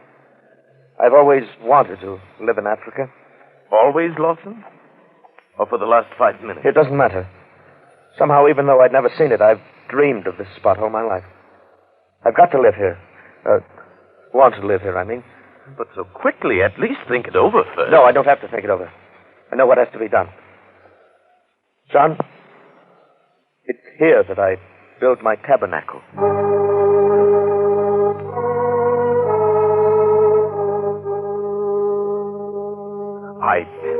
I couldn't understand Lawson giving in to this sudden, foolish impulse. It wasn't like him. But there was nothing I could do. I left him at Torquay the next day and returned to the matter-of-fact world of business in London. And it was 3 years before I saw him again.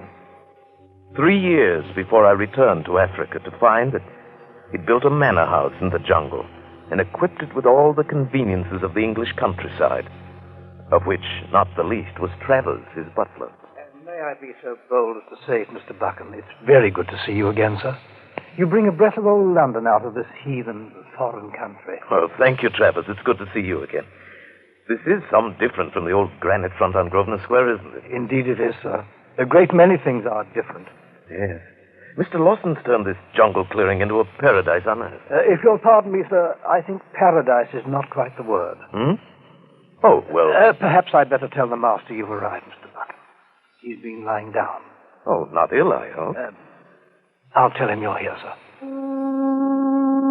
Travers left the room and I waited alone, wondering at the strangeness of his manner. I had finally decided it must be induced by homesickness. I looked about me, as impressed by the austere magnificence of the library as I'd been by the grounds outside. There was an imposing mantelpiece of ebony at one end, and on it was placed an object elegantly fashioned of alabaster in the form of a half-moon. It was curiously carved with signs of the zodiac. There was something compelling, almost unearthly about it.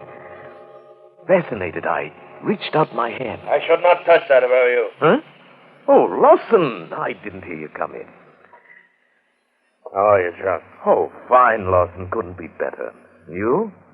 Shall we sit down? Why, yes. Thank you. It's wonderful seeing you again, old man. Been wanting to get down here for the last 3 years, but you know how it is in London. Time gets away from you, and the first thing you know... Yes, of course. Cigar? No, thank you. Not now.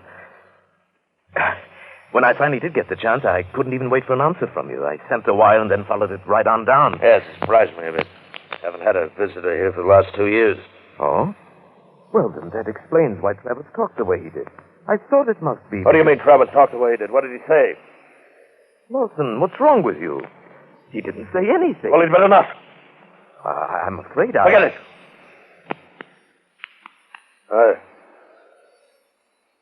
I'm sorry, John. I haven't felt very well the last few days. Well, that explains it. I say, at least you seem to be eating all right. You're actually getting a bit plump. Actually, I'm fat. Gross, flabby, and obscenely fat. Isn't that what you really mean? Well, no. I was only joking. Never mind.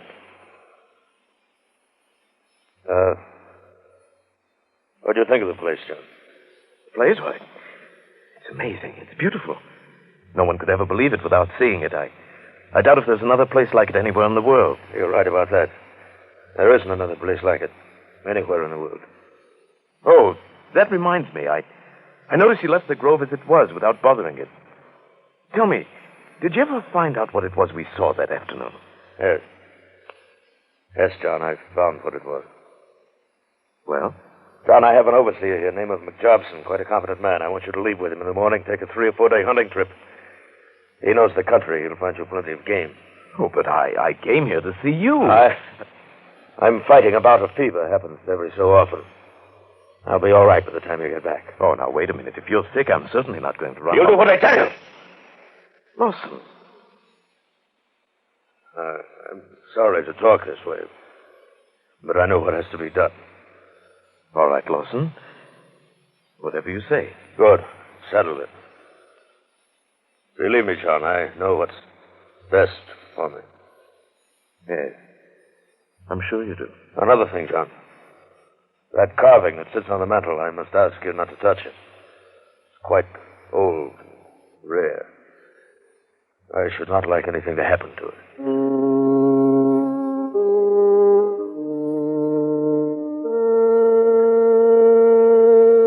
That night when I retired, I found it impossible to sleep. I tossed fitfully, trying to think of some reason for the great change that came over my friend in these past 3 years. Drugs, drink, actual sickness, either physical or mental? No, none of them gave any complete answer. My windows looked out across to the turf, and I saw the grove of strange trees. It was bathed now in the moonlight by a soft, silvery haze. Even now, in the middle of the night, the flock of doves circled in the air above it, gleaming white from wing and breast as they wheeled in the shafts of moonlight. I dozed off finally, to wake up suddenly in that brief hour before the first light of dawn. I happened to glance from the window, and in the fading moonglow saw a figure approaching the house. It drew nearer, and I saw it was Lawson, barefooted, wearing a white dressing gown. Shortly, I heard his weary steps pass my door, and afterward the house was silent. I lay there wide awake. Lawson had been coming from the direction of the grove.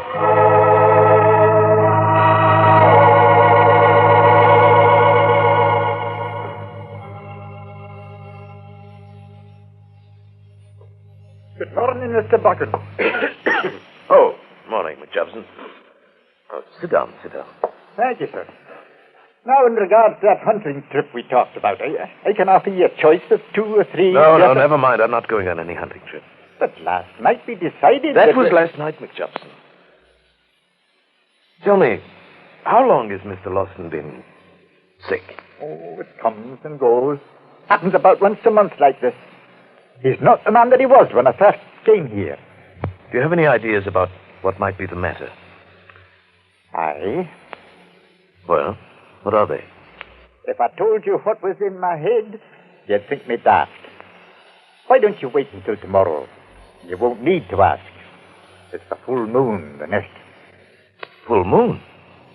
What does that have to do with it? You'll find it in the Bible. Read the 11th chapter of the 2nd book of Kings. Good day, sir.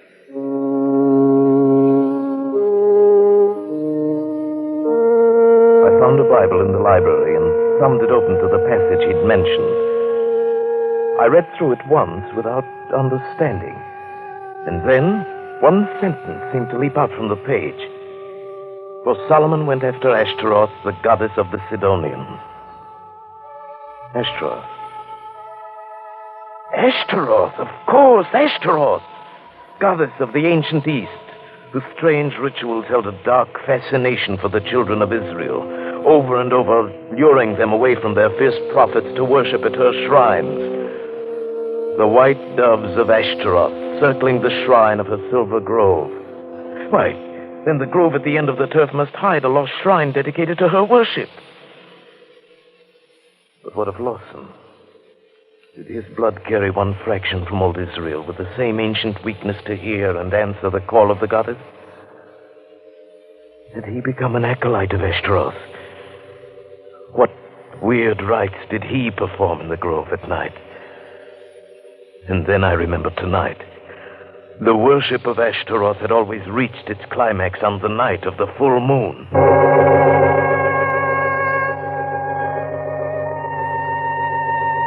Lawson did not appear all day. And that evening, after dinner, McJobson and I took up our watch on the dark veranda, looking into the windows of the library. We'd been there at least an hour when... Look. It's Mr. Lawson. Just came into the library. I see him. Wait. What's he after? I suppose he wants the little figure on the mantel. We watched him take the carved half moon of alabaster and slip it into the pocket of the robe he was wearing. Then he turned and left the room. In a moment, he came out the front door and walked off across the turf in the moonlight. You'd best give him a bit of a start, and then follow it. No, he'd see us for sure in that moonlight. I do not think so. He'd not look back now, sir, if there were 10 of us following. McJobson, what is it all about? You've read the book? Yes. Yes, it's the ancient goddess Ashtaroth, but what is the ceremony? What does he do, and what is it that made him the way he is? The ceremony you'll be seeing, Mr. Buchan. As to what has made him like he is, he does an evil thing, and all the while he knows it to be evil. He cannot help himself, and he knows that, too. Yes. I think I see what you mean. We'd best be going now. He's gone into the grove.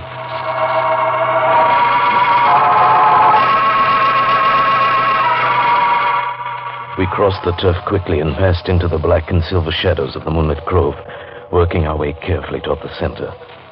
The only sound at first was the piping of the doves circling high over the lacy branches above our heads. I saw as we approached that the center of the grove had been cleared to form a small circular arena, was covered with smooth turf. And standing in the middle of it was a cone of rock 30 feet high, a smooth, sharp tower of stone that pointed up toward the tops of the trees. And then I saw Lawson. He stood by the base of the conical tower, his arms uplifted, the symbol of the half-moon bound to his forehead, and chanting words with meanings I could not even guess. Now Lawson threw off his white robe and began a curious kind of dance, moving around the foot of the cone on a worn path beaten in the turf, the same path he must have followed many other nights before. He moved faster and faster, uttering now and again a wild cry. We stared entranced at the circle of moonlight. And as he danced, a strange new sound slipped into my consciousness, an earthly melody that seemed to come from the tower, from the trees, or may perhaps have been born within my own mind, tricked by the magic fantasy of moonlight, shadows, and perhaps madness. It brought to me one vivid thought of the warm, soft lips of an unseen goddess, of lips incarnadine, whispering gently and sensuously across the reeds of a panpipe. I stirred uneasily, felt the quickening of my pulse. You must try to resist it, Mr. Buchan. It is only a thing of evil cloaked in a false beauty. McJobson heard or felt it too. Then it was more than a trick of my own senses. Something in me thrilled to the call of the weird melody. I wanted to rush out and throw myself at the base of the stone tower to dance as Lawson was doing, to spend all eternity in adoration and worship of the beauty of Ashtaroth. No, Mr. Buchan. Think what it's done to him. Fight it, lad, fight it. I lost all knowledge of time. The dance had grown swifter and fiercer. The moonlit figure in the clearing moved faster and faster, postulating and gyrating in tempo to the crazy rhythm. My blood was pounding in my throat, my ears ringing. The music surged through my brain in ever-mounting waves of incandescent sound. Now I was beyond reason, possessed by an overpowering frenzy when the cock crew. Then the grove was deathly still, and at the foot of the tower, Lawson lay unconscious.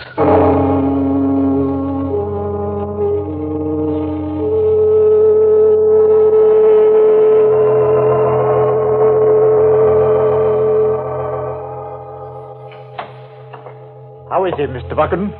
He's lost a lot of blood, but I think he'll be all right. Good. It was a near thing. Trevor's got a couple of sleeping tablets into him. He'll not be waking up before tonight, at least. McJobson, I suppose you know what we have to do. I'm well aware of what should be done, sir, but I've no idea how to do it. I think I do. I shall take full responsibility, but I'll need men, all we can get. The natives will no go near the place, but there's some 30 white men on the tobacco farm a few miles back on the bush. But they want a high wage. I'll pay it, just get them. Would you mind telling me what you're proposing to do, sir? Yes. Something that may sound as mad as Lawson himself. I'm going to deal with that grove the same way King Josiah did. Hey, it comes back to me vaguely. Yeah.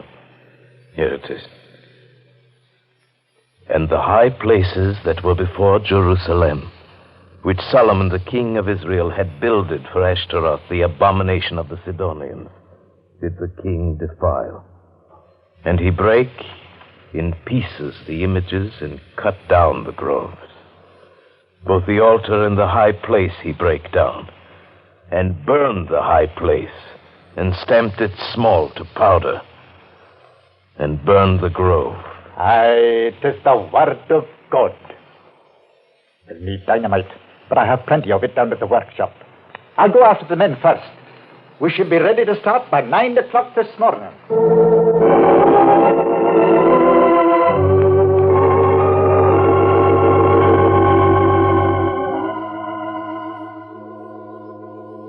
It was just past 9 when we entered the grove, carrying axes and a couple of shotguns, and driving several teams of oxen. A light breeze had sprung up, and it whispered and rustled in the branches of the silver trees. We took care of the doves first, shot them one by one until we'd killed them all, 27, and piled their white bodies at the foot of the pointed rock. Then the men set to work with the axes, chopping through the slender trunks of the trees. Don't miss a single tree. Get every bush. Drag them into pine. Right, you are, sir. All right, come on. I stood by the stone tower, the high place of King Solomon, and watched while the work went on.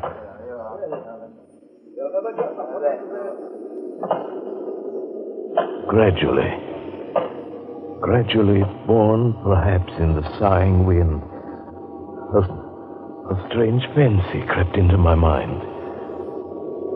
Oh, no. Please don't. Please, no. I fancied I could hear a voice coming from the tower, from the trees. This voice was soft, warm, and pleading. Listen with your heart. Can the spirit within you not hear and feel? The heart of all sorrow was in that voice, and the soul of all loveliness, distant, tenuous, with all the bodiless grace of a goddess older than time and desire. Please, listen. Can you not know that I am beautiful, and once gone, am gone forever? I could not believe that I was imagining this soft and lovely voice. I felt a sudden and overpowering adoration for this exquisite creature who whispered in the breath of the wind. I wanted to call out to the men, order them to stop desecration of her home and sanctuary. Then I thought of Lawson, of what he'd become, and I fought back the impulse. How can you judge who knows so little? One who is part of the whole divinity of nature. No, I won't. I can't listen to. Look at me but once with the eyes of your heart, and you'll belong to me forever. No.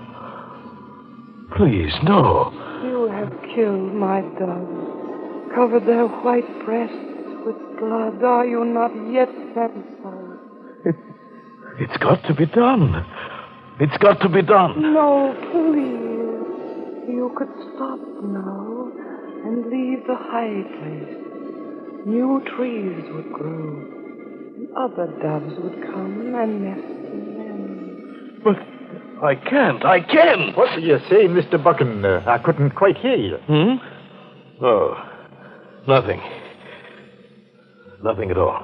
Well, I'm ready to put the dynamite around the tower here, if you'll move back a little way. McJobson, perhaps we could leave the tower.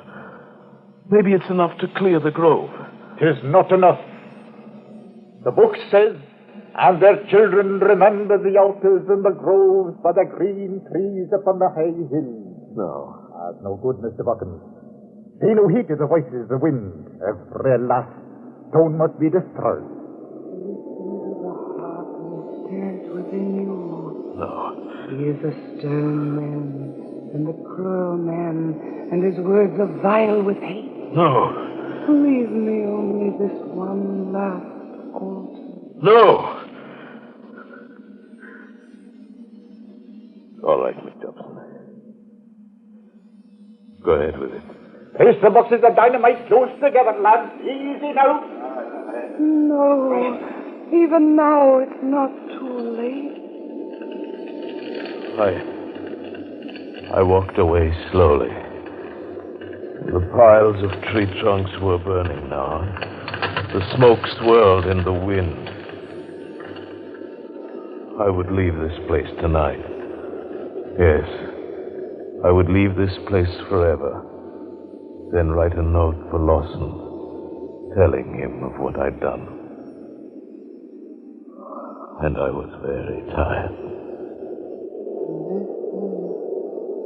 Oh, please, listen, while there's yet time. The thing once done can never be undone. And once gone, I can never return. I knew that my act, my reason told me all these things. I knew that this act that I'd committed had saved Lawson.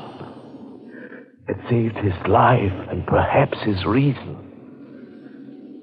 And yet I wondered if perhaps in so doing I was not driving from its very last refuge on earth. Something that was so rare and lovely.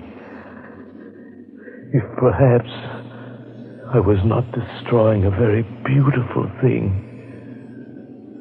A very beautiful thing forever. Stop now. Please, oh, please. All right. Let her go. No. Oh, no. No. No.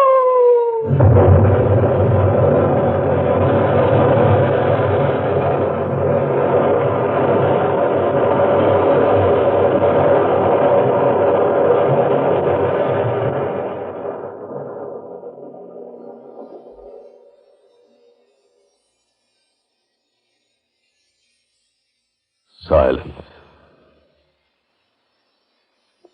Nothing but silence. And I heard the sweet voice no more. And my face was wet with tears.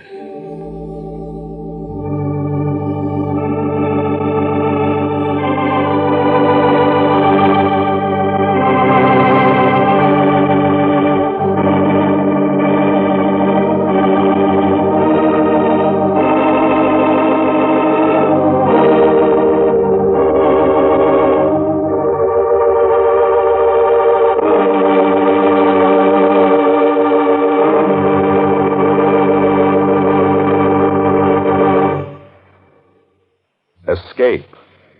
Produced by William N. Robeson, directed by Norman MacDonald. Today brought you The Grove of Ashtaroth by John Buchan. Adapted for radio by Les Crutchfield. With Paul Frees as Buchan, Bill Conrad as Lawson, Kay Brinker as Ashtaroth, Raymond Lawrence as McJobson, and Eric Snowden as Travers. Music was conceived by Cy Fewer, with Eddie Dunstetter at the console. Next week. When you're tired from working all week, when the weekend offers little diversion, next week at this time, when your problems seem just too much for you, we offer you Escape.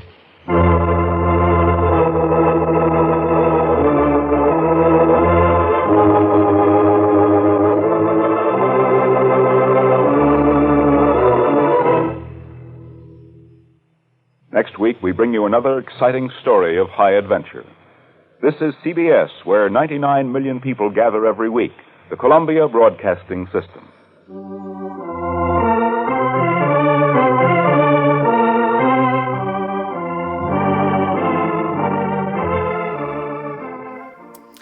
Having trouble with your roommates? A gossipy coworker? A friend who just won't shut up? Introducing the Echo Jar, Voice Swap Edition. A perfect little gift where silence is golden and vengeance is cuter with button eyes.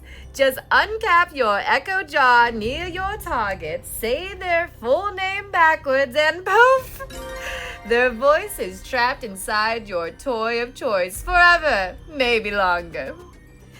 Now, your once mouthly mortal will spend eternity speaking "I'm sorry" from inside a cursed Furby or grunting in a Morse code through a demonic speaking spell. It's reusable, portable, and 100% irreversible. Of course, there are a few minor disclaimers. Yes, they will lose the ability to speak in the real world. Yes, their soul is technically no longer theirs. And yes, you may experience light haunting, doll aggression, or guilt-induced nosebleeds. But hey, they should have kept their opinions to themselves. The Echo Jar, Voice Swap Edition. Not petty, just permanent. I said I'm sorry. You are alone on a desert island with a tribe of hungry cannibals who think you are a god. A tribe of natives who would eat you rather than let you escape.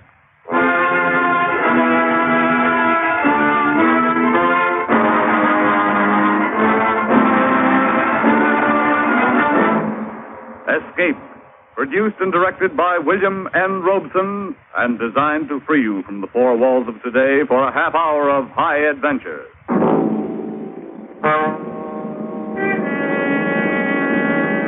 Tonight we escape to the South Seas and a cannibal kingdom in H.G. Wells' famous story, Jimmy Goggles, the God.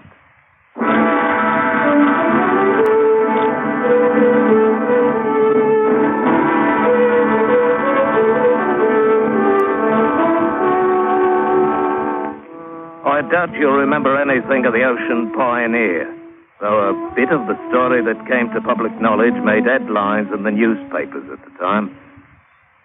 Blimey, now that I think of it, it's been over 40 years ago it happened. 40 years. And at times yet I can still wake up in the middle of the night and see that cold, dead eye of Jimmy Goggles staring at me from the darkness. It gives me the creeps even now. It all started the night the Ocean Pioneer went to the bottom of the Sonner coast. Only 2 survivors, aside from myself, came out of that wreck. Mr. Sanders, the first mate, and a seaman named Jacob. And with a bit of luck, we had enough food and water in the longboat to see us safe to Papua. Give away, lads. 3 nights will put us on dry land again. Aye, it is lucky men we are this time. All right, just one's our time here, Jacob. As it were for Captain Wells and 10 of the lads back there. Lying under 20 fathom of blinking green water they are. Ain't all that's laying back there either, lads. You meaning something by that, Mr. Saunders? Does either of you lads know the cargo we carried? Aye. Copra mostly and some spices. Not that. Lads, at Guinea we shipped aboard a chest full of gold dust. Worth 40,000 pounds. 40,000 pounds? I wondered about that chest at the time, Mr. Saunders. That chest is still back there, lad. In Captain Wells' cabin. Aye. 20 fathoms down. Yeah, it'll be a nice bit of work for the salvage company. Not necessarily, eh? What is it you're meaning to say? I'm the only man alive knew her ship's position when she sunk. So you are. Go on, Mr. Saunders. Suppose now, when we get to Papua, we give report ship struck 100 miles or so to the north.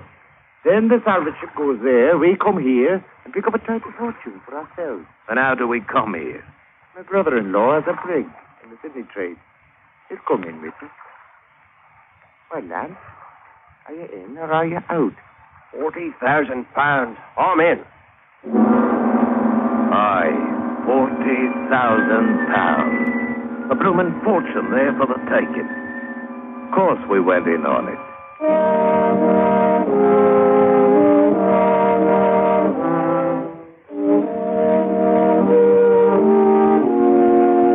Back in Papua, Saunders made the arrangements with his brother-in-law, Captain Ferguson. And a fortnight later, we set forth in the brig Pride of Banya. There were just the four of us and the diving suit. It was one of them kind of diving suits that don't have a pump or airline. Carried its own tank of compressed air attached so you could walk around on the bottom independent-like. We hung the suit on the wall in a mess room, and believe me, it was some bright times we enjoyed besides it during the 3 weeks the Pride of Banya beat into Otsana Channel. We'd wonder how long it'd be before we'd get there, and what the salvage ship might be finding 100 miles away from the wreck. And all the time acting like we hadn't a care in the world. And that confounded diving suit would sway back and forth like a regular human being it would. And the glass window in the front staring like a big eye in the middle of its fat copper head. We got so we'd talk to it like it was somebody. And we even give it a name. Jimmy Goggles, we called it. Jimmy Goggles. And every time we'd break open some rum, we'd pour a glass or so into Jimmy Goggles.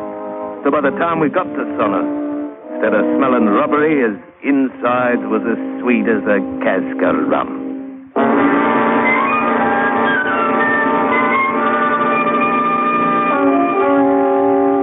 When we found the place, we was afraid to take the brig into the rocks where the wreck was lying. So we anchored about half-mile off, and all of us rowed to it in the longboat. Aye. She's still there, all right. I can see the tip of one of her masts above the water. Devil take the mast. It's the fortune below I'm interested in. Oh, fear. It'll be there, lad. Straight to the port a bit. Hey, is it still agreed? I'm the one to go inside Jimmy Goggles and make the first trip down? Aye, George. It's what we decided. Easy now. Nigh on to her. I can't say I envy you none, George. Back the oars now. Easy. There, got a line around the mast. Keep us from drifting. Better get into that diving suit, George. Right away, Captain Ferguson. Aye, just as happy it ain't me that's going down. Huh? Yeah. Why not take it? What are you talking about? It'll be cold and dark down there at 20 fathom. Might be nights that ain't good for a man to see. In the dark and alone. Jacobs, you wander on like an old woman. I reckon the look of 40,000 pounds will cure a heap of other sights. I'm ready, sir. Except to secure the faceplate. Good. You know how to operate the valve? Aye, sir. And turn on the air. George, you'll find the chest in Captain's cabin. Move it if you can, or see about the chances of getting a line on it. Right, Joe. And good luck. Aye, good luck. Good luck. Well, cheerio, lads. I closed the little glass window in my helmet and fastened it. Then I edged toward the stern. Saunders was saying something, but I couldn't make out what it was. We didn't have no ladder, so I slid over the stern and hung there by the gunwale for a minute with the helmet out of the water. I took a last look at the light of day, and I let go.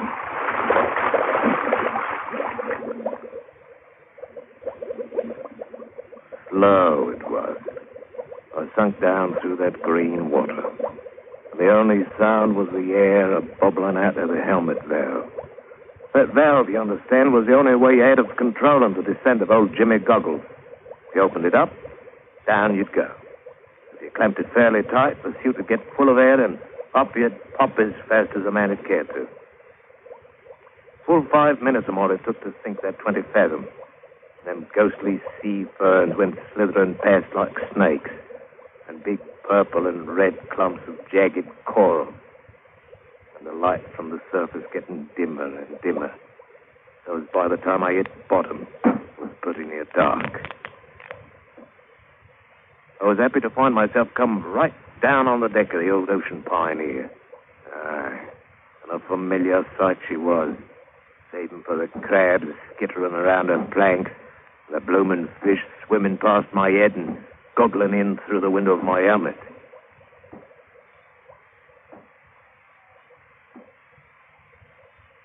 I made my way to the deck cabin. Right before the door, I stumbled onto a blinking skeleton, lying there on the deck as peaceful as you please.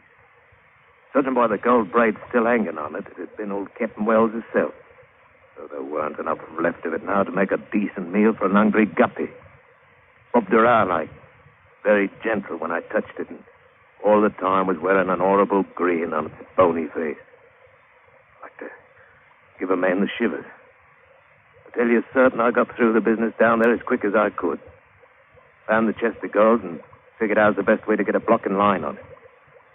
But even so, it must have been an half hour before I clamped the air valve and started for the top. Halfway up, something hit my helmet and slid on down past. I found myself looking right into the blooming face of First Mate Saunders. His mouth was hanging open, and a kind of pink smoke was drifting out of it and making a cloud in the water. I saw he had a spear run through his neck from one side to the other, and he was dead on the mackerel. He sunk on past out of sight, and then Jacobs drifted down from above, and I could see his head was all twisted to one side like and his neck was broken. He was dead, too. Then it hit me. The lads on top had been massacred by a boatload of them bloomin' heathen savages, and like as not, if I poked my head out, the same would happen to me. Oh, blimey. I cracked open the helmet valve and shot down toward the bottom. I sat down there on a sunken rock for nigh on to 15 minutes, I guess, trying to figure out what to do. But any way a man would look at it, there weren't but one answer. So finally, crazy as it seemed, I got up and started out to walk ashore.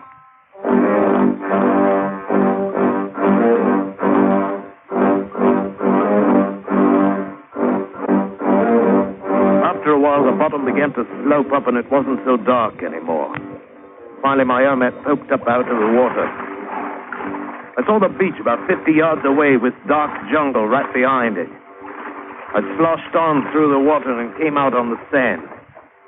Then I opened the faceplate in Jimmy Goggles' head and cut off the air from the tank and took a deep breath of the natural kind. That's when I saw them. At least 100 blinking savages painted up like banshees. It stepped out of the brush and started moving toward me, slow, beating soft on a couple of drums and growling low and evil-like. Well, George Herbert, you're in for it now, I tells myself. Half a mile of underwater walking and you're still forgetting your bloomin' throat cut. I snapped the faceplate partway shut and cracked the air valve a bit. The diving suit swelled up like a blatted frog. And I started walking toward them. When I got close, they moved back along two sides of a kind of path, and I walked right down the middle of it. It led back into the jungle, and pretty quick we come out in a little clearing with a grass hut standing in the middle of it. And sitting in front of the hut was an heathen idol, carved out in koa wood. Was grinning about as hideous as he ever hoped to see. And the idea hit me. I was in a spot. It couldn't be much worse, and maybe it would work. The natives seemed to be awed by Jimmy Goggles already. So I reached out and gave the idol a great push, expecting any second to feel a spear through my gullet. I looked up. Blimey, if them heathens weren't down on their faces, worshipping like mad. It had worked. Oh, not me, you understand. Except in the manner of speaking. It was Jimmy Goggles with his copper head and his one glass eye, with me inside him. They'd seen him walk up out in the sea, and they figured he was a god. Old rum-soaked Jimmy Goggles. A regular bloomin' god.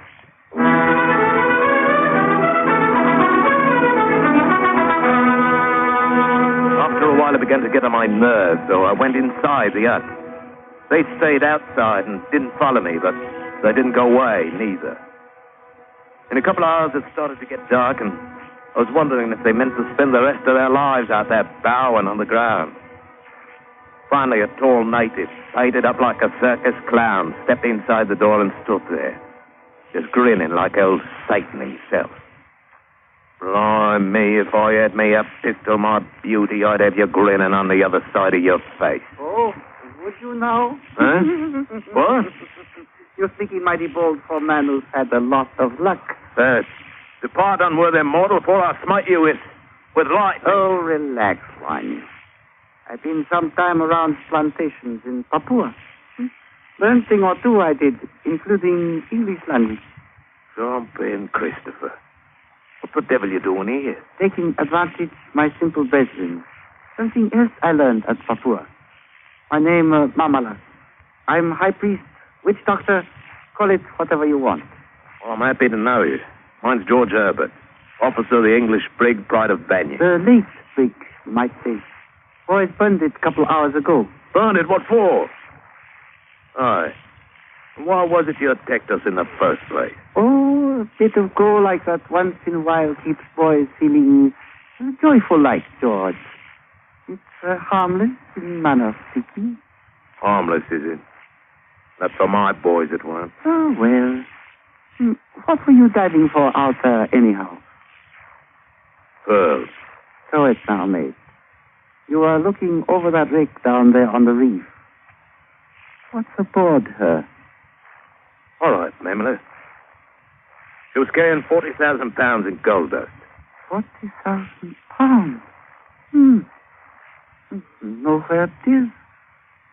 Aye. We could use 40,000 pounds, couldn't we, George? I'm listening. We might make deal. You keep on being the god, and I be your high priest. You can't talk their language anyways. Between us, we'll have him eating out of our hands. Meanwhile, we'll figure a way to raise gold off the bottom. Hold off. You mean I gotta go on wearing this bloomin' suit all the time? Only if you want to stay alive. They found there was man inside it. I tear you to pieces. Oh, me, it ain't all it's cracked up to be being a god. At least you're alive, mate. And we'll both be rich. Aye.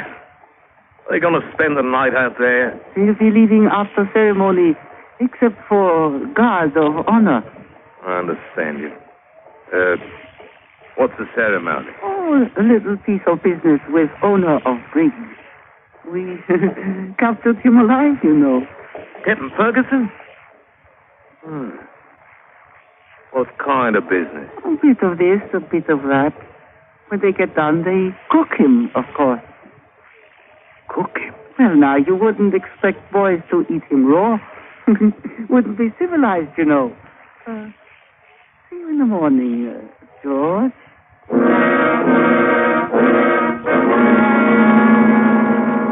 Oh, it was pretty horrible, all right. But what with one thing and another, I didn't feel as bad about it as I might have. After all, I hadn't known the captain too well anyhow.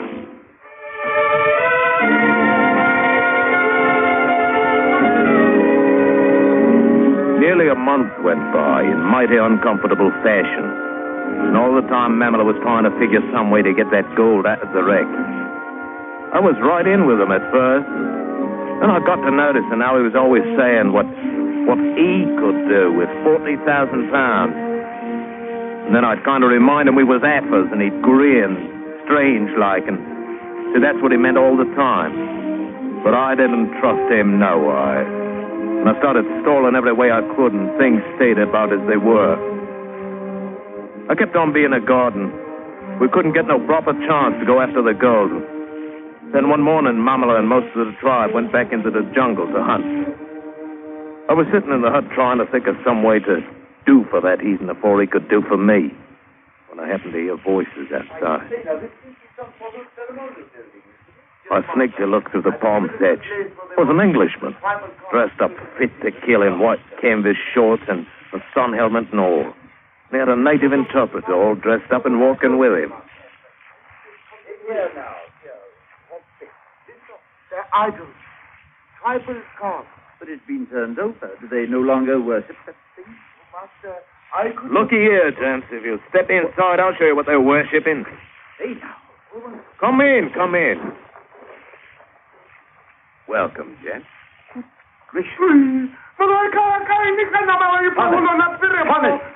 Stop that heated chattering. I taught you better. Oh, now take it easy, lad. Nothing but a diving suit, you know. Yes, of course. I saw that. Who are you, anyway? Yeah, no, that's not the asking name, seeing as I didn't ask yours. There's no objection to telling you, sir. It's Bender. I'm with the Royal Anglico-Bethune Missionary Society. No, not really. Please, no profanity. Might be a slip. How'd you get here? By sailing cutter, down coast from the Bankiel Residency. Well, you've had a bit of luck. If the boys was here, you'd be in a proper fix by now. Oh, I dare say we'd be in no danger. No danger, huh? What is it you'd call being cooked like a pork tenderloin? Have they done it to one of my friends? An adventurer, no doubt. But the natives are well aware that if anything happened to me, there'd be a gunboat here from the residency in 48 hours. Oh, that's how the wind blows, is it? It is indeed. And may I ask why you're masquerading in that diving rig? Aye. To keep from getting myself killed, that's why. The natives think this blinking rubber union suits a regular god. I see. And you've been preying on their childish credulity. Childish it may be, Mr. Bender, but they've got full-grown teeth. Aye, and I've seen them in action. Well, you'll simply have to take your chances, because I'm going to expose you. You know, you can't be doing that. Well, if they was to find out I was a human being, they'd do me in for fair. Well, I'll help you as much as I can, but you should have thought of that before you tried exploiting them. But you can't let it happen to a fellow Englishman. Then why don't you leave now, while they're away? You'd likely be able to get aboard the ship that's working a mile or so down the coast. What ship? Some salvage vessel looking for a wreck. They think it might have drifted down the channel from the north. Oh, it just might have it there. They might find it. Mr. Bender, I'll make you a proposition. I won't promise anything, but I'll listen.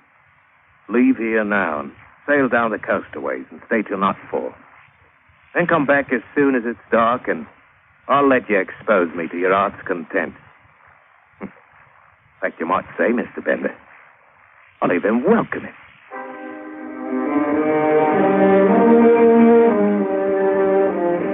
Weren't nothing else to do. If that salvage ship found who I was, I'd be in it for good. They'd know by now that we'd filed a false report about the position of the wreck, so we could get the gold for ourselves. They'd put me in the brig for sure. And if I tried to leave with Bender, he'd turn me into the first British resident we come across. I had no chance at all at the 40,000. And if I stayed here, like as not, I'd end up parceled amongst 100 heathen stomachs.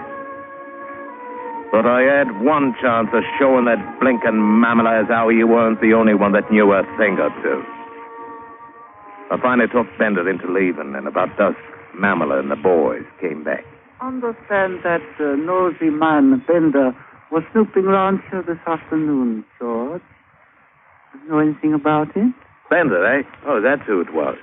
I saw him prowling around the clearing, but he didn't come inside the hut. I'd have given him what for if he had. It's a good thing he didn't. It's a blasted nuisance, always interfering with established customs of the people. Like witch doctors, eh, Mamela? Gods, too, George. He'd do for you quick, and he would be. Why don't the boys just eat it? No. That would be too dangerous. He'd be missed and they'd send gunboats. Not still around here somewhere, is he? No. Women say he sailed on south. Good. I'd just as leave not meet him face to face. It was for him with that face you're wearing. Aye, and I'm nigh on to being fed up with wearing it. Mamela me, auntie.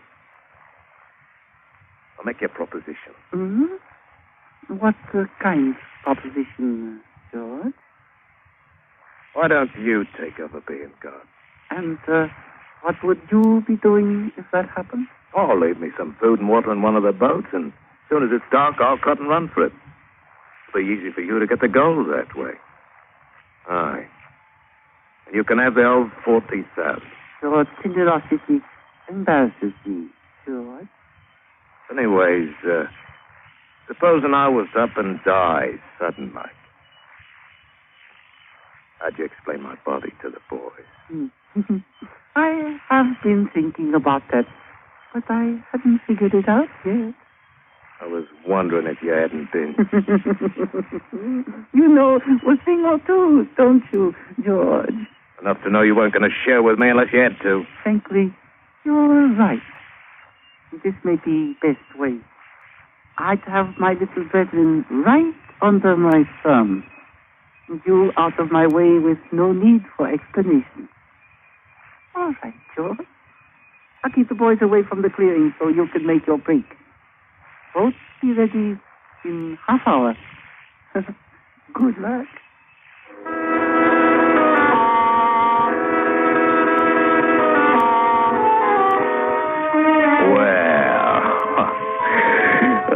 It's working out just as nice as you please.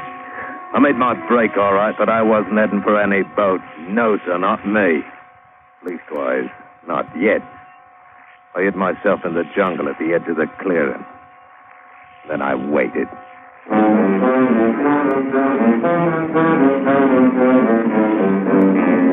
After a while, them savages started drifting back into the clearing, and pretty soon Mamela, all dressed up in Jimmy goggles, came out and sat in front of the hut, the way I'd been doing every night.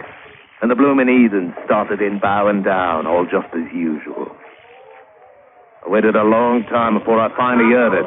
The commotion starting over at the far edge of the clearing and coming closer. It was Bender and his boy Friday, walking through the crowd to where Jimmy Goggles sat with Mamela inside him. The crowd moved aside and let him pass, but you could tell they were just waiting for that one-eyed god of theirs to knock him stone dead. He stopped in front of the hut. All right, I'm back. Suppose you carry out your part of the bargain and take off that... Get out, you fool! I didn't really believe you were honest. All right, Thomas. Tell the natives this is nothing but a man dressed up. Hey, Connie! Hello, Kanakamakano!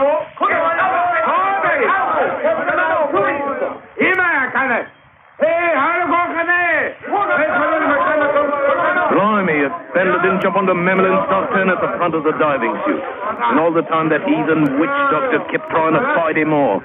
And it seemed as though Mamela hadn't known how to fasten the helmet properly, because suddenly it tipped back on his shoulders, and there he was. A face them savages knew as well as their own offspring. And they didn't like it even one little bit. Aye. They'd been taken in by one of their hometown boys, so to speak, and they weren't for having any. They didn't harm Bender none, but they shoved him off to one side. They made one grand rush for Map. And they got it. And blimey, if what happened then wasn't downright uncivilized.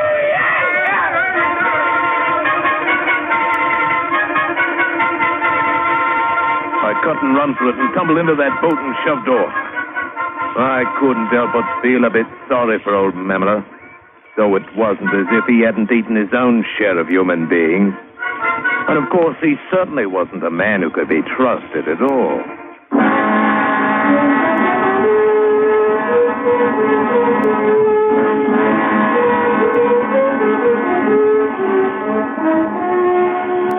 Well, it was a long time after, before I heard how Mr. Bender made out. Seems as though he couldn't get them bloomin' heathens to listen to him at all. Then one day he hit on the idea of climbing into that diving chute. And from then on he had a crowd around every time he'd open his mouth. As far as I know, old Jimmy Goggles may still be down there somewhere. With his battered copper head, and his rummy smell, and his one glass eye. He may still be doing business. Right down there at the same old stand.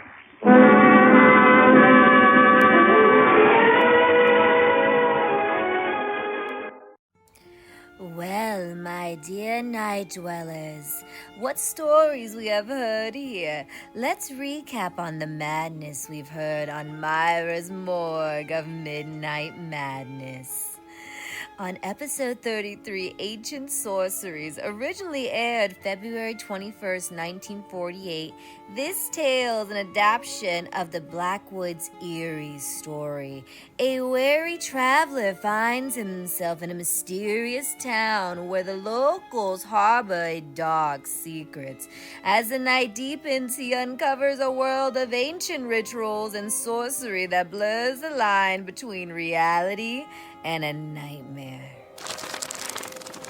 Episode 34, How Love Came to Gilday, broadcast on February 28, 1948. This story delves into the life of Professor Gilday, a man of logic and reason who becomes a target of an unseen obsessive force of affection. As an entity's love turns into torment, Gilday's world spirals into madness. Episode 35, The Grove of Astaroth, aired on February 29, 1948, and this episode is based on John Burke's tale of a man who inherits a remote African estate. There, he discovers a sacred grove dedicated to the goddess Astaroth. As he delves deeper, he becomes entangled in ancient rites and faces the wrath of a forgotten deity. 3 tales, each descent into madness, power, and the unknown. Remember, my darlings, in the world of escape, the only way out is through. Let's continue on with Escape. Afraid to face the tax collector tomorrow? Fed up with high prices? Want to get away from it all? We offer you Escape.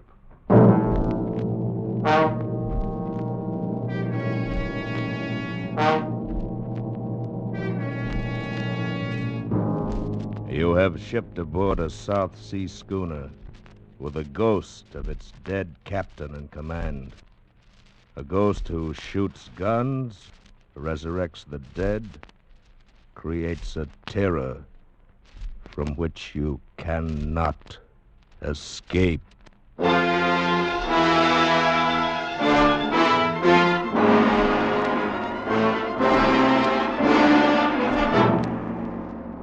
Escape, produced and directed by William N. Robeson, and designed to free you from the four walls of today for a half hour of high adventure.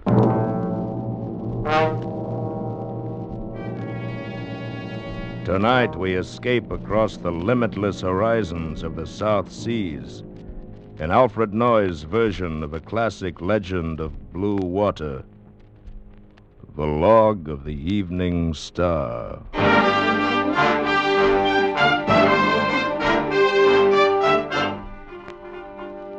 Tahiti, French Oceania, June the 19th.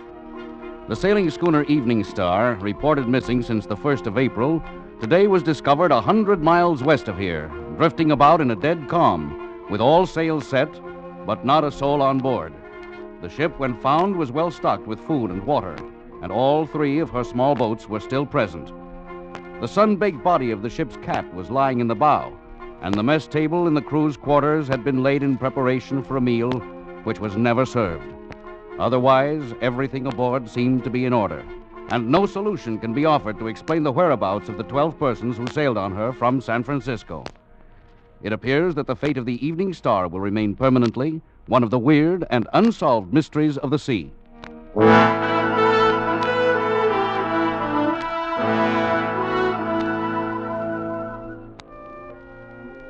My name is Harper. I'm first mate of the South Sea schooner Evening Star. I'm writing this because I believe it my duty to make some record of the terrible things which have just occurred. Events I can't possibly enter in the ship's log.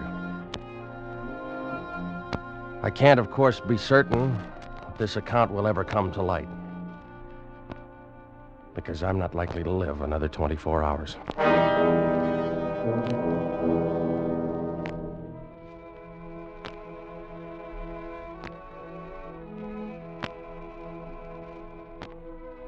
I guess I should have been able to see it 3 weeks ago, on the day we sailed from San Francisco, but I didn't. I remember I was standing on the deck of the Evening Star, talking to Cato, the cook, while we waited for Captain Burgess to come aboard. We were due to sail in a half hour. Where you think we go on this trip, Mr. Harper?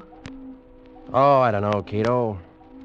Marquesas first, then Tahiti, Maybe on to Australia.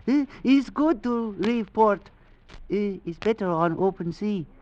You said it. Will seem very strange this trip without Captain Dayrell. Yeah.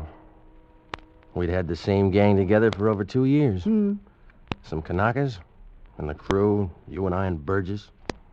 Dayrell. Hard to believe he's been dead 4 months now, isn't it? Yes. Captain Dayrell was proud man. Was good captain. It's too bad he died. Yeah. Well, Burgess will make a good skipper, too. He was all right as first mate. Why he no come on board yet? Captain Burgess? Hmm. Well, I don't know. Just can't bear to leave that new bride of his, I guess. You have seen her, Mr. Hopper? You know her, maybe? No, I haven't. He's been staying down the coast somewhere ever since he got married a couple weeks ago. I don't even know who she is. New wife, new command. Oh, he's a lucky man. Cato, I got a strong hunch you're a sentimentalist down underneath. Oh, it's possible, Mr. Hopper. It has been said... Hey, Cato, there's Burgess now, coming down the pier. Oh, is somebody with him, too? Yeah. Guess she's come down to see him off, huh? At least we'll get a chance. No, that's Mrs. Dayrell. Yeah, maybe she go on ship, too, just like old time. No. She wouldn't want to sail on the ship her husband died on. I wonder... No. Mr. Hopper, look. 3 birds fly around the mast. Yeah. I see him, Cato. It's very bad sign. Very bad. Well, I don't know what you mean by that, but... Mr. Hopper, is everything in order? Oh, right, Captain Burgess. We can sail any time you want. How are you, Miss Dayrell? Why, just... Dayrell? Oh, yes, of course. Mr. Hopper, even though you're already acquainted with the lady, I'd like to present my wife. Your wife? We were married 2 weeks ago, Mr. Harper. I'm sailing with you on this trip. Well, that's fine. I'm glad to have you aboard, Mrs. Burgess, I mean. Well, it'll be like old times. Old times, Mr. Hopper? Well, I mean, all of us together and everything. Well, congratulations to both of you. Thank you, Mr. Harper. Look, I brought Satan along, too. He wouldn't miss this trip for anything. Yeah, he's right at home. How are you, Satan? Would you like to look over the clearance papers, Captain Burgess? I got them right here. No, thank you, Mr. Hopper. I'll assume they're in order. We'll sail as soon as as soon as my wife's trunk comes aboard. Yes, sir. I'll be in the cabin if you want anything. Cato, would you take Satan and give him something to eat? I think he's hungry. Yes, Missy. I'll take him right now. Come on, Kitty. We'll go find something to eat. Well, Mr. Harper, we're all together again. That's right, Miss Burgess. We've even got Satan on board. Yes. All of us, except my husband. Your husband is down in the cabin, Mrs. Burgess. You mean we're all here except Captain Dayrell?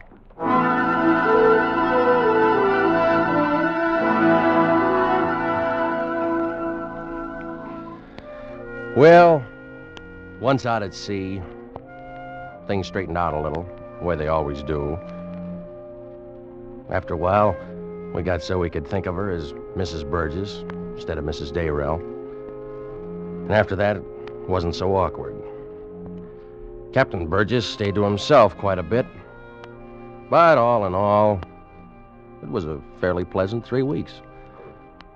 Up until yesterday afternoon.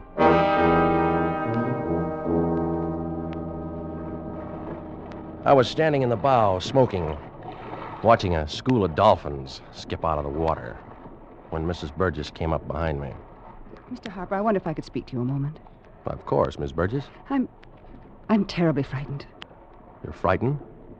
What about? Is he around anywhere? Is who around? My husband. I don't want him to hear me. What? Now, Mrs. Burgess, I can't listen No, to... please. You're the only one I can turn to. We're all in terrible danger, you know. Danger? What are you talking about? Mr. Harper, do you have any reason to think my husband may be not quite himself? Not quite himself? In what way? Do you think he may be insane? Of course not. Yes, but you don't understand. I understand one thing, Mrs. Burgess. I'd better get back to my duties. I quite agree with you, Mr. Harper. Captain Burgess. I believe you really should stay in the cabin, my dear. It's far too windy for you up here in the bow. Yes. I was just going. I'm going right now. She has a rather delicate throat, Mr. Harper. Catches cold easily. Used to be a singer, you know. Yes, sir, I know. Oh, yes. Yes, of course you do. Well, don't pay too much attention to anything my wife might say, Mr. Harper. She's upset. Just don't pay any attention to her. Something was wrong, all right. No question of that. But I couldn't figure what. I couldn't think of any terrible danger. It seemed more likely it was Mrs. Burgess who was not quite herself.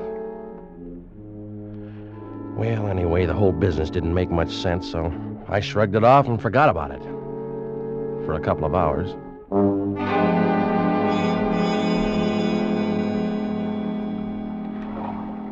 It was just at dusk. Most of the crew was below decks. I was sitting on the after hatch, scratching the ears of Satan, the ship's cat. The sun was just dropping past the horizon, and Satan was purring, meowing. Everything was pretty peaceful. Until I heard those voices coming from Captain Burgess' cabin. He acted, you told him. No, really, I didn't. I wouldn't tell anybody. You know I wouldn't. It wasn't a matter of eavesdropping. They'd even forgotten anyone might hear them. You don't know. You're only saying it. I mean it all right. Then you don't care about me. If he were alive, I'd still be with him. You can say that when you know about the thing that's here on board with us? Oh, it's your imagination. I told you that. Imagination, eh? Is that what you told Harper? Is it? No. Don't! Answer me! Let go, Look out, Satan. This is what he wants me to do. Captain Burgess! Captain Burgess! Yes, Mr. Harper. What is it? I wondered if you wanted Cato to bring your dinner here to the cabin, sir. No, Mr. Harper. I'll eat at the wheel. Yes, Going sir. aft now. Tell him to bring it up right away. All right, Captain Burgess. Mr. Harper, listen carefully. You've got to help me. All right. How? Meet me on the afterdeck as soon as it's dark, in an hour if I can get away from him. Did you want something else, Mr. Harper? No, sir. Nothing else, Captain. And suppose you go about your duties. But your wife, sir. Doesn't she want something to eat? She does not, Mr. Harper. She's indisposed. She does not wish to be disturbed. Is that perfectly clear?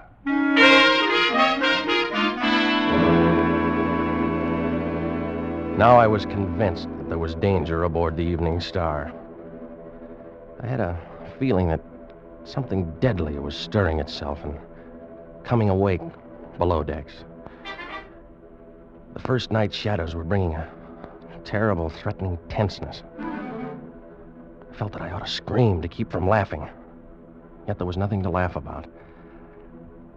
I was quite certain that if I hadn't knocked on that door, Captain Burgess would have killed his wife.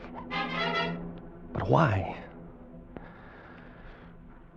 Well, I hadn't found any sensible answer by the time Cato brought a tray of food to my cabin. Good evening, Mr. Harper. Oh. Put it there on the chart table, will you? Thank you, Mr. Harper. How's it look on deck, Cato? Oh, Dick, I do not understand you, Mr. Harper. I mean, well, is it dark yet? Oh, it's get dark soon, I think. And I think, too, tonight is not good night. What do you mean by that? Is something bad on board ship, Mr. Harper. I no understand what. I no see it, I no hear it, but inside I sense it all the time grow bigger. Well, that's your imagination, Cato.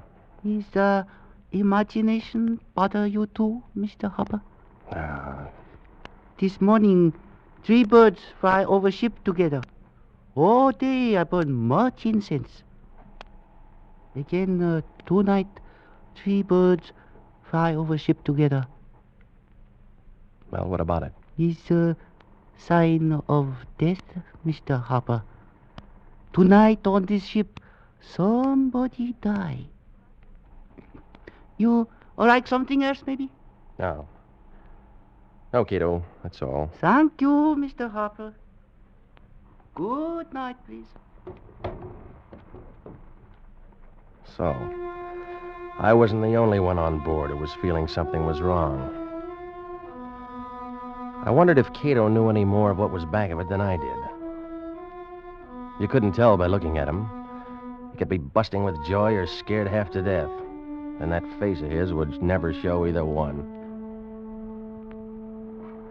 Anyway, 10 minutes later, I was out on the dark fantail, watching the moon cast shadows from the rigging. After a while, I heard her calling my name.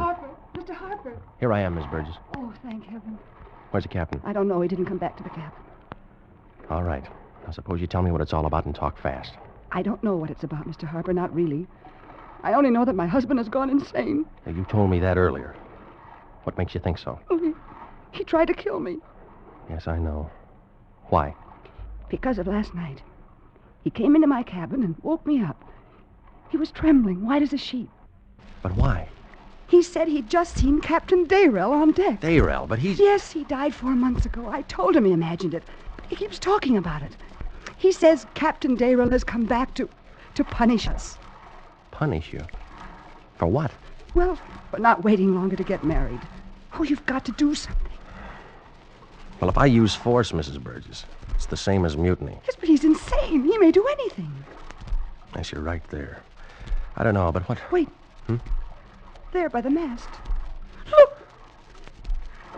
It's Dayrell. No! Oh, no! There wasn't any doubt about it. The moonlight behind him threw his shadow toward us on the deck. And he had on that tall, peaked cap and the white muffler he'd always worn when he was alive. He didn't move, didn't say anything. Just stood there, looking at us. No, please! Miss Burgess! No! Before I could stop her, Miss Burgess turned and ran for the rail and jumped overboard. One of the Kanakas saw her, grabbed a life preserver, and went in after her.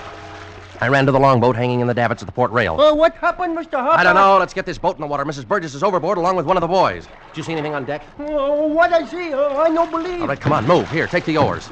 Schooner's not got much steerage way, so they shouldn't be far astern. Come on, come on. Hey, somebody's shooting on deck. All right, never mind. Keep rowing, will you? We'll find out about it later. We've got to pick up those two before they go under.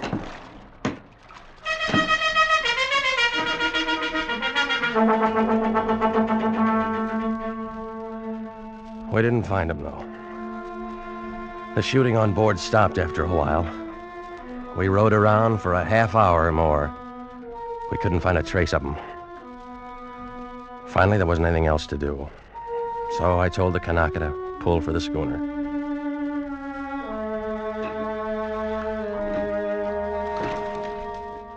We were about 10 yards away from the side when... Hey, Mr. Harper, look! I looked up at the rail, and there stood Dayrell. He didn't say anything, just stood there. He had a gun in his hand. Dayrell, what are you trying to do? Grab that oar, Joe. We got to get away from him. Joe, I said... Oh!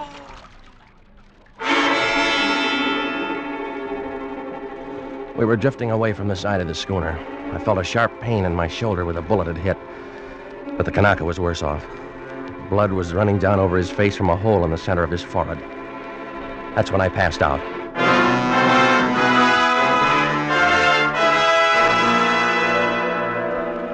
When I came to, it was broad daylight. The boat I was lying in was bumping up against the side of the schooner. And Captain Burgess was calling down to me from the rail. Mr. Harper, are you alive? I'm all right, Captain Burgess. It's been a horrible night, Mr. Harper. But it's all right now. Can you help me aboard, sir? Yes. Can you lift up your arms? Yes, sir. Here. Easy now. Cato, give me a hand here. Careful now. All right. There. It's a pretty bad wound. I'm kind of weak. Guess I lost a lot of blood. Sorry about your wife, sir. We couldn't find her. I know. There's only 3 of us left alive on board now, Mr. Harper. You and I and Cato here. What happened? You may not believe it. It was Captain Dayrell. Yes, I saw him. Got a hold of the ship's guns and killed the whole crew. Locked me in the cabin while he did. But he's dead, Captain Burgess. We buried him at sea 4 months ago. No matter. He's come back now, Mr. Harper. It's his ship, the Evening Star is, and he wants it. No, it's not possible. The man is dead. That's what his wife, my wife, said when I told her I'd seen him. Said I was crazy. I think she knows better now. Maybe we could search the ship. Cato and I went through it at daylight this morning. We found nothing. Well, there has to be some explanation. There is. The wicked shall be punished for their sins. What do you mean by that? Nothing, Mr. Harper. Nothing at all. Well, I was his friend. Always thought a lot of Captain Dayrell. You know that, don't you, Mr. Harper? Yes, sir. It's all right now in the daylight. But he'll come back tonight as soon as it's dark. It's only the three of us now to face him, Mr. Harper. 4, if you count Satan. And I'm thinking there's more than one Satan on board this ship.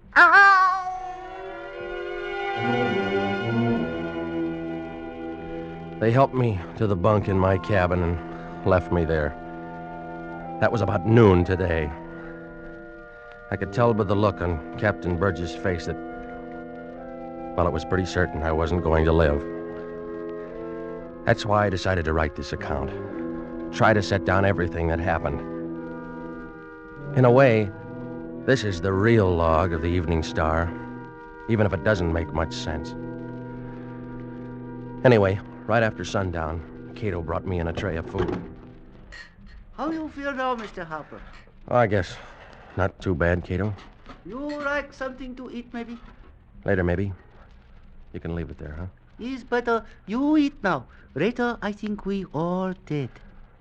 Has anything happened yet? It's not dark yet. When it's dark, then he come. Yeah. Where's Captain Burgess? I no see him. He's hide somewhere, I think. Cato, all those who were killed last night, what happened to their bodies? He's buried in sea. This morning I helped Captain Burgess. You like something else, maybe? No, thanks, Cato. Then I go burn much incense, make peace with many gods. For last time now, I think. Goodbye, Prince. I lit the lamp over the bunk, and I lay there for a long time. I don't know how long. I didn't know where Captain Burgess and Cato were, or what they were doing. I kept waiting to hear the sound of shooting. Kept lying there, dreading it. And then gradually, I began to realize that somebody was singing on board, way off. And I knew that voice. I'd heard it somewhere before, singing the same song. It was Mrs. Burgess.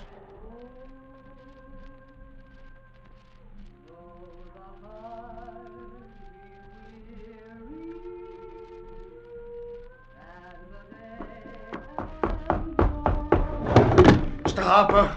Mr. Harper, do you hear it? I hear it, Captain Burgess. What in the name of heaven's going on? It's her. She's come back, too. She's in there with him now in the cabin. Oh, that's impossible. She drowned last night. She's dead. They're both dead, but they've come back. They're in the cabin now, and she's singing for him. She never sang for me, Mr. Harper, but now she's singing for him. Come, Mr. Harper, you've got to help me. I tell you, they're both in the cabin right now. Yes, sir. I don't know. Oh, you're too weak. I forgot. I'll go alone. I'll stop them somehow. I've got to stop them. I pulled myself up in the bunk, and I put my feet on the floor.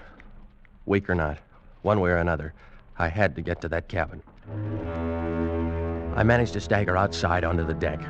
Captain Burgess had disappeared somewhere, and there was no sign of anything moving there in the moonlight, except Satan the cat, who came up and rubbed against my ankles.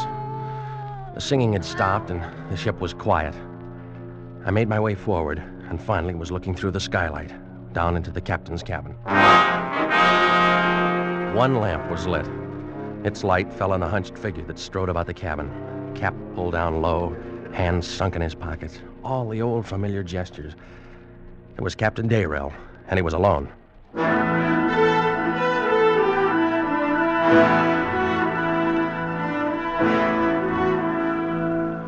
I crouched there with the skylight, shivering from the night wind and from the terror inside of me, watching that awful figure. After a while, it walked over and stood beside the phonograph. Then I realized where that voice had come from. Dayrell had always been crazy about his wife singing, and he'd made a lot of records of her voice. He was playing one of them now.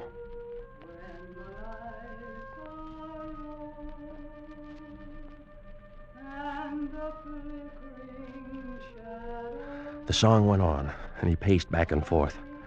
I still couldn't figure it out.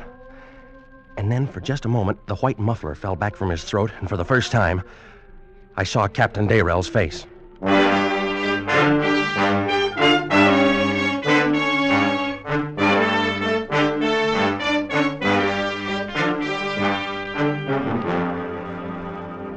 I'm not sure how I managed to stumble back here to my cabin.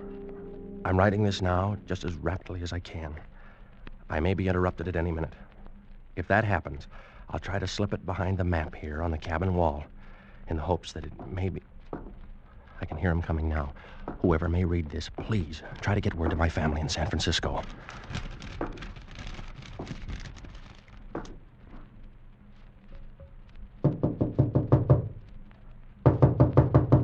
Yes? Come in. I thought you might be asleep, Mr. Harper. How could anybody sleep, Captain Burgess, as long as Dayrell's loose on board? Yes, that's true, Mr. Harper. Should have seen him down there in the cabin. And her, too. He was walking up and down as proud as ever. And she was singing for him, just like she used to. You should have seen him. I did see him. She never sang for me like that, not at... You saw him? Did he look natural? Just as always? Captain Burgess, it was you I saw, dressed up in Dayrell's clothes that were stored in the sea chest there in the cabin. Oh, no, Mr. Harper, you're mistaken. It was his spirit come back to punish us. It was you all the time, you who fired those shots last night. You're insane. That's what she said, too. That's because he told her. Because it's the truth. Now he's been talking to you. He's talked to nobody. He's dead. And you've never seen him except in your own guilty conscience. Just what is that guilt, Captain Burgess? Did you kill him? Oh, don't! Don't say that, Mr. Harper. I was his friend. I thought a lot of him, and Mrs. Dayrell, too. Everybody knew we were friends. Did he tell you that? You're completely mad. Don't say that, Mr. Harper. I've got to save you from him. He talks to you, and you're weak, and you can't run away. I've got to save Captain you. Burgess, put on that gun. Don't! Got to don't! Save you! Got to go someplace where he can't find us, Mr. Harper. Go up deck. I'll take you, Mr. Harper. Come on. Don't worry. I'll save you from him. It's his ship, everything on it, and he wants it back. We've got to give it to him, Mr. Harper. Got to let him have it. Got to get off the ship. Captain Burgess, what has happened? It's you! Dayrell! Go away! It's no, Captain Dayrell. It's me, Cato. You can't stop us, Dayrell. I'll show you. No! You see, Mr. Harper? I killed him. Dayrell. Now he can't stop us. There he is again. There by the mast. See him, Mr. Harper? He's coming this way. He won't stop. Got to get away. Got to save you, Mr. Harper. Here's the rail. I'll help you. There! See? He's gone, Dayrell. Now, there's just me. And I'm going, too. You see, it's all yours now, the Evening Star, just like you wanted it. No, stay back. I'm going.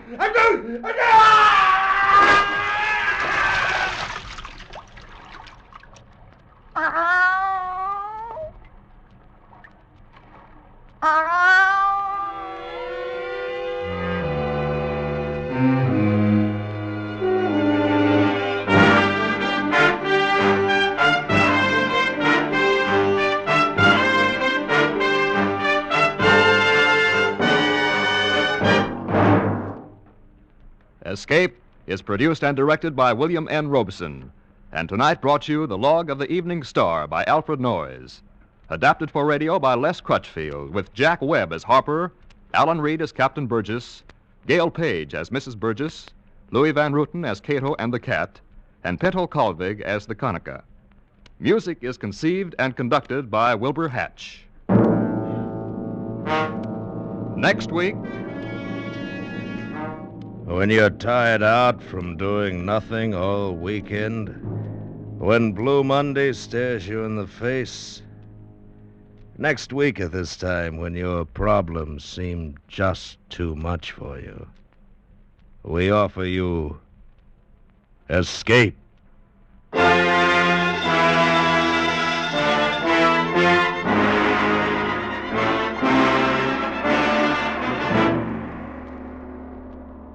Next week, we bring you another exciting story of high adventure.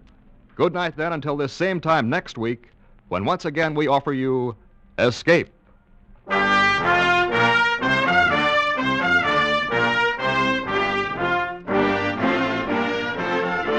This is CBS, the Columbia Broadcasting System.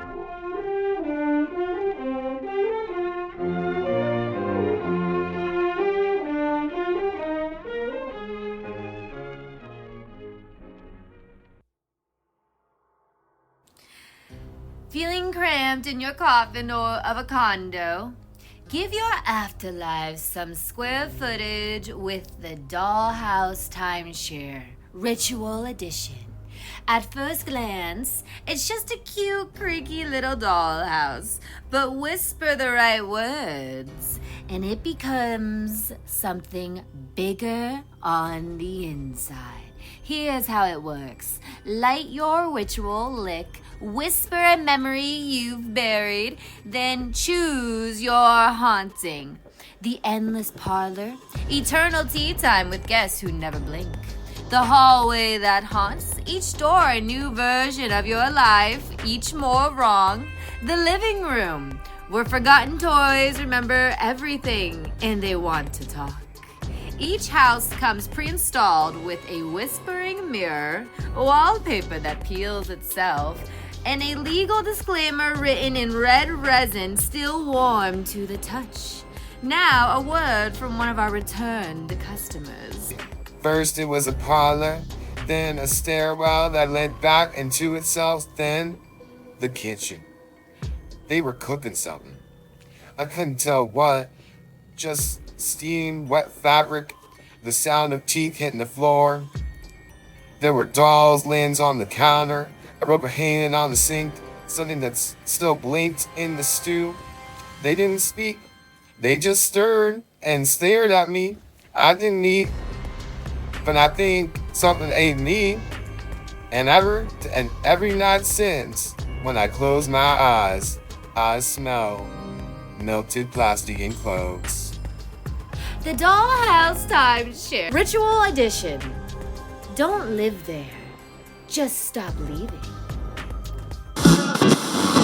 Have you shaken that spring cold yet? Wondering if you'll get a new Easter bonnet this year?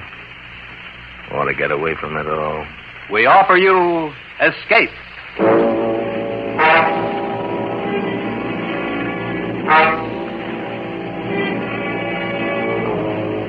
You were aboard a Chinese junk run aground off the coast of Borneo, and paddling toward you are the canoes of the deadly Dayak headhunters.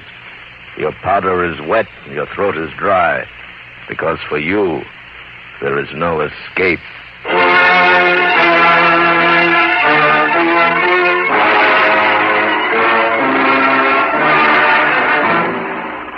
Escape, produced and directed by William N. Robeson, and designed to free you from the four walls of today for a half hour of high adventure. Tonight we escape to the Orient of 150 years ago, to the Manila of 1790, in Richard Matthews Hallett's story of a wooden ship and an iron man. Misfortune's Isle.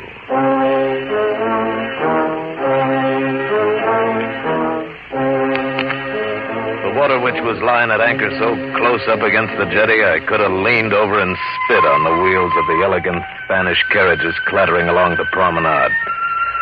And that's exactly what I felt like doing. I'd been away from Salem for 3 years now. 3 years of sailing a trader brig through the China Seas and south into the Spice Islands. All for what? The whole thing had grown stale suddenly. I was plainly and simply bored. Young Poe stood beside me there at the taffrail and tried to console me with philosophy. He'd anchored his sailing junk alongside earlier in the day and come aboard to renew a friendship that started 2 years before at Tientsin, when I hauled him out from under an executioner's axe. He was under it because he just sold me 6 fine fat pigs without remembering they happened to be the sacred property of the Tianjin Temple. Oh, Yang Po was a real philosopher, all right. Anyway, my friend, I reserve my sympathies for the poor. You have gained much wealth in trade. Aye, and a few measly gold pieces. But the trouble is, out here, a man can't go it on his own. He needs backing. What more backing could a rash man desire than those 8 brass cannon at the rail? Aye, they're fair guns, all right. But it's a flag I'm speaking of. Do these unworthy eyes not see a pin up there at the masthead? The bunting of Salem swings no weight out here. In the south, it's the Dutch who call the turn. On the coast, the British, and here in Manila, it's the Spanish. Man had... Young Po. There she comes now, in the second carriage there. That's the 4th time since high noon she's come past. 4 fine horses and 2 footmen. She rides in style. Watch. She'll look up at the ship. She has every time today. There, you see? That one. The little caged bird. You know her? I know of her. She is wife of Don Narciso Crispo, the Spanish nobleman who is Captain General of the island south of Zamboanga. He is in residence here in Manila. She looks very sad. Why is she called the little caged bird? One glimpse of Don Narciso would answer your question better than 1,000 words. She's very beautiful, too. I'll swear she looked back and smiled just then. Captain Arad, once in pity, I set free a parakeet which I had found caught in a net. I still bear a scar from its beak. Some things may be worth taking chances for. I find it so much simpler to go to sleep and dream of maidens on the moon. Oh, but the moon's too far away. Hey, Rad, where are you? Huh? Oh, up here, Michael, on the quarterdeck. Then the honorable red-headed one is still your first mate? Aye, that he is. What's the matter, Michael? Matter indeed. Haven't you heard all the excitement in town? I've been Young fool, haven't they hung you yet? This unworthy one is touched by your concern, Mr. O'Kane. What do you mean by excitement? I've been on board all day. Now, last night, with all the soldiers on guard and the stone ramparts and all, a band of pirates slipped ashore down coast and got through into the city. Pirates? Aye, 10,000 bushels of misfortune.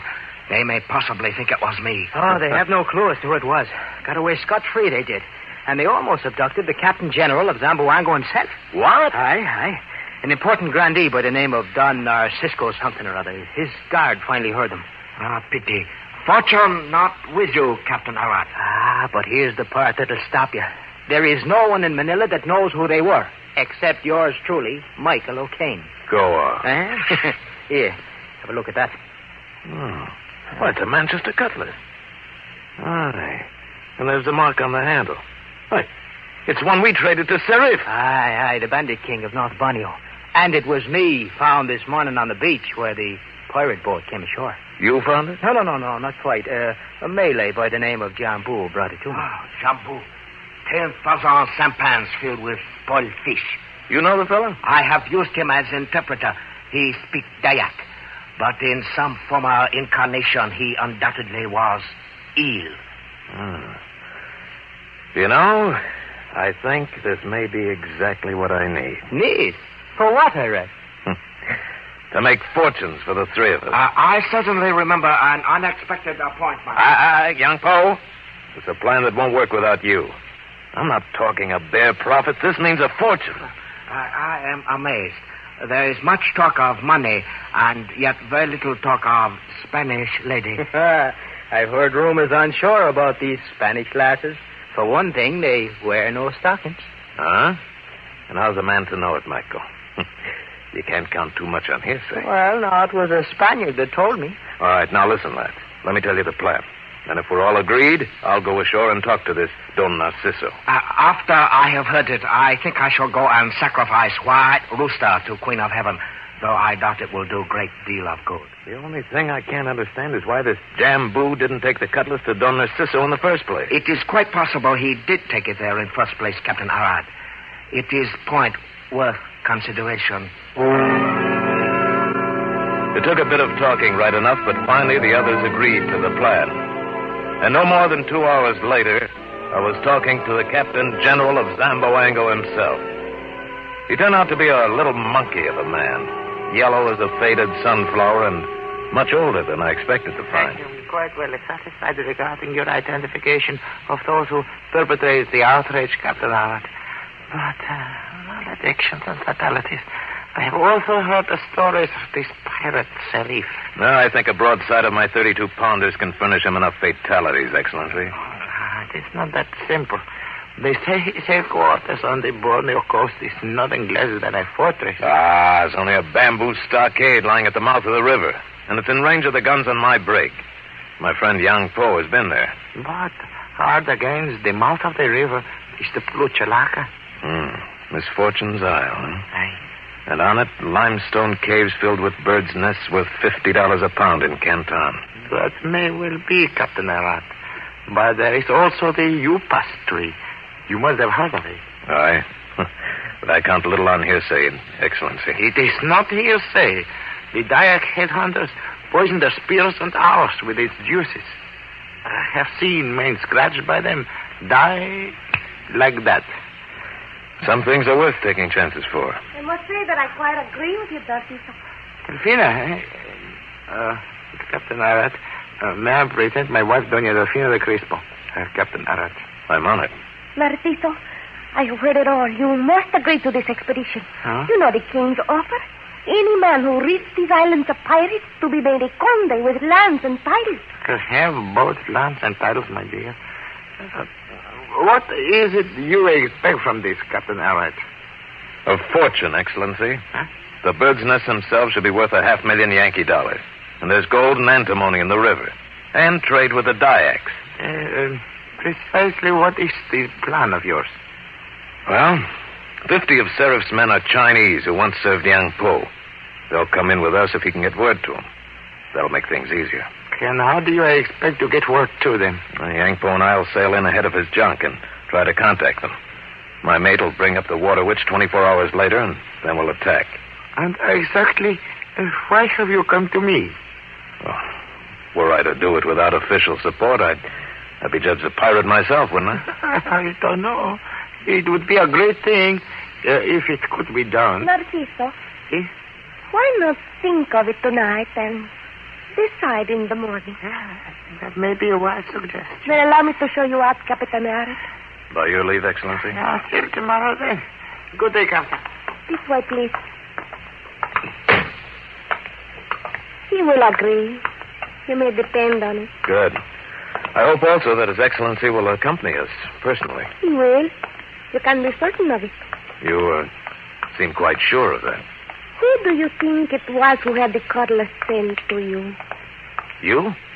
Here is the door, Capitan. I will say, adiosito now. In our language, it means goodbye for a little while. For a little while, huh?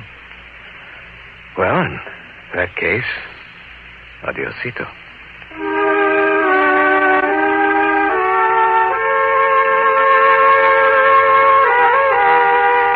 Delfino was right.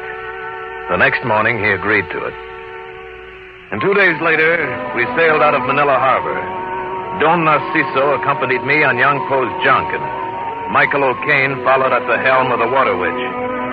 Our luck deserted us as we rounded the Corregidor and sailed square into the tail end of a typhoon. There was little wind, but a heavy sea was running, and it took us on the port bow for all that night and the next day. We lost sight of the Water Witch, and the leaky old junk pitched and rolled like a dory. Yang Po stayed mostly below in his bunk and dreamed peacefully of the maidens on the moon, while I stayed on deck and skippered her through it. It was late the second night before I had a chance to go down to my cabin. Buenas noches, Capitan. Delfina! What in the name of the devil are you doing aboard? Being tossed about mostly. It is a very unsteady ship you have, Capitan. Well, it should be a lot more unsteady when 100 Dayak headhunters start trying to board her. How did you arrive here? In a sack of feathers. It's really all that saved me during the storm, you know. Oh, confound it. Don't you realize your husband is on board? Sleeping in the deck cabin. Suppose he should come down here for something. He did once.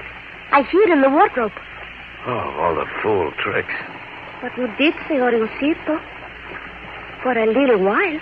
Yes, but it wasn't an invitation. Who could tell? Anyway, I shall prove quite valuable to you. I doubt it. You will see. Narciso will become frightened at the last moment. He always does. And what will you do? Whatever is required at the time. I am not afraid of fighting, my Capitan. I have seen it before. Found it. We had a fortune in our reach, and now you come along and ruin it. You underestimate me. Well, I won't do that again. You are very rude. I meant to be. Why did you marry him? I had no choice. My father was ambitious. Narciso was influential. And did your father realize his ambition? He became a colonel and was killed at Santiago de Chile. Oh, I'm sorry. And now if you'll remove yourself from my bunk, I need some sleep. If you are going to move in here, then what am I going to do? Oh, you'll think of something. You made all your own plans so far.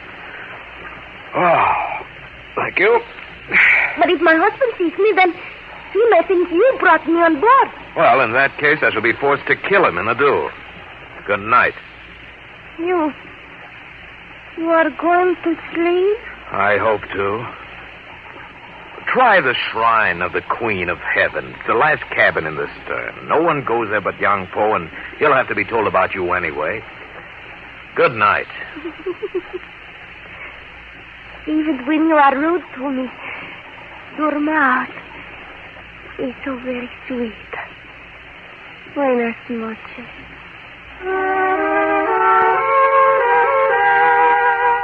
Well, woman or no woman aboard, it was too late to turn back now. And so 2 days later, we dropped anchor at the mouth of Serif's River. Off the port rail, a quarter-mile away, lay the pirate stockade. It was backed up by the dark green mass of jungle. And on the opposite side of the junk, across 100 yards or so of water, was the beach of Misfortune's Isle, sloping back to break sharply on the foot of the limestone cliffs.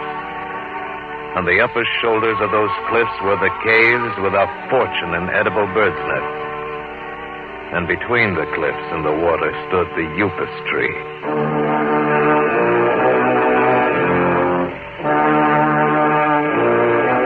100 legends were told about the Upas tree, how its shadow could kill a man, and how the spirit of a white goddess was prisoned in the thick, dark foliage of its top, and how birds that lighted on its branches fell dead to the ground. Well, one thing at least was true enough. The Dyaks made a horrible poison from the juice of its bark, and they worshipped the tree.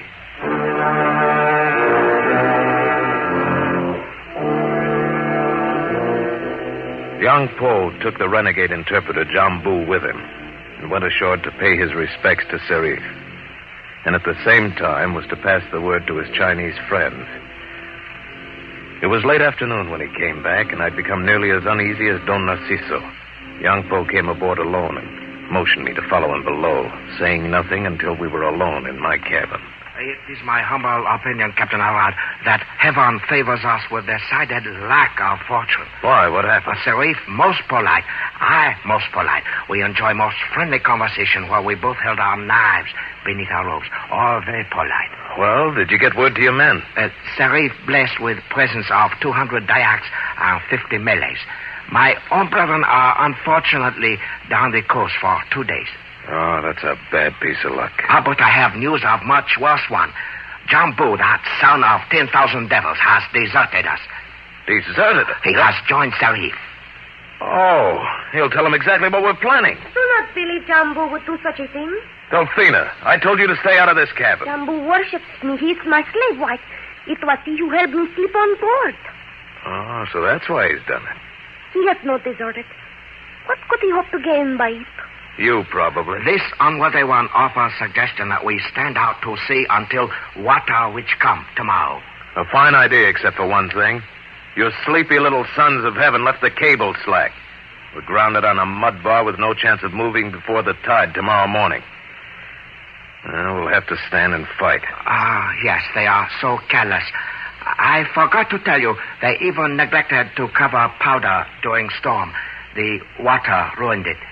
Well, then we'll not even have the 4 cannon. Really matter of slight importance. They only ornaments. They would blow up if we fired them. You could hardly have picked a more suitable time to tell me. Well, we'll fight without them.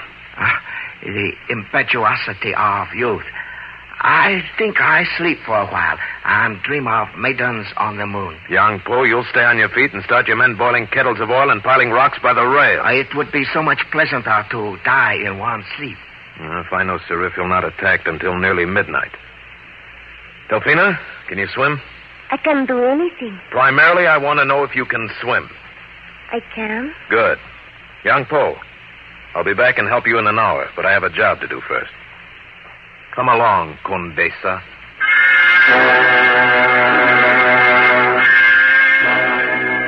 It was dark when we slipped into the water and struck out for the island. If I had tried to lower a boat, they might have seen us from the shore. I could see no other way to keep her out of it. The rest of us had no chance. I knew how the Dyaks fought. We could expect no help. And on board, she would have been the only one of us left alive. Aye, Jambu would see to that. We made the beach safely, crossed it, and worked our way up the steep path on the face of the cliff. Finally, we reached the ledge in front of the caves. Oh, it is so dark here. It frightens me. Well, there's nothing to harm you. Bats in the caves, perhaps, but nothing else. I am to stay here alone, then? Aye, until the water witch comes into anchor tomorrow. Light this torch, then, and signal them. They'll come ashore and take you off. Tomorrow? Where will you be tomorrow, Arik? You are going back there to die with him, aren't you? We'll have a fighting chance. You have no chance at all. You know it. Don't go. Stay with me, Arik. You know that's impossible. No, this man, young Po, is no better than a pirate himself, and you cannot help him by losing your own life. Or stay with me. And what of your husband? Do not go back. I beg you. Please, Arik. Delphina, you have a deadlier poison than the Upas tree itself. Will you force me then to stay here in safety and watch you die on those decks there below us? Will it make so very much difference to you? So much that I would not care to be alive tomorrow. In Manila, I hated my life. I prayed for earthquakes, pirates, death, anything. But now I pray only that you may live through this night. Delphina,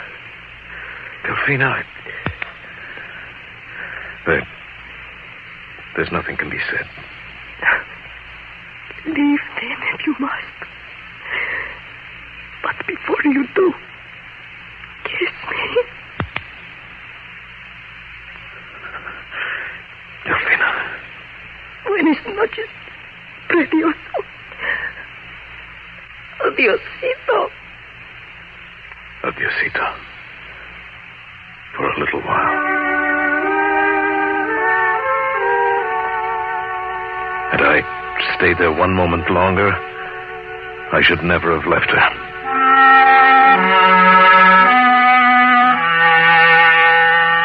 Back aboard the junk, I found young Po rushing preparations for the hopeless fight that stood ahead of us. Don Narciso was shivering on the quarterdeck, and I saw no reason to tell him his wife had made the trip with us. The Chinese crew had piled stones and smoke pots at the rail, ready to throw down on the heads of the Dyaks who had tried to board us, and kettles of oil were being heated over a brick hearth by the mast. Paper lanterns had been lighted and hung about the rigging. But outside the narrow limits of the deck, we could see nothing. Nothing but the black wall of the Borneo night. That same dark wall shut off any sight of the Upas tree and of the cliff face where Delphina lay hidden. But I knew from the ledge she could see us moving about on the lighted deck. I loaded my pistols with the only dry powder aboard, and we waited. There was no light on shore and no sound. And 3 hours went past.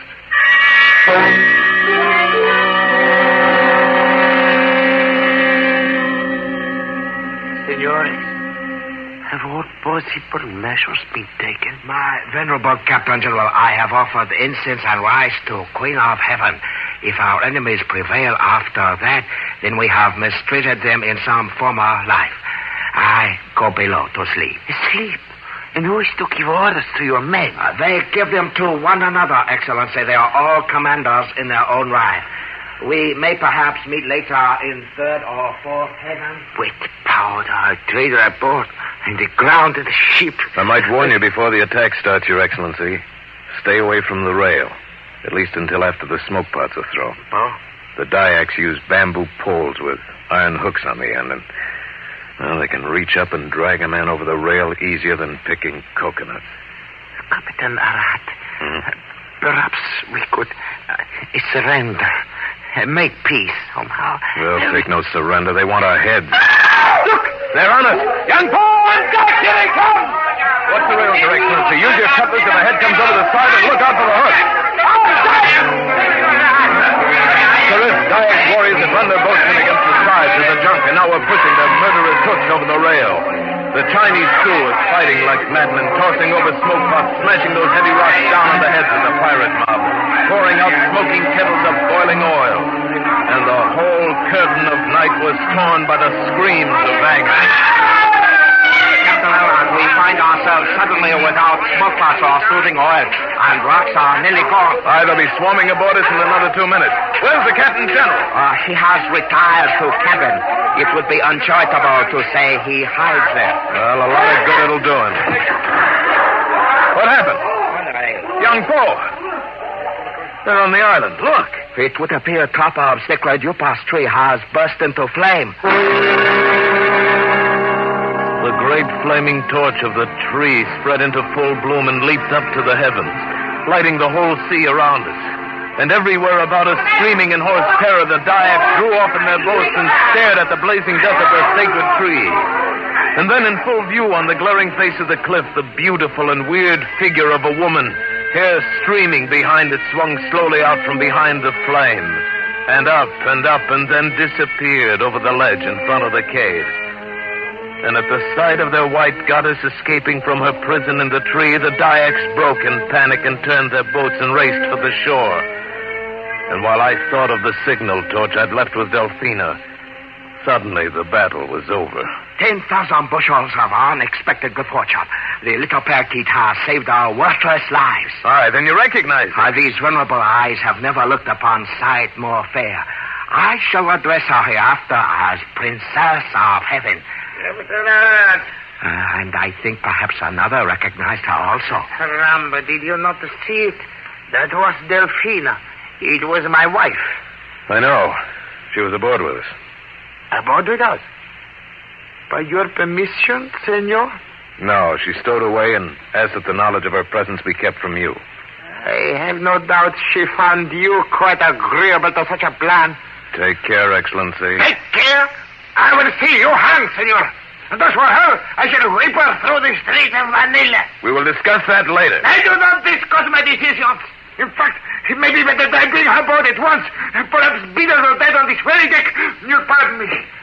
It is my humble opinion that elderly men should learn to control their emotions. Wait. There's a Dyak warrior hiding there by the rail. The boats have gone and left him. Excellency! Excellency, away from that rail! I take no orders from you, senor. Get back! Look out! Silence! Stop it! Wait, Captain! Very commendable shooting, Captain Arat. Aye, but a little use to the Captain General, I'm afraid. See what you can do for him, Young Po. I'm going ashore to look after her. See what I can do for him. Now, how can I be expected to replace man's head on his body, especially when head seems to have rolled overboard?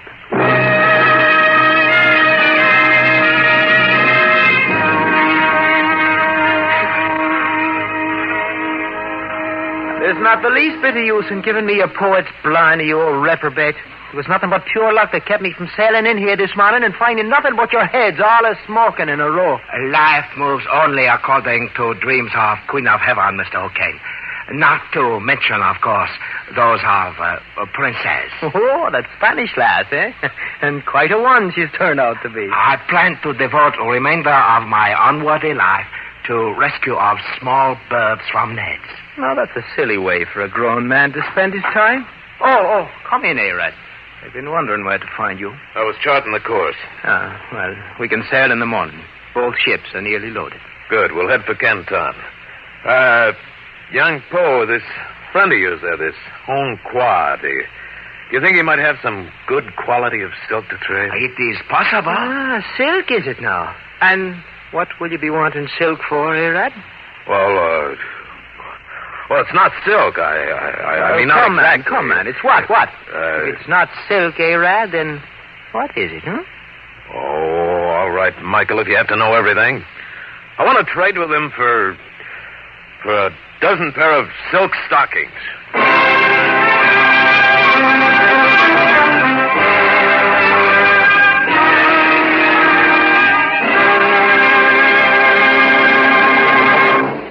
Escape is produced and directed by William N. Robeson, and tonight brought you Misfortune's Isle by Richard Matthews Hallett, adapted for radio by Les Crutchfield, with Paul Frees as Captain Arad, Virginia Gregg as Doña Delfina, Bill Conrad as Young Poe, Barry Kroger as Don Narciso, and Tony Barrett as Mike O'Kane. Next week, when you're tired out from doing nothing all weekend, when Blue Monday stares you in the face, next week at this time when your problems seem just too much for you, we offer you Escape.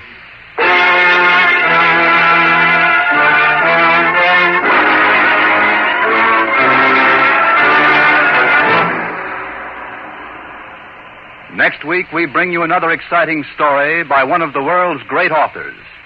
Good night, then, until this same time next week, when once again we offer you Escape.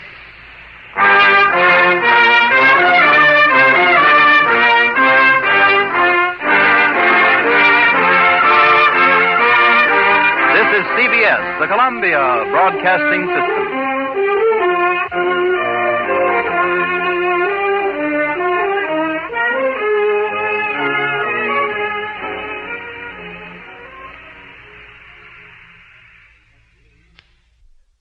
Did you have too many Easter eggs today? Dreaming about that vacation you can't take yet? Want to get away from it all? We offer you Escape.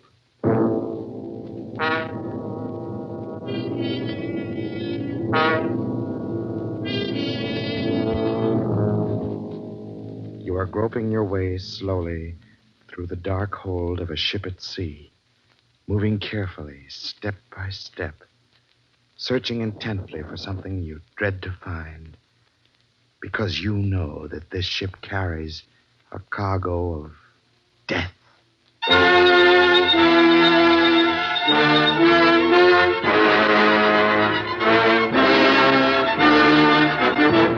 Escape, designed to free you from the four walls of today for a half hour of high adventure.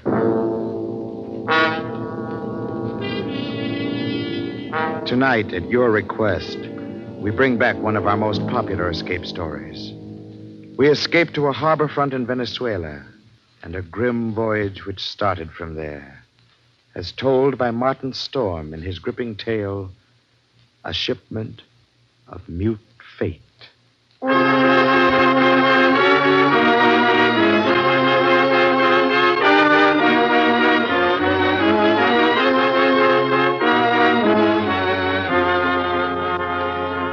I stopped on the wharf at La Guaira, looked up the gangplank toward the liner Chankay, standing there quietly at our moorings.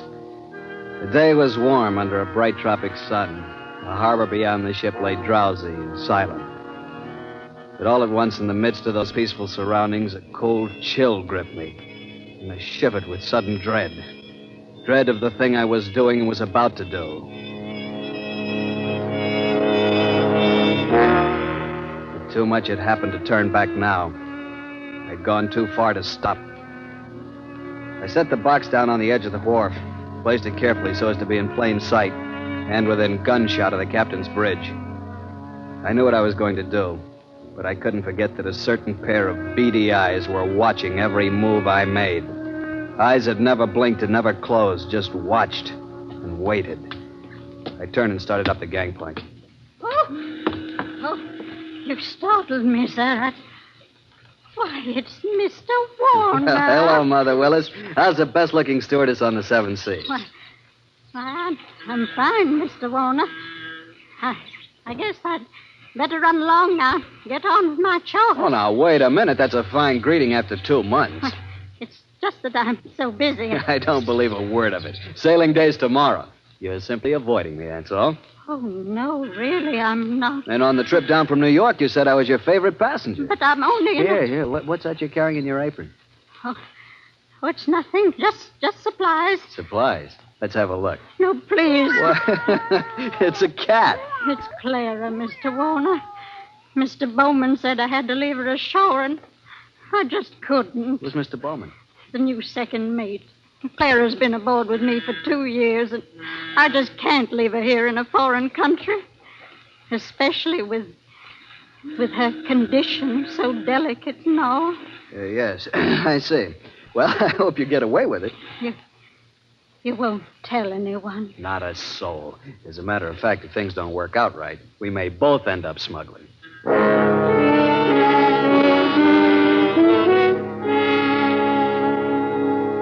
Most happy to have you aboard on the trip down 2 months ago, Christopher, and I'm very glad you're coming along with us on the run back to New York. Well, thanks, Captain Wood. There is one thing, though. I'm having a little trouble with the customs men here, and I wondered I can't do it, Christopher. I just cabled your father this morning. Told him I'd have done it for you if I possibly could. He sent a request from New York, you know. Yeah, I thought he would. I wired him from upriver last week. I hated to refuse, but it's absolutely out of the question. Captain Wood, I'm afraid I don't follow you. Responsibility to the passengers, son. We'll have women and children aboard. On a liner, the safety of the passengers comes ahead of anything else. But with proper precautions... Something might happen. What? I don't know what, but something might. Carried worse things. There isn't anything worse. Any skipper afloat will bear me out. No, Christopher, I simply can't take the chance, and that's final.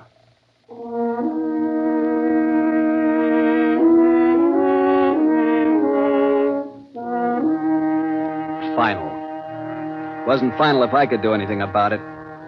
I hadn't come down here to spend 2 months in that stinking backcountry and then be stopped on the edge of the wharf. 2 months of it. Heat, rain, insects, malaria. I'd gone clear in past the headwaters of the Orinoco. Traveled through country where every step along the jungle trail might be the last one. Sanchez! Si, Senor Warner. Better start looking for a place to camp. Be dark in a little while. Si, senor. Very soon we turn to river. Camp on rocks by water. This very bad country. This very bad country. We've been saying that for 10 days now. Very bad country. Si, Senor Warner. This very bad country. Yeah, skip it. For all the luck we've had so far, it might as well be Central Park. Central Park? I don't understand. Never mind. Yeah, what's the matter? Quiet now! Sanchez, what's wrong? They're in the path. See? Bushmaster. Bushmaster. The deadliest snake in the world. Bushmaster. Its Latin name was Lachesis muta. Mute fate. It lay there in the center of the path, a 10-foot length of silent death, coiled loosely in an undulant loop, ready to strike violently at the least movement. Here was the one snake that would go after any animal that walked, or any man. It lay there and watched us, not moving, not afraid, ready for anything. The splotch of its color stood out like some horrible, gaudy floor mat lying there on the brown background of the jungle, waiting for someone to step on it. Here was what I'd come 2,000 miles for, a bushmaster. The natives captured the snake, and Sanchez brought it to me in a rubber bag. He was shaking so hard I thought for a moment the thing had struck him. One thing you make sure, Senor Warner. Not turn him loose in Venezuela. Because he know I the one who catch him. And he know where I live. All right, Sanchez, I'll keep an eye on him. He also know you pay me to catch him. All the time he watch and wait. You no forget that, Senor Warner, because he no forget. Not ever.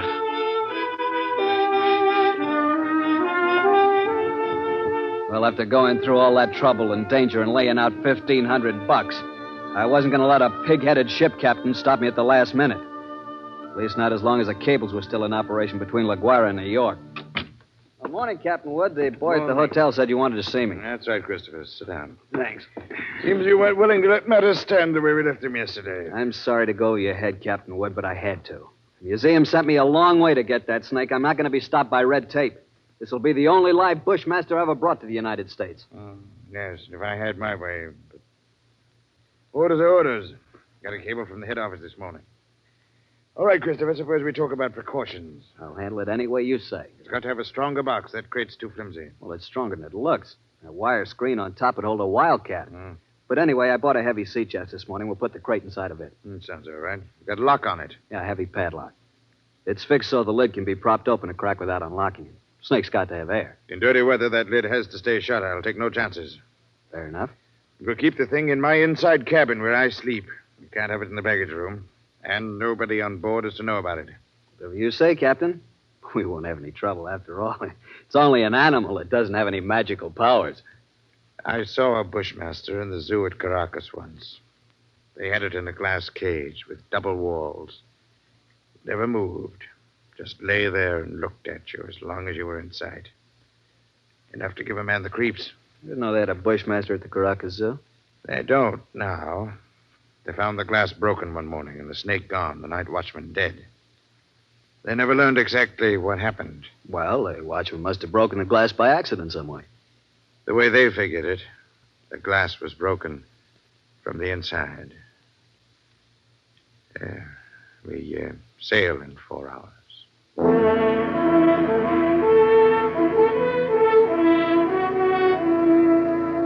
Into the Caribbean with perfect weather and a sea as smooth as an inland lake. The barometer dropped a little on the third day, but cleared up overnight, left nothing worse than a heavy swell.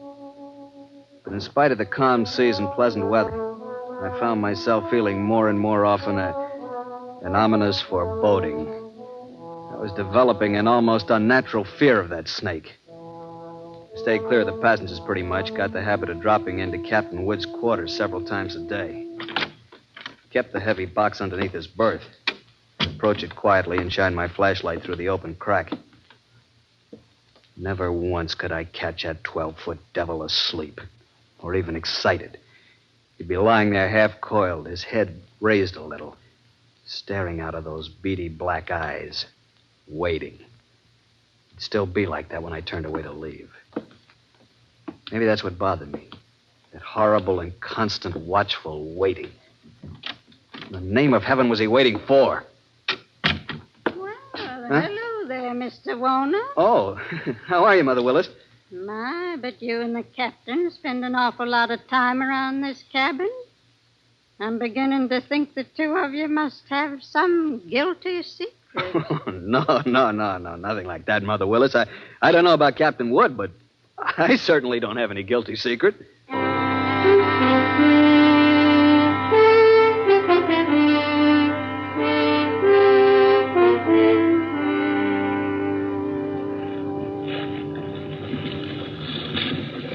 Well, she's running quite a swell out there, Mr. Bowman. Yeah, it's a little heavy, all right, Mr. Warner. Guess the storm passed through to the west of us yesterday when the glass dropped. You think it missed us then, huh? Yeah, that's what the mate figures.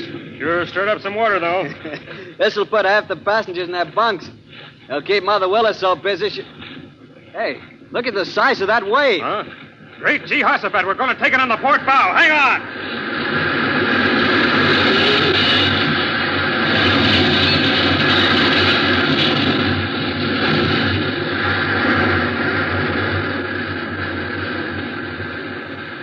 That was a freak if there ever was one.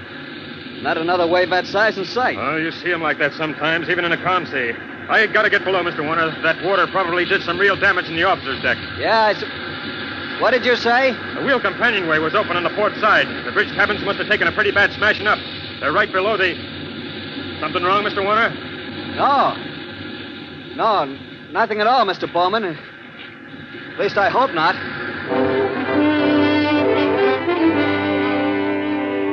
I didn't stop to find Captain Wood. Of course, I knew it was only one chance in 1,000, but the chances against that freak wave were 1 in 1,000, too.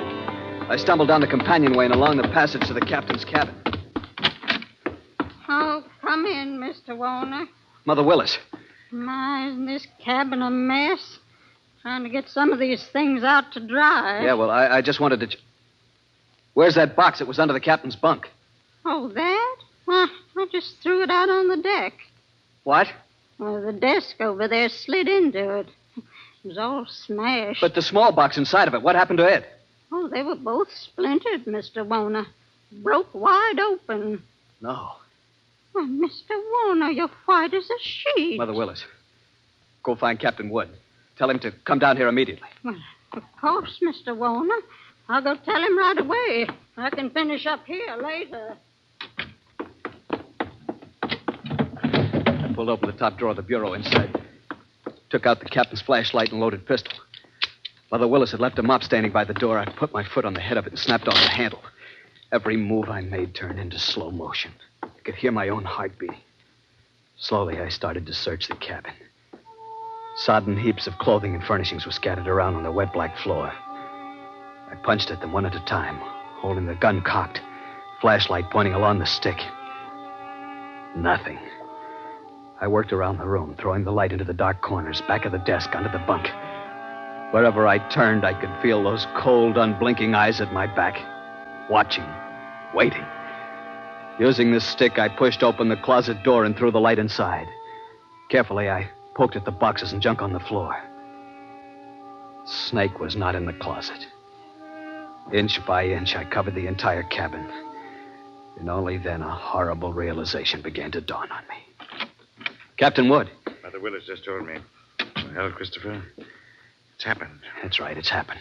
I see you found the gun. We better start searching the cabin here. Captain Wood, I just finished searching it. Oh, then. Women, kids, and that thing loose on board. 1,000 places for it to hide. Heaven help us, Christopher.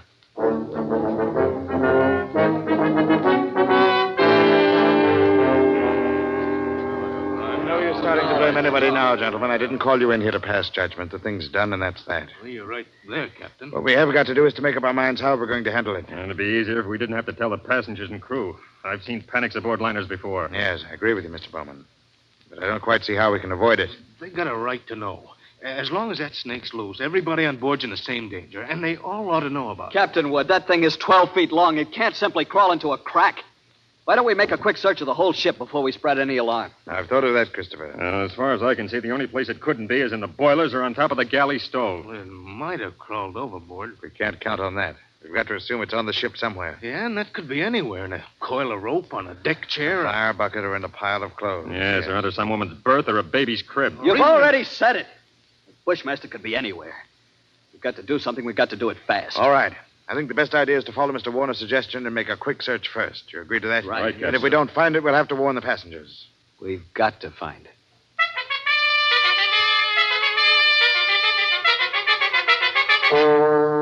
Alone in the dim baggage room, I went through the same movements as I had earlier in the captain's cabin. Gun in one hand, flashlight in the other, poking into every dark corner, behind every trunk and box. Since the baggage room was empty, I could keep the gun cocked and ready. The rest of those poor devils were having to do the same thing. Barehanded.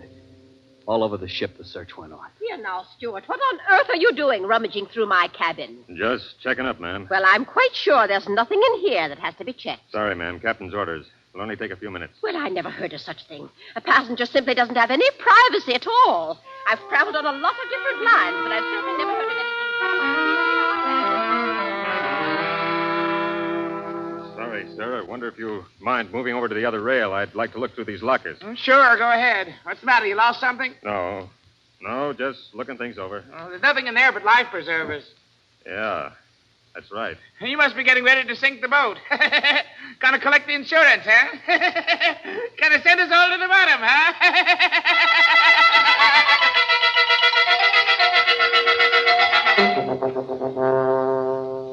But not one of us could find that deadly shape, coiled in some dark corner or outstretched along a window seat. Not one of us caught a glimpse of that horrid head with its beady, black, watchful eyes. The thing lay waiting out there somewhere along the decks, shaded in the gathering dusk. But where? We didn't know. It was nearly dark when we met together again in the chart room. Well, gentlemen, there's no other way around it. We've risked all the time we can. We've got to warn the passengers. How'll we do it, Captain? Call them all together in the lounge? No, if we did anything like that, we'd be asking for a panic. We'll get one, whether we ask for it or not. We pick a few men and go through the cabin decks. Tell them individually, inside their cabins. Watch for any that act like they might cause trouble. We'll keep an eye on them. Handle crew the same way. Right, Captain. As soon as you're finished, arm all the deck officers and start searching again. Our only chance of preventing a riot is to find that damnable snake.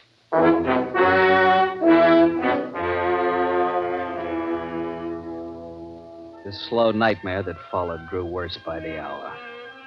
None of us slept. All the ship's officers not on duty kept on with that endless search. Passengers locked themselves in their cabins or huddled together in the lounges, knowing all the time that no spot on board could be called safe. Fear was a heavy fog in the lungs of all of us, and every light on the vessel burned throughout the night. Morning came, brought no relief. Terror and tension mounted by the hour. There now, Mrs. Crane, stop getting yourself all worked up and go back to your cabin. Oh. The horrid thing's probably crawled overboard Oh, anyway. you're just saying that. You're paid to say that. You don't know. Nobody knows. Now, everything's going to be all right. If only we can do something. If all of us could only get off the ship, they could fumigate it. Yes, that's it. We've got to get off the ship. We've got to get off the ship. Wait.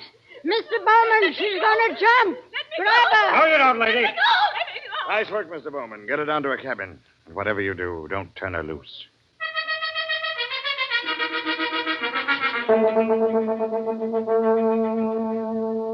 You never know when it might strike you. You can't put on a coat or move a chair without risking your life. Something's got to be done. It might be right here in this lounge. Yeah, all right, listen up. Better quiet down and take it easy. Take it easy. You're a great officer. Why don't you do something about it? That thing might be crawling around here right under our feet somewhere. I said shut up.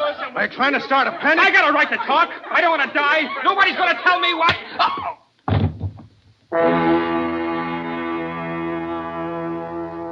The second night passed. Morning came round again. A gray and rainy day that dragged past. And then night came down again.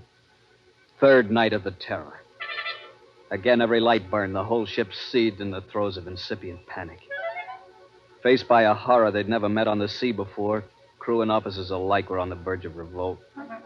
Passengers sat huddled in a trance-like stupor, ready to scream at the slightest unknown sound. 7 bells, I made my way forward to the chart room, found Captain Wood bent over a desk. Oh, hello, Christopher. Come on in. Sit down. It's got to be somewhere, Captain Wood. It's got to be. I don't know. You could search the ship for 6 months and never touch all the places aboard. If we can only hold out for 2 more days, we'll be in. What's the Home Office say? We'll use the latest wireless from them. Keep quiet and keep coming. What else can we do? How is it on the decks? Pretty bad. Anything could happen. Yes, that's why I took the guns away from the men.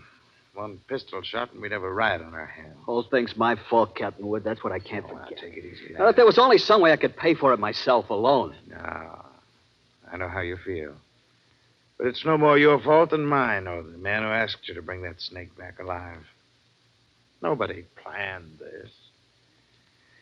You'd better try to get a little sleep, boy. Sleep? Mr. Bowman made some coffee down in the steward's galley a while ago. Why don't you go on down and get yourself a cup? Then rest for a couple of hours. Rest? I can't rest. Christopher, it's not going to help anything if you stumble through a hatch half asleep and break your neck, is it? You go on and get some coffee. One way or another, we've got to hold out for 2 more days.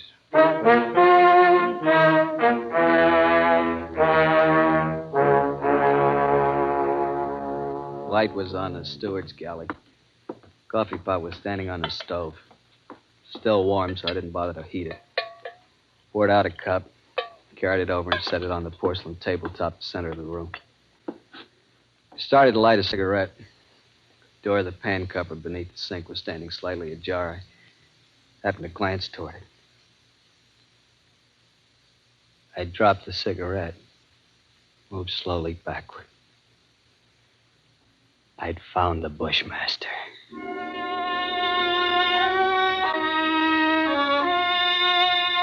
As I moved, the snake slid out of the cupboard in a single sinuous glide, drew back into a loose coil on the galley floor, never taking his eyes off me. I moved slowly back, waiting any moment for that deadly, slithering strike. How had he known it was me? He'd stayed quiet when Bowman was here. How had he picked the first time in 5 days that I was without a gun? My hands touched the bulkhead behind me, and I stopped. Only then I realized in terror what I'd done. The call button and the door were on the far side of the room. I'd backed into a dead end. I stared at the snake in fascination, expecting any moment the ripping slash of those poison fangs. The horrid coils tightened a little, then were still again. 10 million years of evolution to produce this moment. Homo sapiens versus Lachesis muta. A man against mute fate. And all the odds were on fate. I knew then that I was going to die.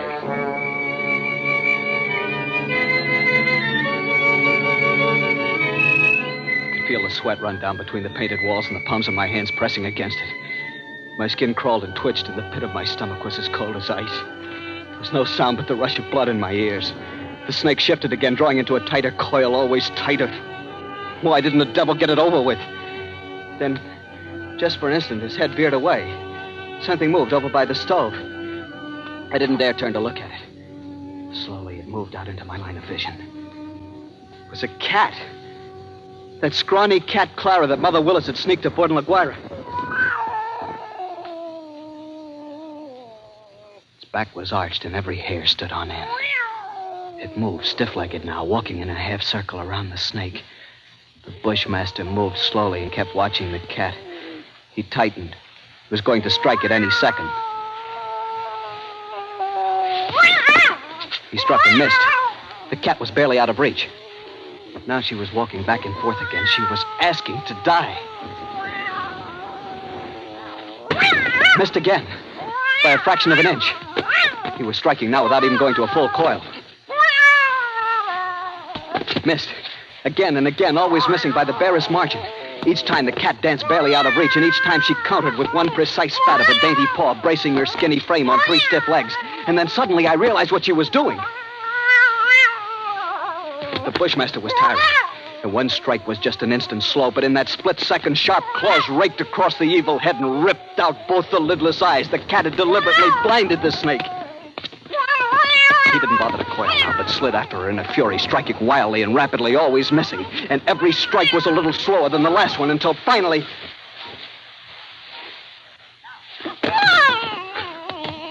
As the snake's neck stretched out at the end of the strike, the cat made one leap and sank her razor-sharp teeth just back of the ugly head. Sank her until they crunched bone. Tooth and claw she clung as the monstrous snake flailed and lashed on the floor, striving to get those hideous coils around her, trying to break her hold, to shake off the claw in certain paralyzing death that gradually crept over him and at last stilled his struggles forever. I took a deep breath. The first in minutes. The cat lay on her side on the floor, panting, resting from the fight just over. She had a right to rest. That mangy, brave, beautiful alley cat had just saved my life. And maybe others as well. But as I turned toward the stove, I suddenly became very humble. And I knew all at once what a small thing a human being really is.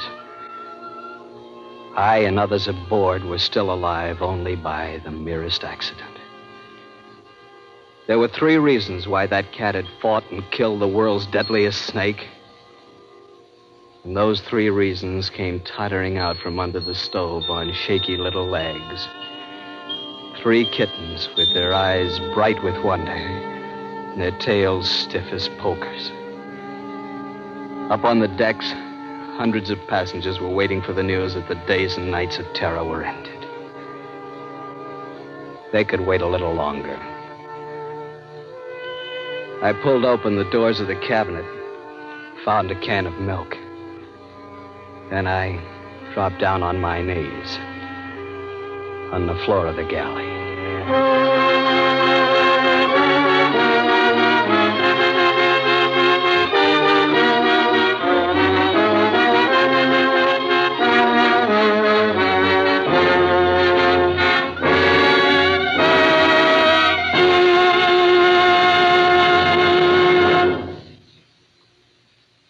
Escape is produced and directed by Norman MacDonald, and tonight brought you A Shipment of Mute Fate by Martin Storm, adapted for radio by Les Crutchfield, featuring Harry Bartell as Chris Warner, Barry Kroger as Captain Wood, and Peggy Weber as Mother Willis, with Don Diamond, Sarah Selby, and Frank Gerstle. Special effects by David Light. The musical score was conducted by Wilbur Hatch. Next week, you are hanging by your fingertips on the sheer face of an ice cliff, suspended 2,000 feet above instant death, with your strength running out, and with no chance for escape.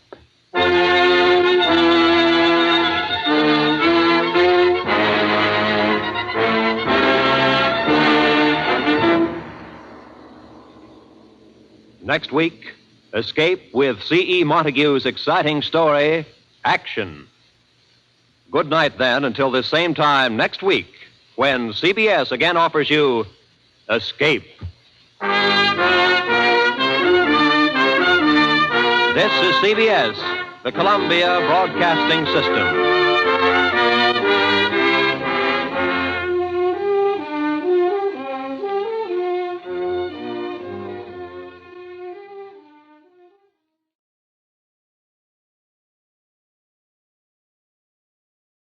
Tired from a strenuous weekend?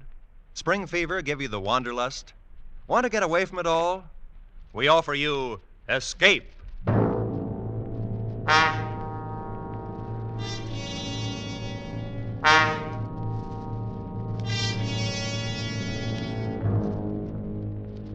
You are hanging by your fingertips on the sheer face of an ice cliff, suspended 1,000 feet above instant death, with your strength running out, and with no chance for escape.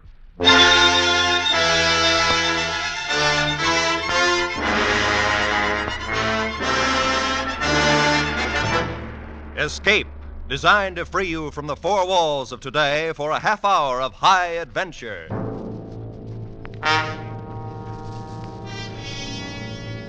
Tonight, we escape to the cold loneliness of a glacier high in the Swiss Alps, and to a man who learned much about death, as told in C.E. Montague's grim story, Action.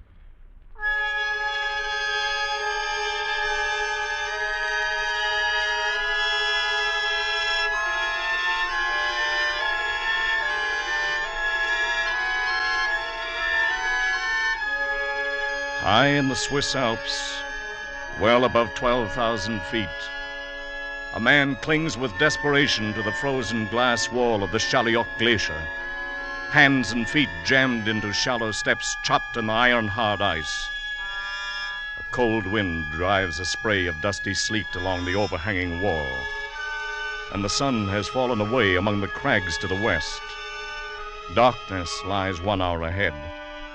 The man has climbed with painful care 1,000 feet up the glacier's face from the broken moraine at the foot, and has moved now onto the underside of a great bulge in the ice, a part of the wall which breaks out beyond the perpendicular. And the man is forced to hang from slots cut by his axe, much as a sloth hangs from a tree branch. 12 more feet lie between him and the brow of the overhang. 6 more steps to be chopped out with the axe, and 1,000 feet of void space waits beneath him. The man is unable to lift his heavy axe for even one more stroke. He's tired, and he's 52 years old. No experienced mountaineer would ever attempt the west face of the Chaliot Glacier. And yet this man is an experienced mountaineer. But why? Why? What strange events have conspired to bring him along the path of his life and leave him hanging now in peril on the brink of eternity? Through what shadows has that path led him, and where are those who saw him pass? Can we ourselves move back along it, move back step by step against the river of time? Move backward along the life path of Christopher Bell?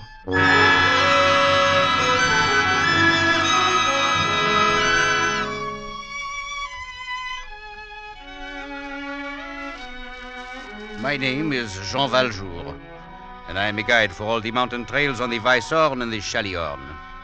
I talked with Mr. Bell this morning as he was leaving the village, though, of course, at the time I did not know that was his name. The season is over, you understand. Winter will come in another week or two, and most all the visitors are gone. So you see, I was very surprised to hear a stranger call out to me in English. Hello there. Bonjour, monsieur. I mean, good morning, sir. Good morning. Well, I'm glad to see there's at least one other early riser in the village besides myself. Only a few people are left in the village, sir. It is the end of summer. The end of summer. How well I know it.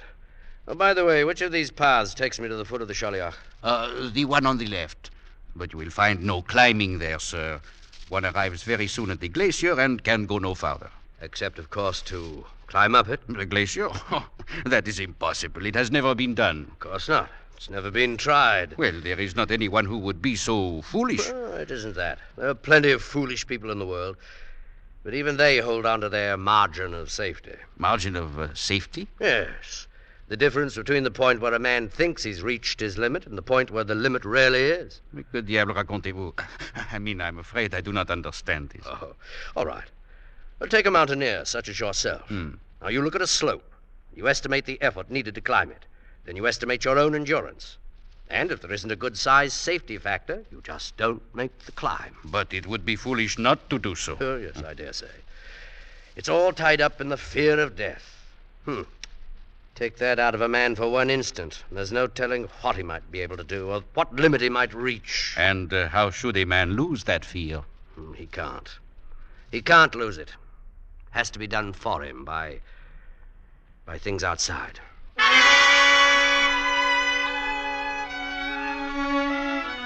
He turned and left me then, this Mr. Bell. Walked up the path toward the glacier. That was early this morning, and I did not see him again. His talk with me made no sense, and I could not understand what he meant to do or why he was going to do it. I remember thinking, what a strange man. But I know really nothing more about him. I believe he arrived in the village only last night and took a room in the Zinal Inn.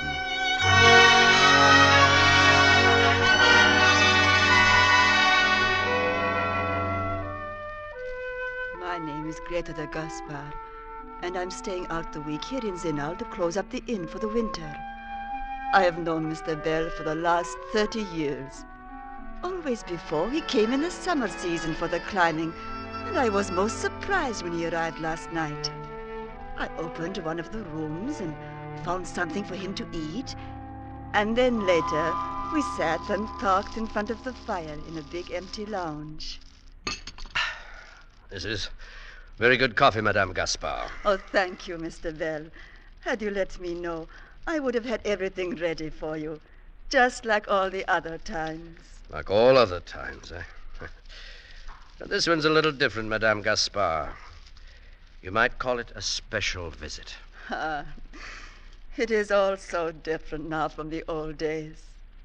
Then it was you and your madame would come here, and it was Gaspar and I.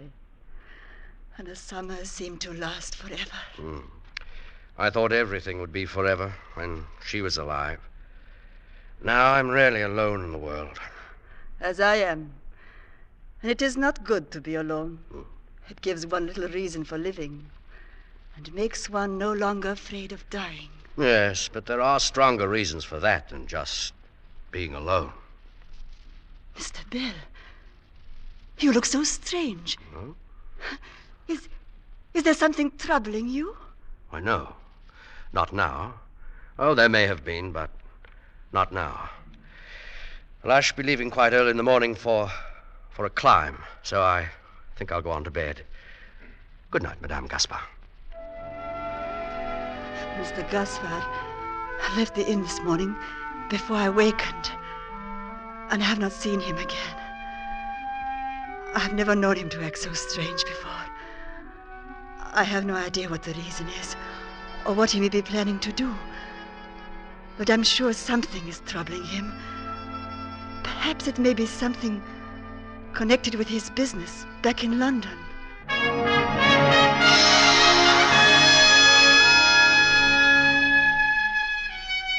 My name is Matthew Bruff. I've been chief clerk in Mr. Bell's London office over the past 25 years. I've always found him to be a considerate and dependable employer. I've never noticed anything you might call unusual about him until one day about 3 weeks ago. Mr. Bell entered the establishment a bit late, as I recall, and passed immediately into his own office without acknowledging my customary greeting. A little while afterward, he sent for me. Well, Matthew, where do we go from here? I can't say that I follow you, Mr. Bell. Well, I mean, the company's on a steady footing, so if we use our heads at all, we don't stand much chance of losing anything. Our position is quite secure. On the other hand, we can't expect to do any more growing. We're through expanding. From now on, it's just a matter of operation. A most enviable condition, sir. Is it? There's nothing more to look forward to, nothing more to work for.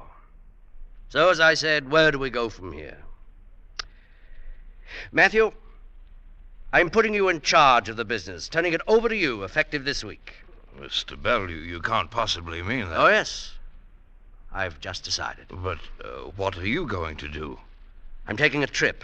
I'm going to Switzerland. Climb a mountain. Oh? Oh, well, then at least it's only temporary, just for whatever time you're gone. That's right. Yes, for whatever time I'm gone. Just for whatever time I'm gone. Before the end of the week, he had arranged all the necessary papers and had left London.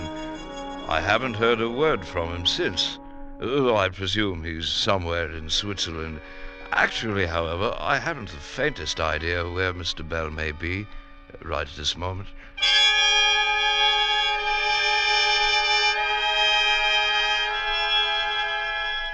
Minutes pass on the glacier, and the shadows grow longer from the jagged peaks to the west of the Chaliot Glacier, and reach out with dark fingers toward the man who clings to the icy wall, while his pounding heart beats out the number of his time on Earth.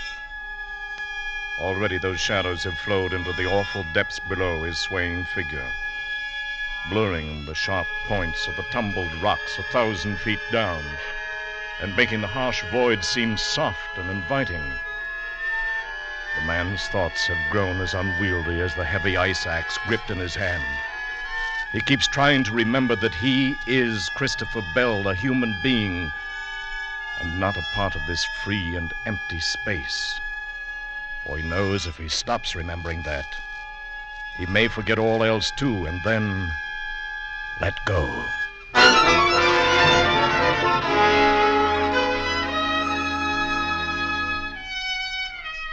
There's been no reason for trying to locate Mr. Bell, since nothing of any importance has occurred during these 3 weeks. I'm sure he's quite all right. Only one thing still puzzles me a bit. The remarkable change in him on that morning 3 weeks ago. I never heard him talk like that before. And whatever the reason for it, I'm quite sure it was something that happened that morning before he came to the office.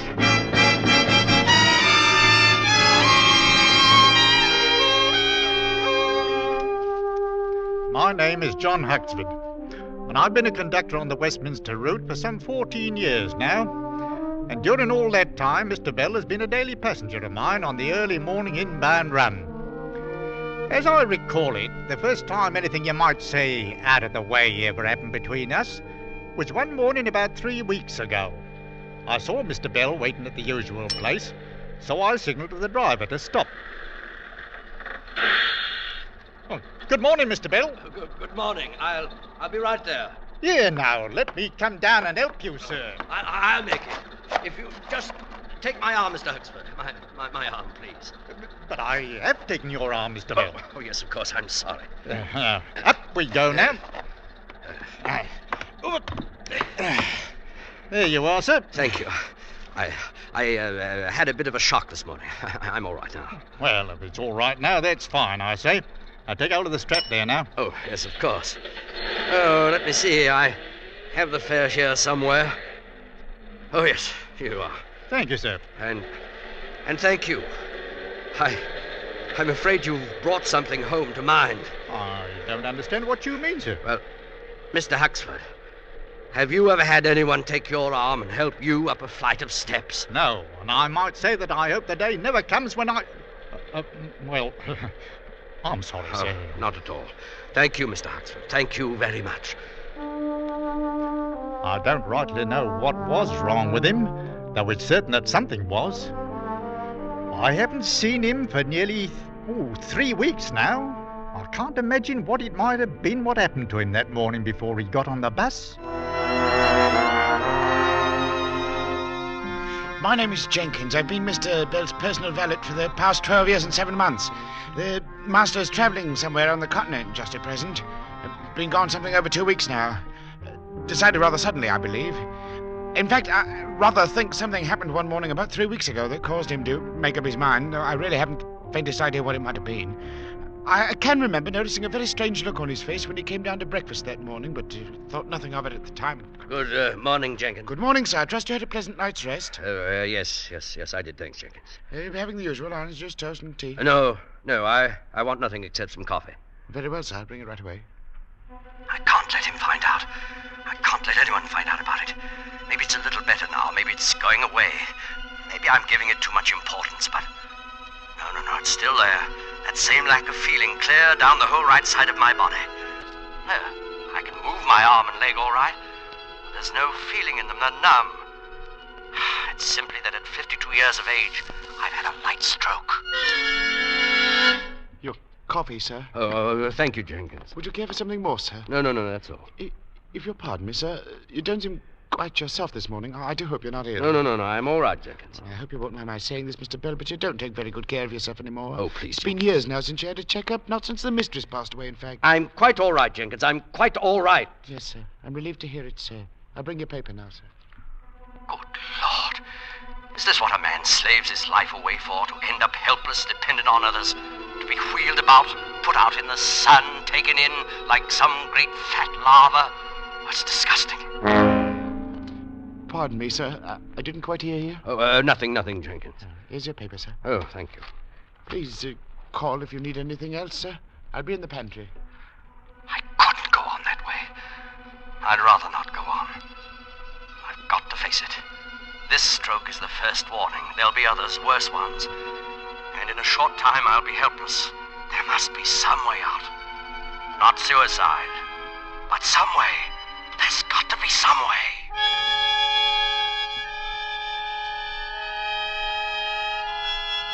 The icy wall hardens into cold, vitreous steel as the dusk-born shadows chill its surface. The merciless ice is beginning to freeze the cramped joints of the man's fingers now, and the heavy axe swings idly at his belt, tracing a fumbling pattern on the thin air of the void. How much longer can he cling to those slots in the glacier's face? How much longer does he have to live? 30 seconds? A minute? What's the margin of safety now? And what does a man think of while his pulse beats slower and he waits to die? Strange how I'm able to go on, hanging to this slope, clinging on to life. I can't feel another ounce of strength left in me. Strange, too, how it seems I could stay here forever, becoming part of the glacier itself, looking down at the rocks below and out across the peaks and the ice. I was right. Dying isn't so bad, really. Not when it's like this. Rather pleasant, in fact. It looks so soft down there. The shadows and the snow. And the wind. Perhaps I could let go. Float out on the wind like an eagle. Or be blown along by it like drifting snow. Well, the sun's gone now. It will be full dark in a few minutes. Maybe I can hold on that long. Till everything is dark. Even the snow and the ice. And who knows? Perhaps I'll watch the sunrise tomorrow and set again. And even beyond. Oh, no.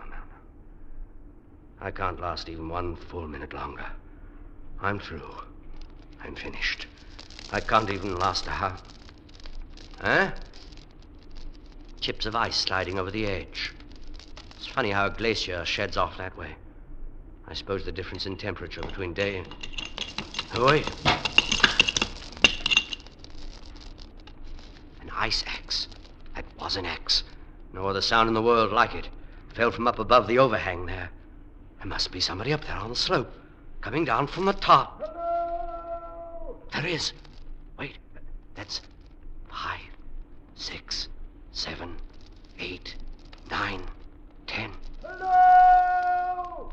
That's a mountaineer's call for help. Someone's dropped his axe and he's in trouble up there. It's right above this bulge. If I can only... No, my throat. My throat's too dry. Well, 6 more steps to cut to reach the edge there. All right. 6 more steps. I was done in. I was finished. And now... Now... 5 more steps.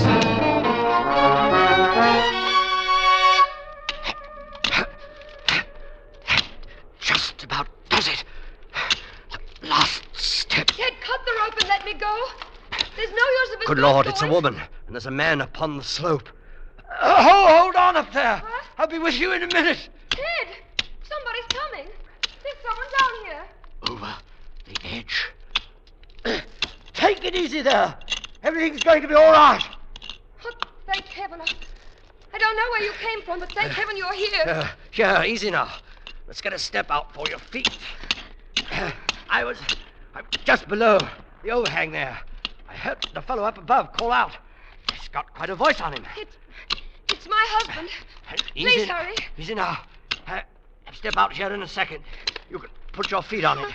You get your breath. Then we'll tackle the slope. All right. Here now. I'll scrape this ice away. Easy now. There. Oh, that's better, isn't it? Oh, yes. Oh, you're all right now. Just lean there. When you feel like it, we'll go on up. Huh? Oh, my name is Christopher Bell, by the way. I'm Anna Gerland. How do you do? Thank you. I thought we were done. I was cutting steps down ahead on the slope, and I slipped and dropped my axe. The rope held me, but neither of us dared to move. Oh, yes. Well, you're all right now. As soon as you rest up a minute, we'll cut some more steps back up the slope. You shouldn't have started down this way. You've never been able to pass that bulge. Yes, I can see that now. Of course, it's harder to tell when you're moving down the slope. Yes, I suppose it is. You were coming up the slope, weren't you? Yes, I came up from the foot. Alone and without a rope. And you deliberately climb onto the underside of an overhanging wall. Well, let's just say we're both foolhardy. Is that what you call it? If you've got your breath back now, suppose we start up the slope. Oh, here, I'd like to take my axe and cut the first step. You'd trust me with it? After I dropped my own? Oh, anybody could make a mistake like that, dropping an axe or climbing up under an overhang.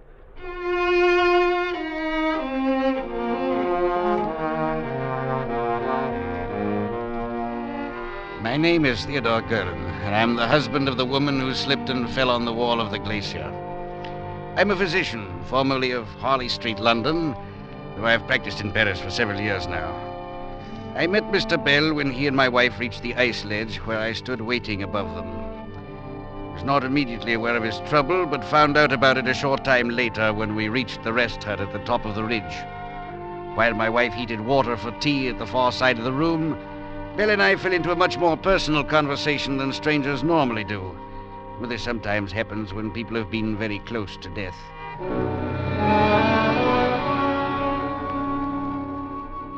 At any rate, Dr. Gerland, well, you can see how it is. The life of an invalid doesn't seem very appealing to me. Tell me something, Mr. Bell. Huh? I gather you were pretty well done in when I called out there on the glacier. You couldn't lift a hand. Then how do you account for being able to chop 6 steps into that ice in a matter of some 5 minutes? I don't know exactly. I was through. I couldn't have lasted 30 seconds more. But when I realized someone was in danger, I don't know, I forgot about it. And this numbness, this lack of feeling in your right side, it didn't bother you? No, I didn't notice. It isn't quite so bad now, as a matter of fact. And there's your answer, Mr. Bell. I don't believe I follow. Action. When you were in action, working because you had a reason, living because you had to, because somebody was depending on you, then you were all right. Everything was back in its place again. Oh, perhaps, but a man can't spend all his time climbing up a mountain to save someone's life. Oh, I don't mean physical action, movement. Call it incentive, if you like. Maybe that's a better way to put it. Incentive, eh? That's right. It's the one top pressure that keeps life moving and growing. And it's what you need. Well, it's an interesting theory, Doctor. Yeah, but it's only a theory, eh? I'll have the tea ready in a moment. Is anybody interested? I am, my dear. Lucky we brought it. If no one minds, I believe I'll have a turn outside while we're waiting. Of course not. Only be careful out there in the dark. The ridge breaks off pretty sharply here. Oh, yes, I'll be careful. Oh, Dr. Gerlin. Yes? If things were turned around, I wonder if it would be any more than just a theory to you.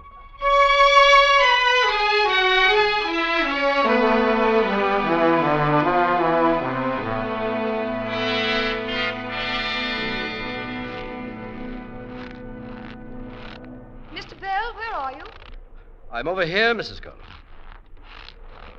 Beautiful, isn't it?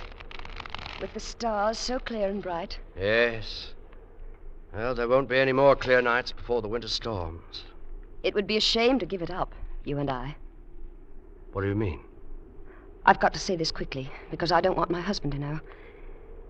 We're not the kind who commit suicide, you and I, but I think we understand each other. Well, you'll have to say more than that. You deliberately climbed into a dead end out on that glacier, deliberately extended your safety margin beyond all possible limits, didn't you? What do you mean, we understand each other? Because I did the same thing. I went ahead. I picked that route down the slope. But, No, please wait. In 30 seconds, I would have cut myself loose from that rope. Oh, we went to an awful lot of trouble so we wouldn't have to call it suicide, didn't we? You? But why? I have a brain condition. There's no point in going into it, but it's incurable. And sooner or later, at any moment, I shall go blind. Oh, no. My husband doesn't know about it, and I don't want him to. Mr. Bell. Yes? I'll make a bargain with you. What sort of bargain? I'm not brave, really. To go on living, I need something to cling to. I need to know all the time that there's someone else with courage, too. Mr. Bell, I'll go on living if you will. I'd say you're amazingly brave. If I were, I could do it alone, without having to make myself dependent on you and your courage. Well, that sort of thing could work both ways. I wouldn't dare let you down. Nor could I you. Do you want to make the bargain?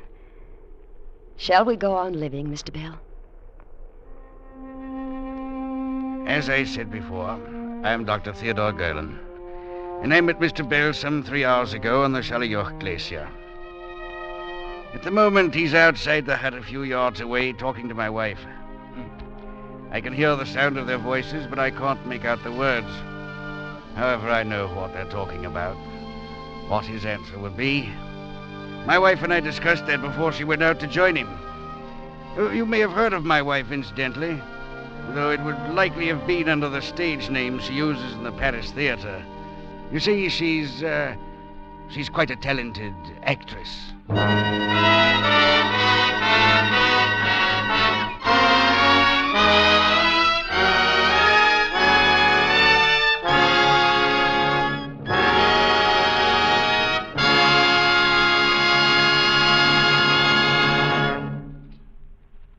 Escape is produced and directed by Norman MacDonald, and tonight brought you Action by C.E. Montague, adapted for radio by Les Crutchfield, and featuring Joseph Kearns as Christopher Bell and Eric Rolfe as the voice, with Louis Van Rooten as Dr. Golan, Marta Mitrovich as Greta, Jeff Corey as Bruff, Ray Lawrence as Huxford, Barry Kroger as Jenkins, and Joan Banks as Mrs. Golan. The musical score was conceived and conducted by Wilbur Hatch. Next week. You are in mid-ocean, aboard a Jinx ship. Already 3 men have died. And you know that some malignant force is aimed at you. And you cannot escape.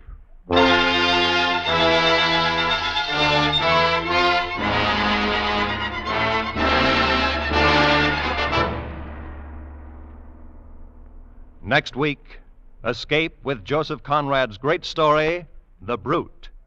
Good night, then, until the same time next week, when we again offer you Escape.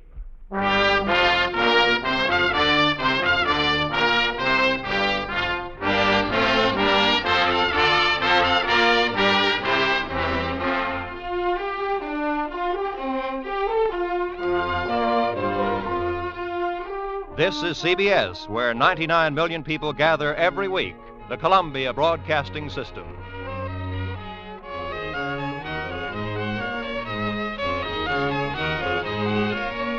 Getting impatient for baseball?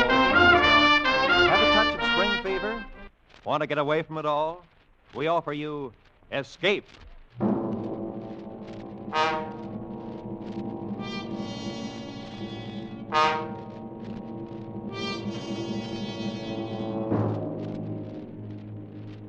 You are in mid-ocean, aboard a jinx ship. Already 9 men have died. And you know that some malignant force is aimed at you, from which you cannot escape.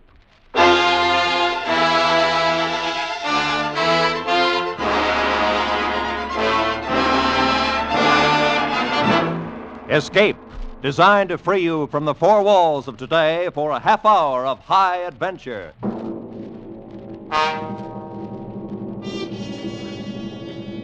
Tonight, we escaped to the North Atlantic in the year 1900, and to a sailing ship whose very name struck dread in sailors' hearts, as Joseph Conrad told it in his famous story, The Brute.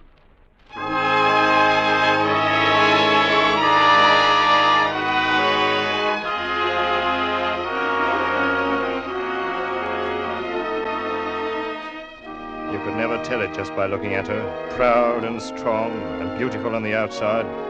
You couldn't see the black heart inside of her. And you'd never know she'd killed at least a dozen men and maybe more. But I knew her. Knew her for the murdering she-devil she was. I saw her the day she killed her first one. And I was there, too, when she finally made her big mistake and killed the wrong person. But that was a long time later. Oh, she had a name, all right. But after that first day, her first killing, nobody but the family ever used it again. Everyone else from that day on would look at her half afraid and half snarling, and they called her the Brute.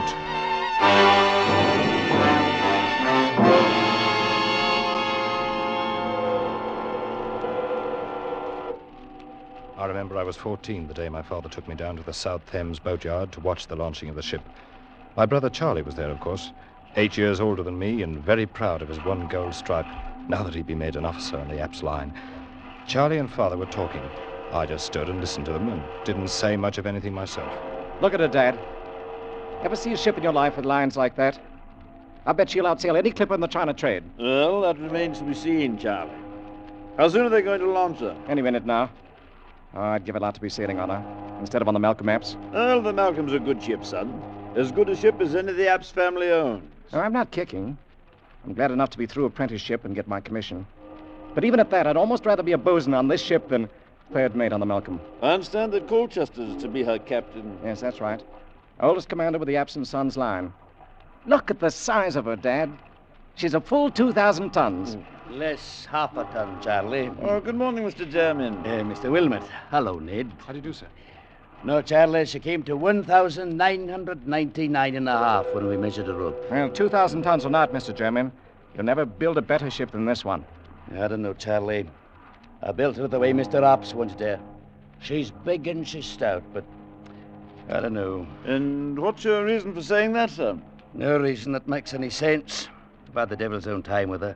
Cabin doors jamming when they shouldn't. Edge covers that wouldn't fit after they'd been measured up. Blocks fouling for no reason at all. I don't know, Mr. Wilmot. But if she were a human being, I'd say that maybe she's insane. Oh, come now. You've been working too hard, Mr. Jermyn. Better take a vacation now that she's finished. Well, I could certainly use... I say, that's Maggie Colchester up there, the captain's niece. Is she going to do the christening? That's right, Charlie. And I'd better get down below now. My own men are going to knock the stays loose and let her slide down into the water. Well, good luck, Mr. Jermyn. Thanks, Mr. Wilmot. Come on board for the celebration after she's lodged. Bring the boy. Fine, thank you. We shall be there. They'll let it go any minute now. Dad, I'm going to sail on that ship someday. Oh, you'll probably sail on a lot of Apps line ships before you're through, Charlie. Look, they're giving Maggie the champagne now, and she's going to christen it. Yes, listen. I christen the Apps family. The Apps family. So that's what they're naming her, eh? All right, men. Knock out the stairs. Let her go.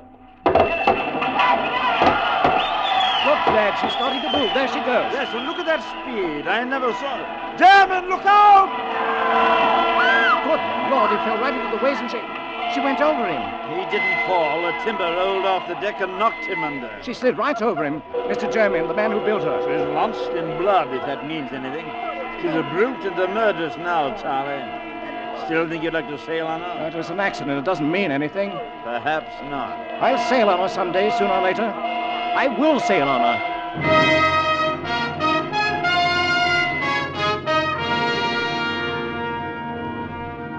Well, the way things worked out, I was the one to sail on her first instead of Charlie. He'd gone on out to the Orient aboard the Malcolm. And 6 months later, when I started my apprenticeship, I found the company had assigned me to report to Captain Colchester on the Apps family, or the Brute, as everybody was calling it privately. There was some kind of mix-up in the sailing orders, and by the time I came on board, a tug already had a line on the big sailing ship and was starting to ease her stern first out into the channel. All right now, ease ahead there. Pick up the slack. Captain Colchester was at the taffrail shouting orders to the tug captain, and the mates were forward somewhere, handling the check line. You've got the slack now. Haul away. I stood at the waist, waiting for a chance to report in, and watching a young fellow about my own age, who was doing something or other up aloft on the mizzenmast above me. The tug had drawn the line out taut, but the ship hadn't started to move yet. You've got no way on her yet. Run your engine up to full speed. The tug was churning the water to froth, and the hawser was tight as a bowstring, but we still didn't move. Keep her up. Hold that on first throttle. Then suddenly the ship gave a lurch and started back like a bucking horse. The men forward had no chance to ease the check cable, and a second later it snapped. The ship plunged on back and then sheered over to bring up with a smash against the pierhead that knocked me sprawling on the deck. And at that moment, the lad who'd been working aloft on the mast crashed down onto the deck not 10 feet away from me. And he lay there without moving. Give a hand up here on my waist, mate. Young Hawkins just fell out of the tops. Hey. That's too bad. Is he dead, Captain Colchester? He's dead, boy. You get a hold of yourself. Don't stand there trembling. You never seen anybody die before? Yes, sir. On the day they launched this ship. Oh, Jermaine, eh? You're young Ned Wilmot, I suppose, the new apprentice. Yes, sir. And no doubt you may have heard this ship called by an unpleasant name once in a while. Yes, sir. The Brute. Well, you'll be kind enough to remember while you're aboard that her name is the Apps family, and she's had her share of accidents, the same as any other ship. Is that quite clear? Yes, sir. Now get along forward with you and stow your gear away on the forecastle. You'll take over young Hawkins' duties for the time being. Yes, sir.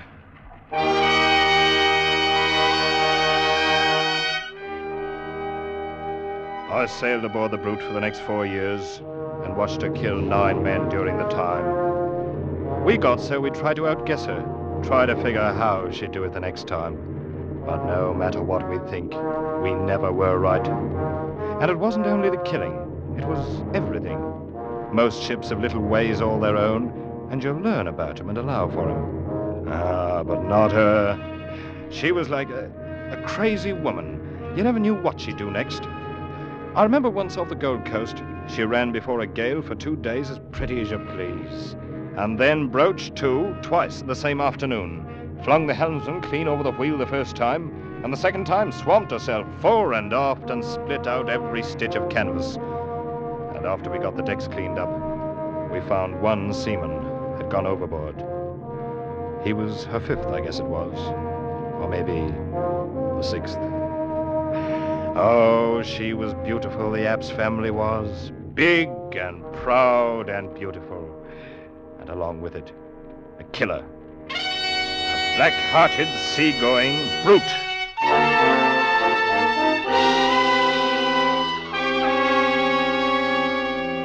My brother Charlie was on the China run all that time. First on the Malcolm and later on the Lucy Epps. But we never happened to hit port on the same time. Finally, the time of my apprenticeship was up. We boomed into London at the end of the trip. I went before the board for my papers. I guess they figured anybody who could stay alive for 4 years on the brute must be a seaman. Anyway, I passed, and Mr. Epps handed me my sailing orders along with the commission. I was assigned as third mate to Captain Colchester on the Epps family. Well, congratulations, Ned. Glad you're going to stay with us. Thanks, Captain Colchester. You've been a hard-working apprentice, and I've no doubt but you'll be a good officer. In fact, we have a man on board who'll make sure of that. Why? What do you mean, Captain? Got a new first mate on this trip. Come in, Charlie. Charlie? Well, hello there, youngster. I say, you've been doing a bit of growing the last 5 years. Charlie, I didn't even know you were in port. Been in for a week down country, though. I hear you fooled the board. Careful, man. You're talking about your own third mate. Yes, so they tell me. And you'll be jumping lively on this trip, me boy. Easy, easy. Don't forget I know this ship and you don't. And I'll learn it quick enough. Been wanting the chance for a long time. And between us, I think we can even break this jinx. Lads, there'll be no talk of a jinx on this trip. At least not in the cabin as long as Maggie's going along. Maggie? Who's Maggie? Ask your brother. I think he's the one who talked her into the trip. Although she claims it's for her health. I'll leave you two to get acquainted. We'll be about 10 days loading if you've got any plans. What's he talking about, Charlie? Who's Maggie? His niece, Maggie Colchester. You remember her, the girl who christened the ship? Oh, of course. Ollie, well, hasn't Dad told you where I've been spending shore leaves for the last year and a half? No, Charlie, I didn't know anything about it. Well, then let me show you something. Here. Now, if I have my way, Maggie'll be wearing this before the trip's over. Here, take a look. Blimey, that's all right. Yes, I bought it in Cape Town. It's a blue-white diamond set in platinum. Is it big enough to go on a finger? Oh, it's big enough, all right. And that's where it's going if I can talk her into it. And who's going to talk who into what, Charlie? Maggie, I was, saying that, I hoped I could talk you into going ashore for dinner with me. Oh, were you now? You big liar. Oh, Maggie, this is my brother, Ned. Ned, this is Maggie. How do you do? And are you one of the officers, too? I'm the new third mate. Well, I certainly hope you're more truthful than your brother. Maggie. Whose invitation to dinner I am accepting with pleasure. Oh, really? See you both later. All right, you are. About an hour. Charlie, she's lovely. Well, she's more than that, Ned. She's everything as far as I'm concerned. Well, in that case, good luck. I hope you get her. Well, we'll see about that. Anyway, with Maggie aboard, we've got to make sure this jinx ship stays on good behavior for once. It'll be the first time if she does. Well, it's the first time we've had both the Wilmots on board together. We'll tame her down, Ned. We'll make her calm and peaceful as an old workhorse. Just you wait and see if we don't.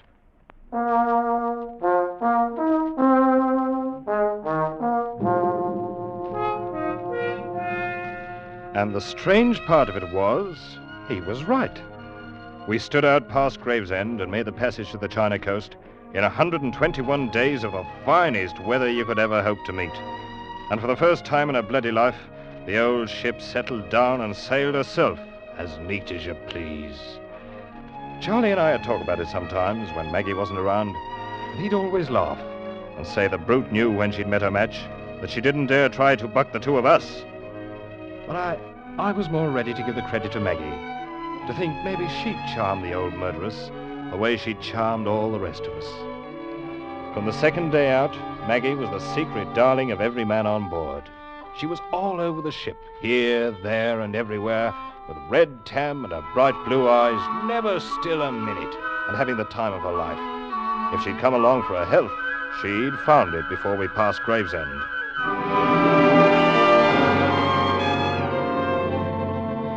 We raised a storm on the passage back and ran 4 days in a heavy gale. I stood by and held my breath, ready for anything, and nothing happened.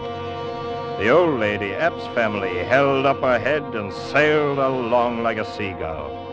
Any time before, she'd have buried her gunwale in the quartering seas, but now, all the water she shipped you could put in a teacup. 109 days from Hong Kong, we raised the Dungeness Light, and early the next morning picked up a tug off Sheerness for the long tow upriver to London. The ship followed along on the tow line like a puppy on a leash, and we moved slowly up the river past Gravesend. All of us were glad to be home, but Maggie most of all, I think, because she'd never been at sea so long before. I had to smile at the way she danced around in the bows, picking out one landmark after another as we came to them, sometimes standing up on the spare anchor we'd taken in on the foredeck in order to get a better look at the riverbanks ahead. She wasn't wearing the ring yet, but I knew she was going to and was only teasing Charlie as long as possible. What's wrong, Ned? That tug stopped her engines. Collision up ahead in the channel, Charlie. Looks like a yawl and a schooner fouled together. Oh, yes. Well, looks like they're clearing it up now. Guess we can move again in a couple of minutes. Maggie, why don't you go on the afterdeck? You're on the way up forward there. Oh, I'm all right, Charlie. Stop worrying. We're almost home. Better save your orders for the crew, Charlie. She outranks you. Oh, I'll take orders from her any day. Yes. We are almost home, Ned. We've had a lucky voyage. It's the first halfway peaceful trip I've ever made in the old brute. Oh, I told you we'd tame her down. She's turned over a new leaf, Ned. Well, it won't last long if she keeps on sheering off there and drifting back down the channel. Huh? Oh, yes. And we're heading straight for those fishing smacks. Better have the tug start up and hold a taut line on her. I've seen her do this before. Yes. Ahoy, the tug! Take up the slack and get her straight in the channel. Hold her against the current. Any other ship would have held steady for the 2 or 3 minutes we'd stopped, but not the old Epps family. And now when the tug tightened up in the hawser, pulling at an angle across her bows, she wouldn't respond, wouldn't budge. The old girl wanted her own way. She was just as stubborn as ever. Ahoy, the tug! We're still drifting. Up and up to full speed. Confound her. Never saw a ship act like this. The heavy hawser was pulled so tight it was humming, and Tug's pedals with her engines full whipped up the water like a mill race. And then it happened. The heavy towing chock tore loose from the deck. The hawser began sliding across the bow, ripping out rail stanchions like matchsticks. Then I saw it was going to sweep under the flukes of the spare anchor, the anchor that Maggie was standing on. Maggie! Get off that anchor! Look out! She tried to jump clear, but she was too late. The great anchor had tipped up on its side, clasped her about the waist like a monstrous arm of steel. It had carried her with it, and swung down and over and smashed against the side of the ship. She went into the water. Take charge of the deck, Ned. I'm going in after her. Ned, was that Maggie? Yes, sir. She's overboard, Captain Colchester. Maggie. Oh, the dirty, murdering brute. Now it's women she's killing. Let go the port anchor! Hold the ship as she is and get the boats over! I hadn't told Charlie, and I didn't say anything about it to Captain Colchester. But I stood there, and I knew it wasn't any use. Because I'd seen the way the heavy anchor had carried her over, and then swung in to smash her against the bow before it dropped her into the water. And I'd seen the way that water beneath the bow was all colored red.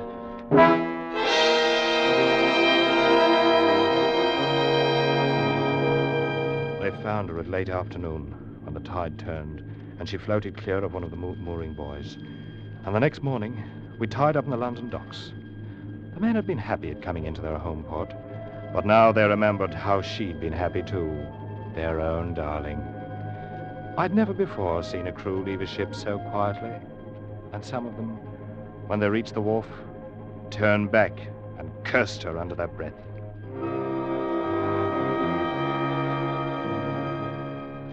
Finally, it was only Charlie and I, alone on the quarterdeck, and Captain Colchester was below somewhere in the cabin. She never wore it, Ned. The ring. She never wore it. But she would have, Charlie. I know she meant to. She was just having a little fun with you, that's all. With all of us on board, why did the brute have to go for Maggie? Why? I guess there's not much answer for that. She was everything I wanted. Everything. Yes, Charlie. I know. I talked her into making the voyage. It was my idea. It's no good, Charlie, this kind of thinking. I guess you know that. I don't know. She's everything I wanted. Charlie, Oh, Mr. Wilmot. Over here, Captain. I'm going ashore. The shipkeeper's come aboard now. The two of you are free to go whenever you like. Thank you, sir. Charlie, nothing. I'm resigning command in the morning. I'll never set foot on board her again as long as I live. I feel the same way, sir. Well, come into the company office in a day or two and sign out for the log. Good day, gentlemen. Charlie, we'd better go ashore, too. We're done here. Yes, I suppose we are. I'll arrange to have our gear picked up later. There's no use of... Captain, look out! Missed him! But yardarm off the mainmast. Fell right behind him. Ah, you missed me, you murdering brute! And that was your last chance, go! Ned, that yard was made fast at Dungeness. And now it falls out of the tops with the ship lying still at the wharf. Yes, Charlie. Come on, let's go ashore. Wasn't the devil satisfied for one trip?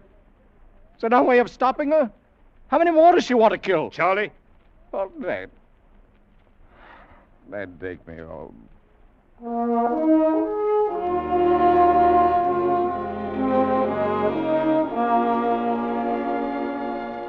Charlie was 10 years older by the time we reached home, and it was 2 weeks before he'd do anything more than sit in his room and stare at the wall, saying nothing. Captain Colchester carried out his threat and resigned from the company the morning after we docked, and I filed my application for a transfer. The Apps family was reloaded and ready to sail, but she stayed on lying at the wharf with nobody to take her out.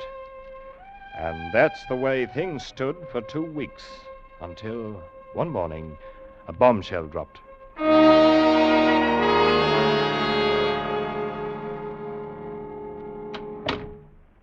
Hello, Ned. Charlie, I wondered where you went this morning. And I left the house early. How do you feel? Fine. Ned, Mr. Apps tells me you've applied for a transfer.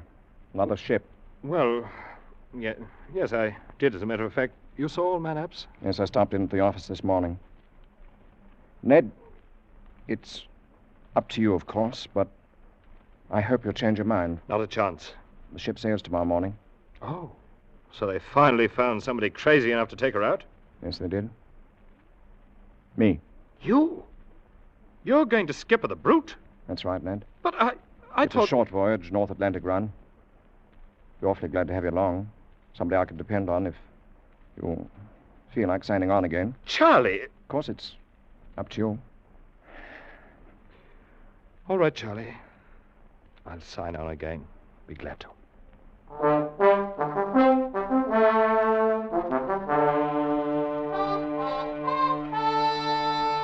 We boomed out past the Sheerness Light and headed north, hugging a lee shore in a stiff breeze. The ship drove ahead as steady as a barge, with scarcely a roll or a quiver. But in spite of the smooth and easy way she handled, I couldn't help feeling uneasy. I could sense the black spirit of her brooding somewhere down inside, mocking and taunting us with her bloody memories, and waiting for a new chance. By nightfall, we were running hard in along the Kettling coast, where those rocky headlands break at intervals out of the shelving sandy beaches. The onshore wind held steady in our quarter, and the sun sank down behind the land some 3 miles away.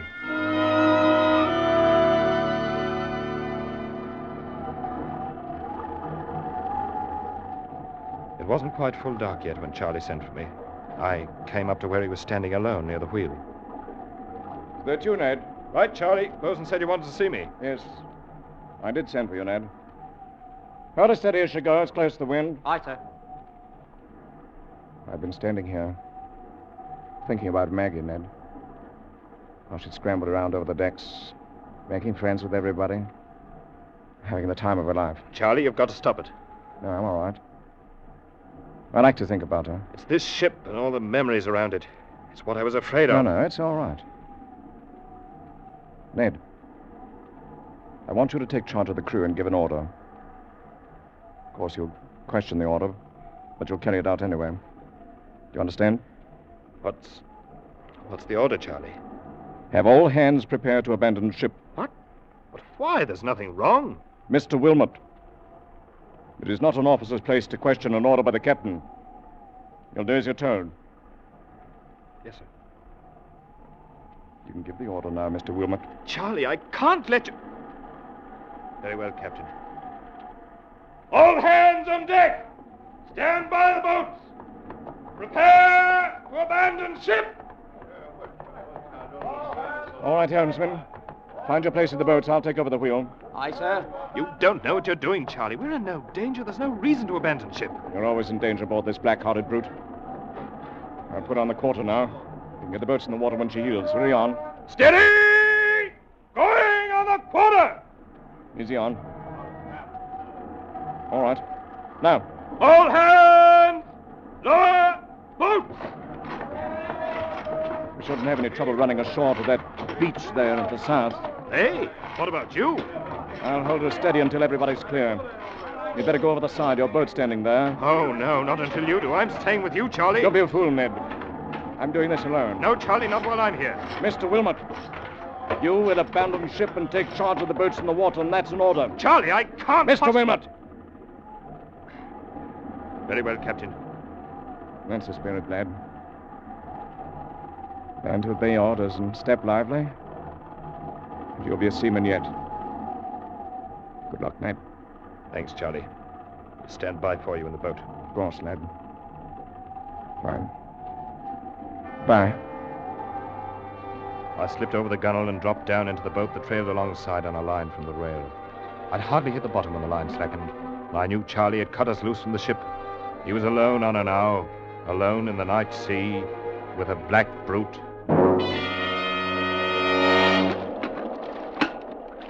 Look, sir, look! He's laid it over, away from the wind. Charlie had put the helm over hard. With a terrible shudder of her dark sails and a smother of white foam from her bows, the great ship heeled about in a sharp turn and then began to drive ahead like some mad thing before the wind. Straight before the wind and straight toward the shore. Look, sir, the rocks on the headland. She's going to smash herself. Faster and faster she plunged ahead through the weltering seas, faster and faster on the back of the gale, while the black-hearted spirit of her screamed in the ratlines. Look, sir, the rocks!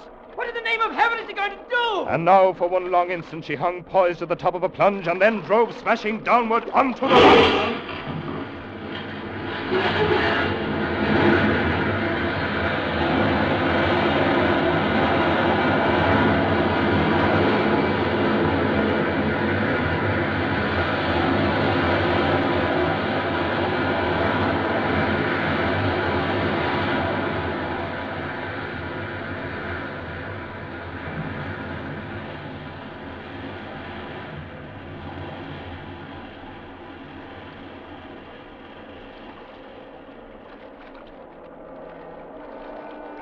We stood by, as close as we dared, for 3 hours, while the killer ship pounded herself to bits in the surging sea. But we didn't find my brother Charlie. And from the first minute, I knew we wouldn't. Because just before I'd left the ship, there by the helm, in the light of the binnacle lamp, I'd seen the thing he was holding clenched tight in his hard brown fist. It was a tiny platinum ring set with a blue-white diamond.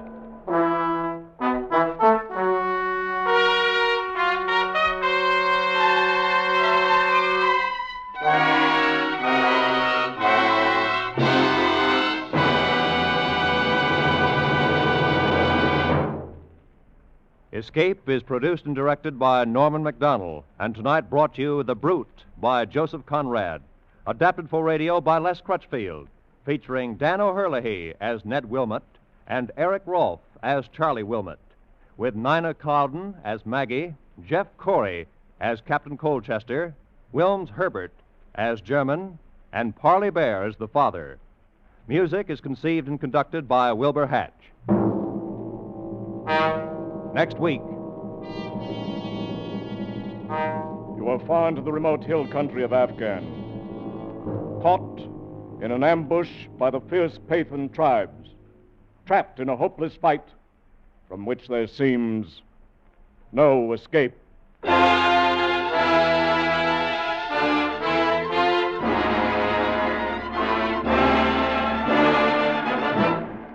Next week, we escape with Rudyard Kipling's gripping story, The Drums of the Fore and Aft. Good night, then, until the same time next week, when once again we offer you Escape.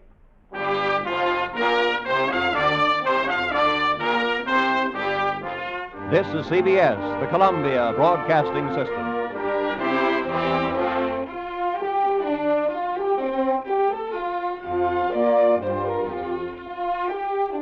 Worrying about those bills piling up, dreaming about that coming vacation, want to get away from it all? We offer you Escape.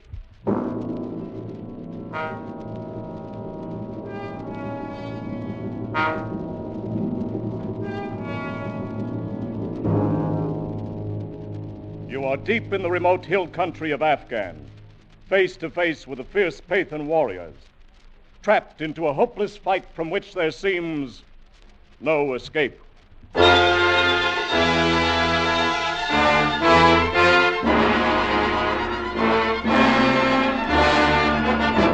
Escape, designed to free you from the four walls of today for a half hour of high adventure.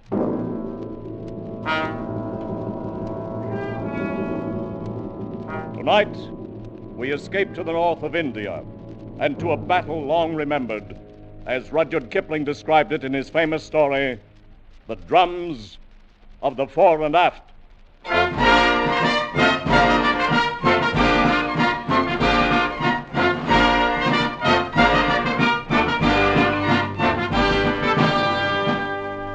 When I came out from England to serve as a news correspondent with the British troops on the North Indian border, Regiment number 329A was called the Fore and Fit, Princess Hohenzollerins Own Royal Light Infantry. Fore and Fit, but now behind their backs men call them the Fore and Aft. You know, when certain words are shouted in front of other barracks, the troops may come out with belts and fists. But the mere whisper of Fore and Aft brings out the men of this regiment with rifles in their hands and murder in their eyes.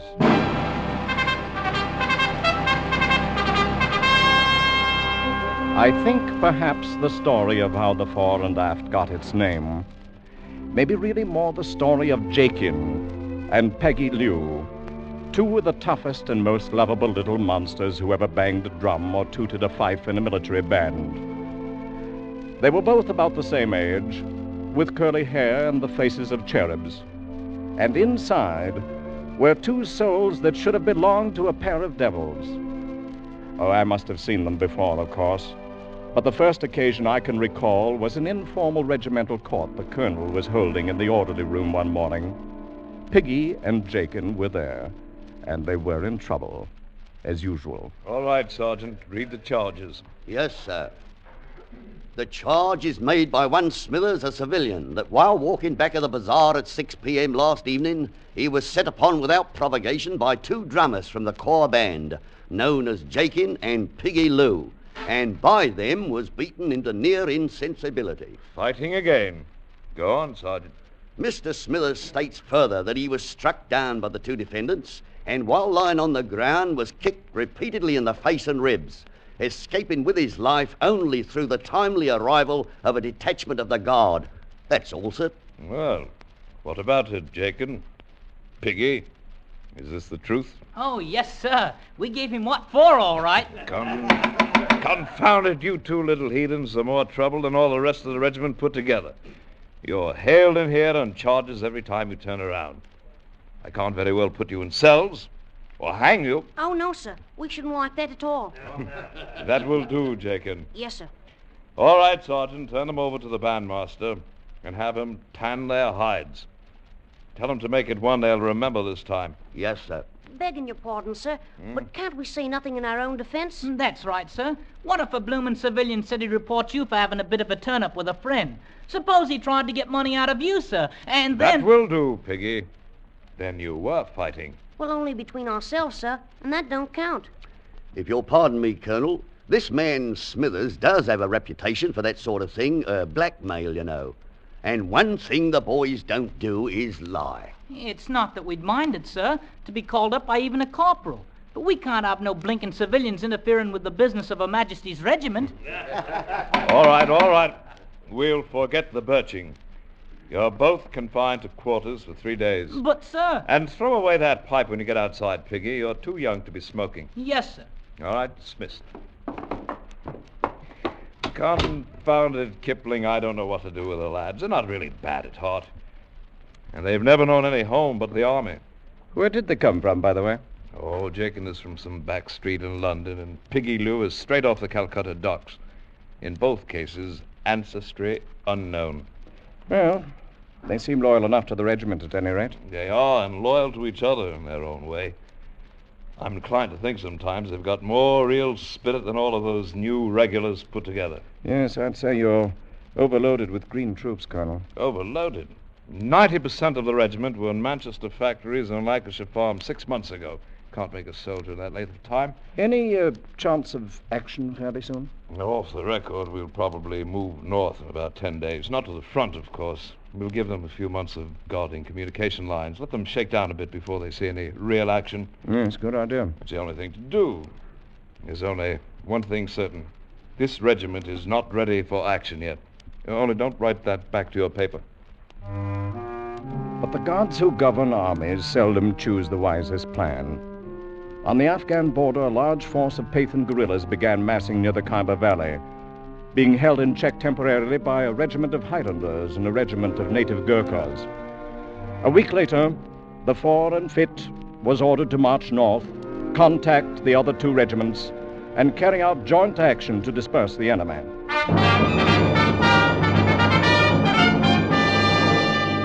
Parade ground and barracks began to hum with preparations for the coming campaign.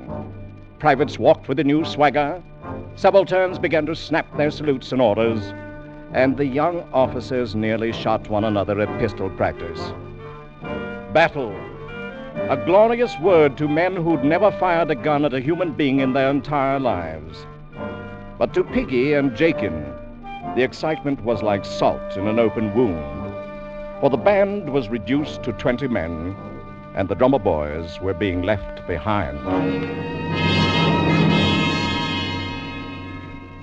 Blimey, if I'm going to let him do it to me, Jakin.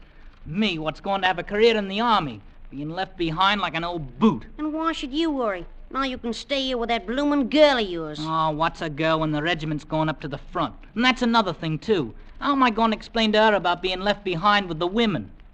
What do you have to explain anything to her for? She's only 13. Oh, I've been telling her I'd get myself a medal when the first campaign come along. Now am I going to do it now, I ask you? Perhaps the drum major'll give you a bloomin' medal for tootin' on a fife. I heard him talking to you yesterday. And how was I to stop him? Piggy, he says, why don't you consider making music your career? Piggy Lou, the musician, a bloomin' non-combatant. I won't do it. He can try, but he can't make me. Aha! And when I'm an officer, perhaps I'll invite you in to have a glass of sherry wine on mess nights, Mr. Lou. I'll be a blinking officer before you are. I'm going to join up with the regulars just as soon as I'm old enough. Piggy the musician. Oh, stow it. Right at the moment, I don't feel like fighting even you. I heard in the barracks they're going to take Tom Kidd along. He used to be the bugler. Of course, he's 18, though. That he is. But I can plaster the wall with him any day. With one hand behind me back. Perhaps we can hit him around a bit. Just enough so he can't bugle no more. You get hold of his hands, Piggy, and then I'll kick him in No. They still wouldn't take us. Our reputations ain't what they might be, you know. Oh, well. I just leave stay here and do a bit of loafing myself. With our own regiment going into action? Why, I just leave out my... Hey, look who's coming. It's the bloomin' colonel herself. And so it is, all alone. You know, Jakin, me lad, I think I'll have a little talk with this colonelship. Have you gone daft with a eat? Oh, the colonel's a good old beggar. Here, hold me pipe. Blimey, now we're in for it again. I beg your pardon, sir. Eh? Well, Piggy, are the drums in revolt? Am I to be pulled down right here in the open? No, sir. I'd like the pleasure of a word with you, sir. All right, go ahead and have it. I'm asking you, sir. If you thought the world and all of your regiment and it was going off to active duty without you, sir, then how'd you feel? I'm afraid I should feel a bit left out of things. And worse. It's as bad as being a blinking civilian, if you'll pardon me, sir. But that's how Jakin and me feels about it. You've no idea what a campaign can be like. Why, you'd flop on your face in the first 20 miles. No, we wouldn't, sir. We're good at marching. I've told my girl I'd bring her back a medal. I've just got to go. And anyhow, if I stay here, the bandmaster will make a blessed musician out of me, sir. I see. I think you could pass a physical... Oh, not the slightest doubt of it, sir. We're both of us very healthy for our age. Please, sir. All right. I suppose it's unheard of for a border regiment to take drummers along on active campaign. But if you get past the medical officer, you can both go along. Blimey! Jakin, did you hear that? We're going up to the front. Thank you, sir. Carry on. Yahoo!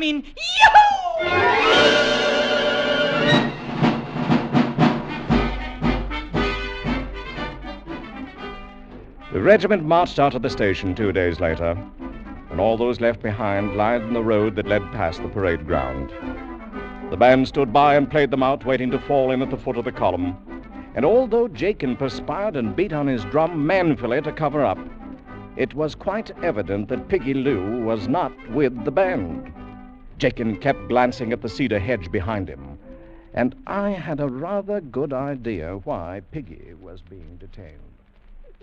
Be awful careful and take real good care of yourself, Piggy. You're so venturesome. I'll worry all the time. It's odd, Chris. I'll grant you it's odd, but what's a man to do when his regiment's called off to active duty now? Here, give us another kiss. Oh, Piggy. That's more like it. You'd have stayed here like you ought to. You could have had as many as you wanted. And if I'd done that, Chris, you wouldn't think anything of me. Like as not. At least I'd had you with me, Piggy. And all the thinking in the world ain't like kissing. And all the kissing in the world ain't like having a medal to wear on the front of your coat. Who cares about a medal? Just stay with me, Piggy, darling. And I'll love you true forever. Aren't you going to do that anyhow, Chris? You said you was. Of course I am. Be lots more comfortable if you stayed here. No, don't take on about it, Chris. I'll be coming back, and I'll marry you someday, too, I promise. But when? Years and years, perhaps. You be careful, won't you, Piggy? Oh, man has to take his chances in the army, Chris. But if it happens, I'll be thinking of you right to the last. Don't talk like that. Oh, now, here, give us a kiss. Piggy, get yourself on over here. We're about to fall in. I've got to go now, Chris, me darling. Don't you be forgetting me. Oh, I won't ever, Piggy. Here, I made something for you to take with you. Eh? What's this? It's a button bag. All the regular soldiers carry them. I put some of my hair in it. Well, now, that's awful kind of you, Chris. I guess it ain't made so good, but I didn't want nobody else to help me. Not even Mum. Oh, I'll carry it right over me heart, so long as I'm alive. Don't say things like that. Piggy, come on.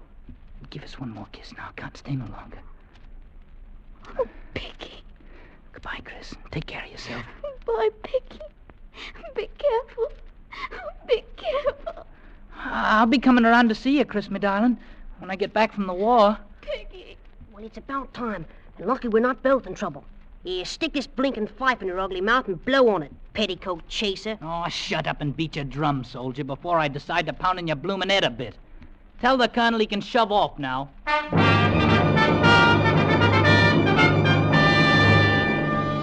And so the 4 and 5th went north to the wars, first by troop train, and then on foot when the last railhead left them with a 7-day route march before they'd reach the front up ahead. And during those 7 weary days, the regiment began to crack. Men weren't hardened to the long miles of marching, and they found themselves dead tired before the noon of each day. The food was bad, and the water was worse. And on the 2nd day, the snipers started in. They would hide in the tumbled rocks of the low brown hills beside the road and wait for the column to pass. And the first sign of one would be a flash and a puff of smoke, and some man on the long line of march would die without ever seeing the enemy who killed him. And even at night, the tired and nerve-shattered men could find no rest. If anything, the night hours and the dark tents were a good deal worse than the daylight hours on the dusty road. Oh, Stu, you bloomin' gab until the morning, Piggy. I gotta get myself some sleep. As if I ain't marched just as far as you have. Oh, me bloomin' feet's killing me. Serves you bloody well right for getting us into this. We could have been back at the station living on the fat of the land. And halfway to becoming musicians, like as not. In which case, I'd be a-sleeping in a regular bed, having decent chaw to eat for once. I'm afraid you're not the army type, Jakin. Perhaps I shouldn't have talked my friend the colonel into letting you come. Shut up there in the tent, or I come in and take a belt to you. Yes, sir. You don't have to call a blinking sergeant, sir. There ain't no harm in it. That's the left wing. Stay in your tent. Piggy, that's another one of our sentries got himself killed out there. Pathan beggars can sneak up in the dark without making a sound. And they take their bloody long knives and slice a man open as neat as you please. All right, hold your fire and see what you're shooting at. I wonder what they look like, Piggy. These here Pathans? Oh, what's it matter when we can't even carry rifles? I ask you now, Jakin. Look at that. How's a man to get himself a medal when all he's got for a weapon is a bloomin' fife?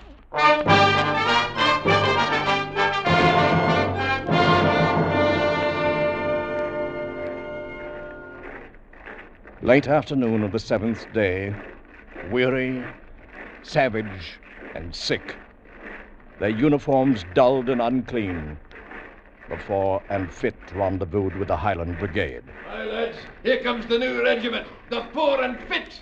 4 and Fit, eh? May I ask what it is they're fit for? Some of the men bore wounds, and some were stretcher cases. But the real casualty was the regimental morale. These raw conscripts had marched out of their station in the south with the band playing.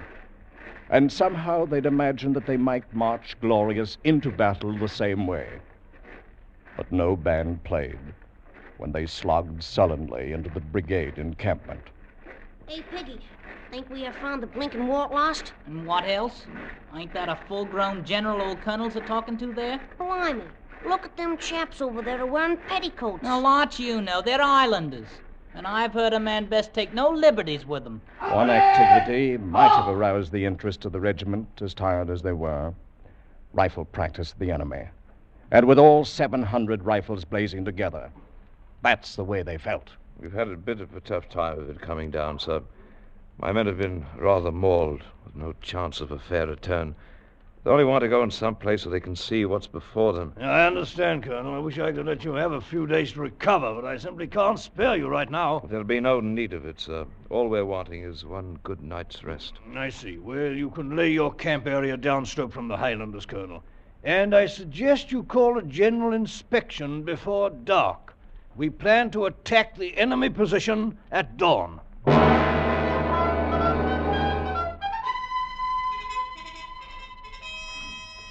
So it's active duty you wanted, Piggy. And how much longer do you think they're going to keep us standing here with the bloody daylight barely coming over the hills? Oh, knows. We can't have no battle till the bloomin' general has his morning tea now, can we? Just take a look at all them Pathans out there on the plain. Must be 8 of them to 1 of us. Right down the line. Then it makes it that much easier to get a medal. And how do you hope to get a medal? Maybe you're going to blow their bloody eardrums out with your little fife. More like it, we'll not even have the chance to see how the beggars look. The band, as you might have heard, is going to wheel and retire when we reach them rocks, while the regular soldiers go on and attack the enemy. Which, I might say, is exactly the way I'd plan it myself. I got no fondness for being sliced up like a bloomin' leg of lamb. Oh, you got no spirit, you bloody little beggar. Beggar yourself and a bigger one. Them as want spirit can have it. Like as not, I'll have to pound your head a bit before you can... Here we go, Piggy. Right, Sergeant. Jakin. Ready now. I call 'em as squads! At the quick march! Forward!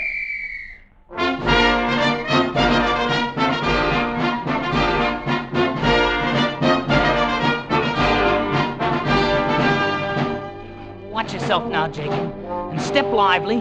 Just keep your eye on me and I'll make a bloody ear out of you. Only someone had blundered. Someone had misread an order, and the 4 and Fit move out onto the plain to attack the enemy force alone. Confounded, stupid conscripts! What are they up to, anyhow? They've spoiled the whole plan of the battle. It's the kind of a mistake you could expect from a regiment that doesn't even know how to march. At the clump of rock, the band wheeled and halted and continued to play, while the ranks opened to form a skirmish line and moved slowly ahead. Hold steady, laddies. We've had no orders to move out, and therefore we'll stand fast. If the four and fit wishes to fight like hogs, then they'll fight alone. At 500 yards range from the enemy line, the regiment began firing at will and wildly. In a few minutes, they'd thrown away half their ammunition and blinded themselves with their own smoke. And farther out on the plain, the Afghan army stood quietly, throwing occasional well-aimed bullets into the milling herd of green troops. The blooming fools! They're bunching like a herd of sheep. Don't they realize there'll be a Ghazi charge at any minute? Suddenly, from the main body of the Afghan troops, a small band of about 50 Pathan warriors charged forward and fell upon the startled Englishmen. These were the Ghazis, the suicide squad always thrown out ahead of the Afghan army before any main test of strength.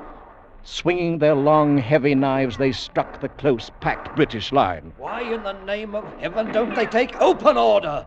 They'll be cut to bits. The four and fit wavered, shuddered away from the vicious slashes of the murderous bone-handled knives, rallied for an instant and held, and then broke, turned tail, and ran.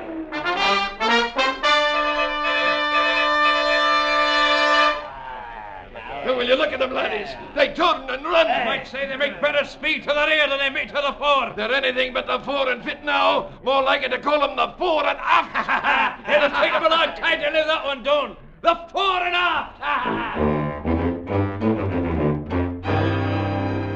The regiment took no thought for the wounded, for the men left behind.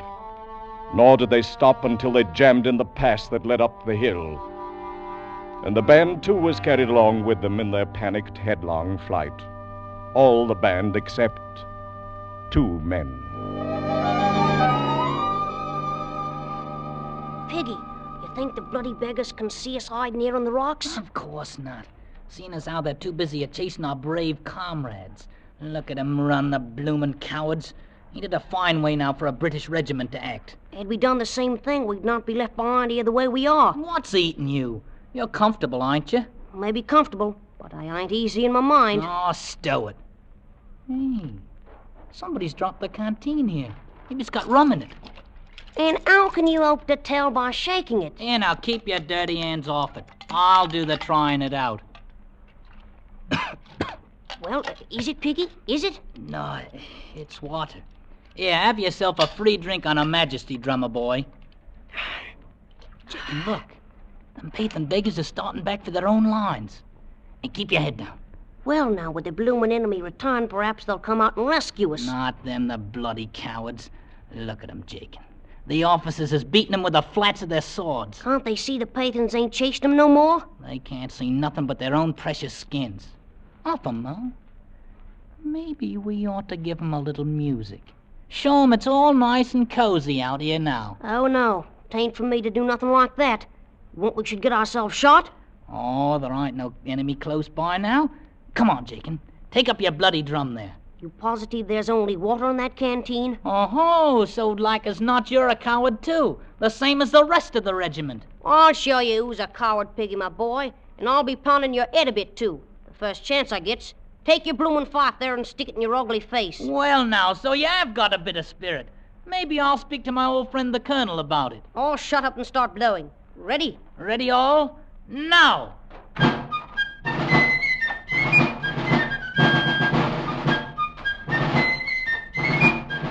Where is it we're gonna march to, Piggy? Back and forth a time or two in full sight. Then we'll wait in the rocks for the battle to start. They watching us? To be sure they're watching us. Ah, yes. They're watching us, all right. Time held still, and even the Afghan snipers forgot their weapons, while 2 armies watched the tiny red-coated figures marching back and forth on the battlefield alone. Aye, and I tell you certain there's a pair of brave laddies down there. All right, you blinking cowards! Look at them out there! Are them 2 children the only brave men in the regiment? The men of the fore and aft lifted their heads, fingered their rifles, and stared without moving. And out there on the silent plain, back and forth, marched Jakin and Piggy.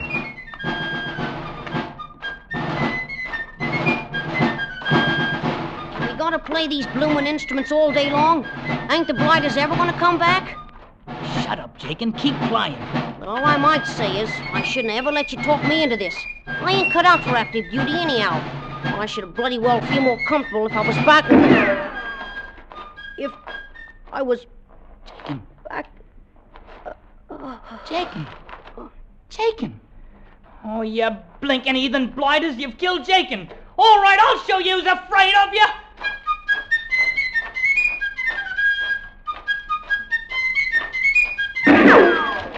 Come on, you bloomin' cowards!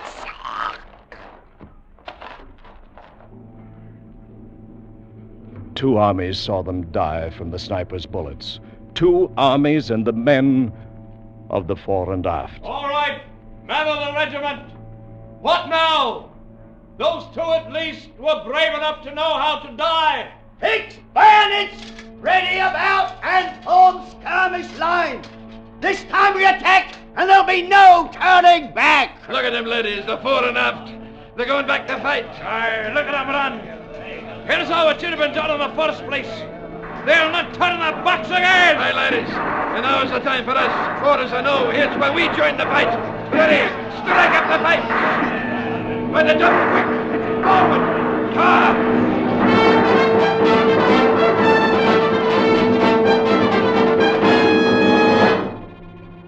Late afternoon saw the Afghan army wiped out.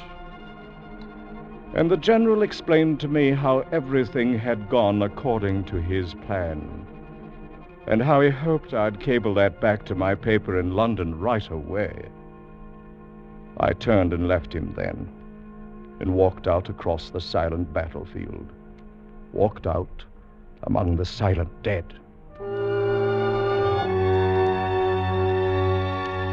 The two tiny figures lay quite close together, Jakin fallen across his broken drum, and Piggy Lou with the fife still clenched in his dirty fist. A bulge under his tunic caught my eye, and I reached in and drew out a button bag embroidered crudely with the name Chris. I made it for you myself, Piggy, my darling. And I put some of my own hair inside of it. I'll wear it right next to me heart, Chris, so long as I'm alive. I thought how Chris would soon forget, and how the world's memory is no longer than hers. The sun was sinking away in the west. The button bag in my hand was soaked and damp. And over the left breast of Piggy's grimy uniform, over the pocket where citations are usually worn, a bright red stain had spread out through the coarse wool, looking so very much like the bright red ribbon that goes with a medal.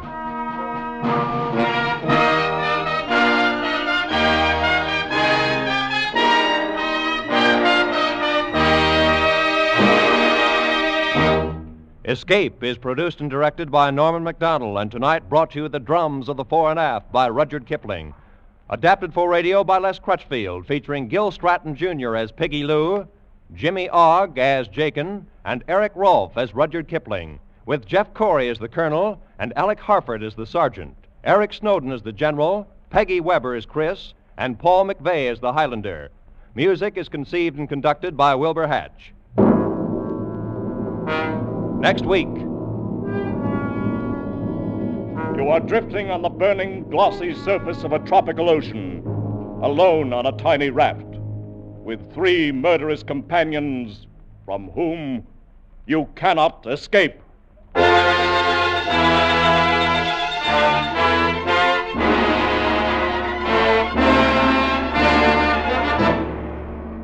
Next week, we escape with John Russell's gripping story, The Fourth Man.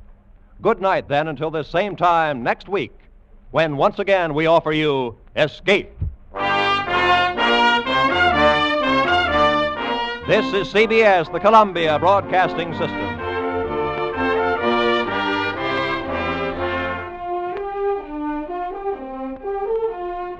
Tired out from spring house cleaning? Find your life uninteresting? Want to get away from it all? We offer you Escape.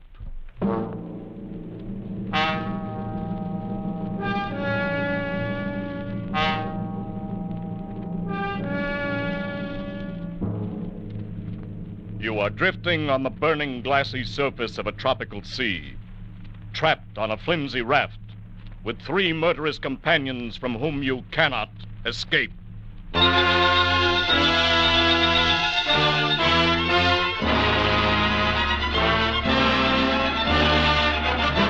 Escape, designed to free you from the 4 walls of today for a half hour of high adventure.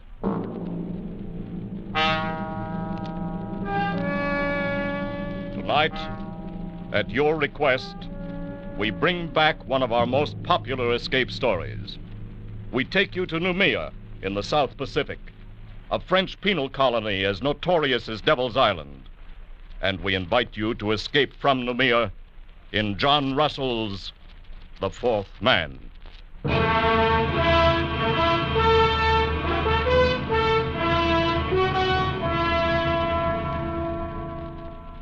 The raft stood to open sea. A mat of pandanus leaves served for its sail, and a paddle of wood for its helm.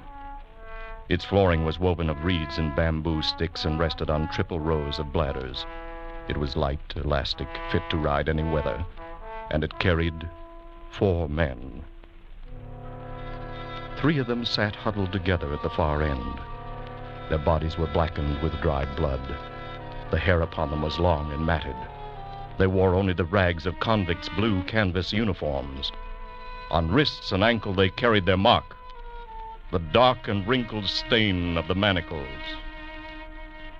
There was DuBose, doctor, leader, man of the world, murderer. Friends, the thing is done. And Fenerou, forger, ladies' man, weakling, coward. Yes, we got away, all right. And the one known as the Parrot, thief, and cutthroat. So far, so good. Gentlemen, by way of celebration, may I offer you cigarettes? Cigarettes? Oh, Doctor, you're a marvelous magician. Look at them, white and fresh as though they just came from the package. How did you do it? Every 6 months, there are about 75 escapes from Mira, and not more than one succeeds. Ours would be that one, I knew. And so, 3 weeks ago, I bribed the night guard for these very cigarettes, so that we might sit here, my friends, as we are doing, and celebrate. I want to light. Yes, I light for the Parrot. Oh, our doctor is a wonder. He thinks of everything. He gives us cigarettes, matches, and our freedom. Wait till you've got your 2 feet on a pavement again. That will be the time to talk about freedom. To wear starched collars again. To stroll with a girl, clean and fresh from her bath, down the Place de la Concorde, the Rue de Rivoli. Suppose we get a storm. It's not the season of storms. Just the same, suppose we get a storm. Ferke, my friend, you must not be so impatient. We were convicts back there, festering in oblivion. And now we stand on the rosy threshold of the big round world again. We are men raised from the dead. Suppose we get a storm. You have got a gift of speech, but where's the ship that was going to meet us here? This is the day as agreed. It will meet us. This wind will blow us to China if we keep on. We can't lie any closer to shore. There's a government launch at Torreon, and I doubt if the native trackers have given up yet. Oh, careful, Parrot. They will eat you yet. I've heard about that. Is it true, Doctor, that the natives keep all the runaways they can capture to fatten on them? They prefer the reward. Still, I doubt if they've entirely lost the habit of cannibalism. Yes, piece by piece, Parrot. First they will sample you, then they will make a stew of your brains. They won't miss a thing. Shut up, Fenerou. The filthy brutes. You know, I forgot. We have one of them with us.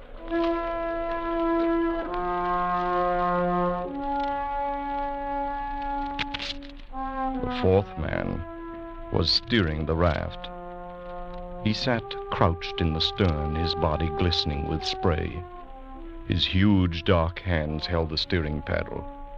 He was motionless like an idol, his eyes fixed on the course ahead, the 4th man on the raft.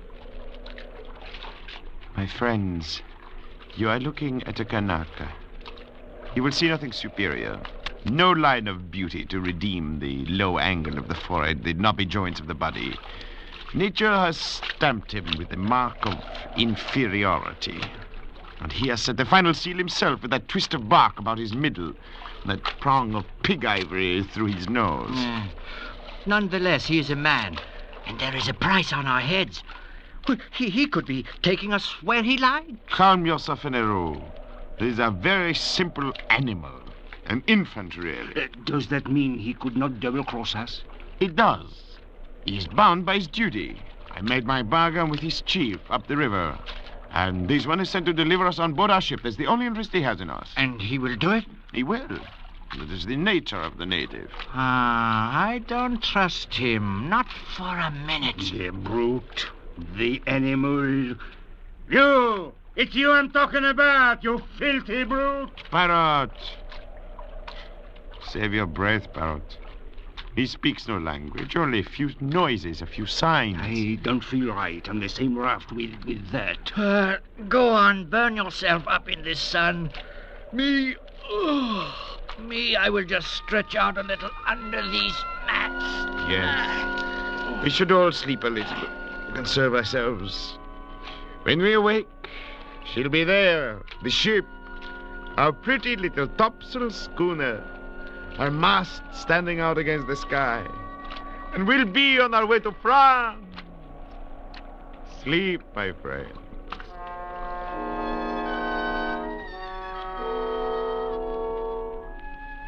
The two younger convicts dozed under the heat of the day, but not Dr. Dubose. He stood once again to sweep the skyline under his shaded hand. His plan had been so careful, so precise. He had counted absolutely on meeting the ship, the small schooner, one of those flitting, half-piratical traders of the Copra Islands that can be hired like cabs in a dark street for any sinister enterprise. But there was no ship, and there was no crossroads where one might sit and wait.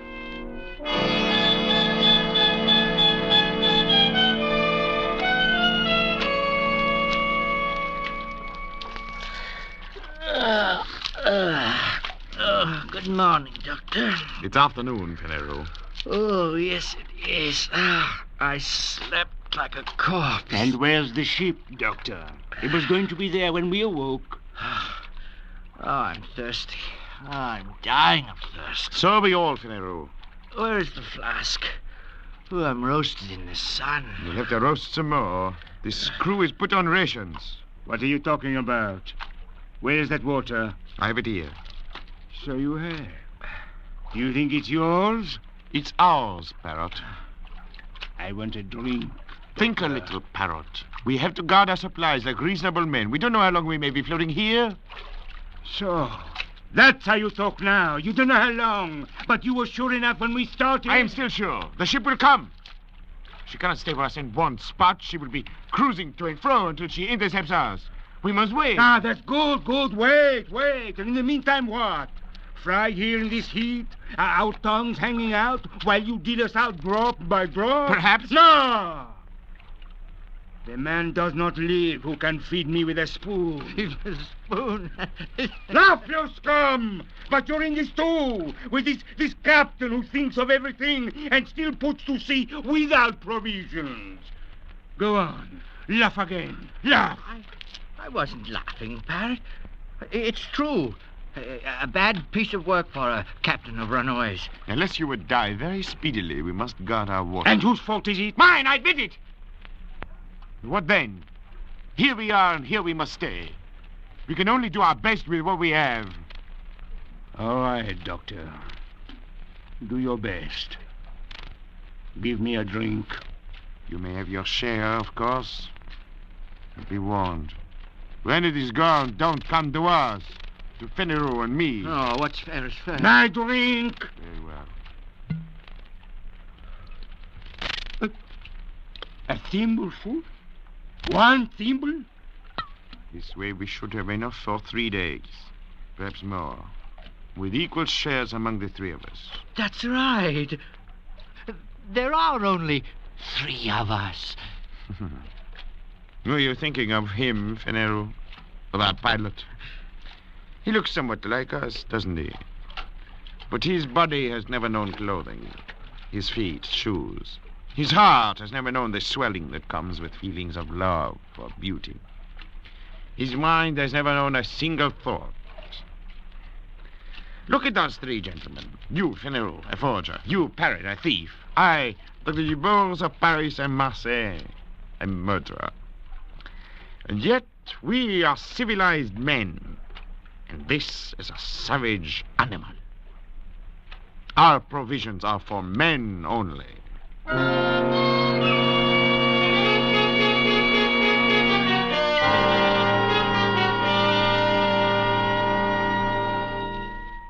The three men awoke to their second day on the raft. They looked and saw the far round horizon and the empty desert of the sea, and their own long shadows that slipped slowly before them over its smooth, slow heaving. The land had sunk away from them in the night. The trap had been sprung. As the savage sun kindled upon them with the power of a burning glass, a calm fell, an absolute calm. The air hung, waited. The sea heaved and fell in polished undulations, and the sun shone, driving in under their eyelids like white-hot splinters.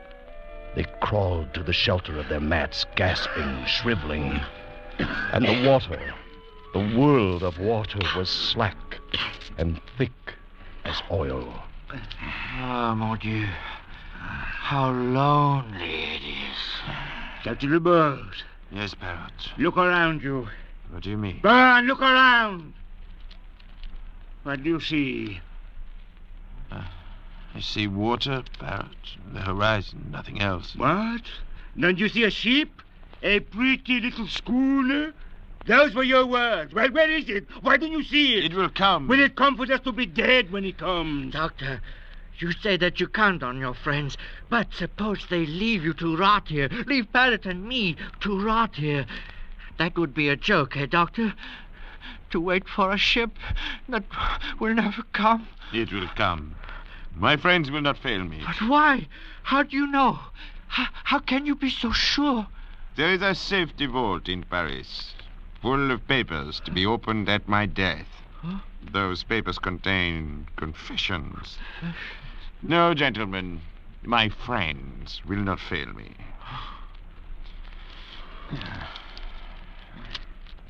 Parrot. A moment ago you asked what I saw. Well? There was something I neglected. What was that? I see a Kanaka on this raft with us. He does not join us. He does not look at us. He sits on his heels in the way of the native, with his arms hugging his knees. He sits at the stern, motionless under the shattering sun, gazing out into vacancy. Whenever I raise my eyes, I see nothing else. Only this Kanaka. And he seems to be enjoying himself quite well. I was thinking so myself. The cannibal, the savage. He does not seem to suffer. What's going on in his brain? What does he dream there? He looks at us as though he hates us. The dirty rat. Maybe he's waiting for us to die.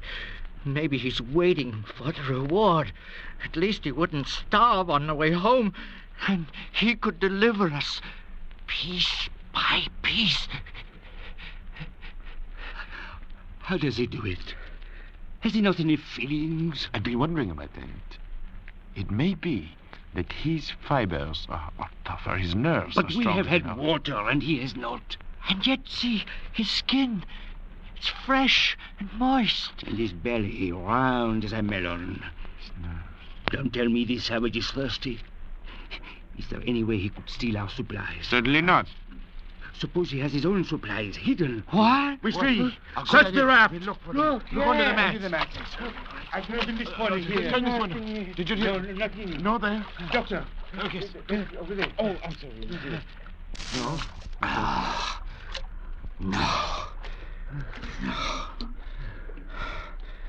No. You were mistaken. He has nothing hidden. You're wrong about him, Doctor, when you say he has no understanding. There is one thing he knows, and knows well. Pain. Harry, don't hit him! No, not so much. Harry, no! There, scum! That will teach you! Not so cheerful now, are you? Not so happy with your luck? That will make you feel! A higher race tramples the savage, with or without cause. And that is natural. And the savage creeps away into his place, with his hurts and his wrongs, and makes no sign and strikes no blow. And that is natural, too. Yes, that is all very well, Doctor. But we still must have our pilot. Come back, my friends, back under the mats. The glare of the sun is not so bad there.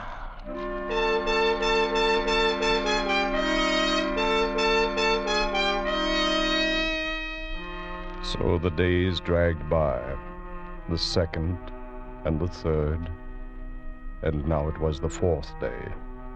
And still there was no breeze, and still there was no ship. Doctor? Yes? What do you stare at? At him, the savage. Look at him, and look at us. We are dying, our powers are ebbing. And him? He's naked, wild, brutish. He's yet to give the slightest sign of complaint or weakness. Yes, it's true. At night he stretches out and sleeps. Those long hours when we wrestle and fight with despair, he sleeps like a child. Then in the morning he resumes his place aft, unchanged, fixed, a growing wonder. Doctor, is this a man or a fiend? A man is man. A miracle. He's a man, and a very poor and wretched example of a man. You will find no lower type anywhere. Look at his cranial angle, the high ears, the heavy bones of his skull. He's scarcely above an ape. Then what? He has a secret. Secret? But we see him. Every move he makes, every minute. What chance has he for a secret? How absurd.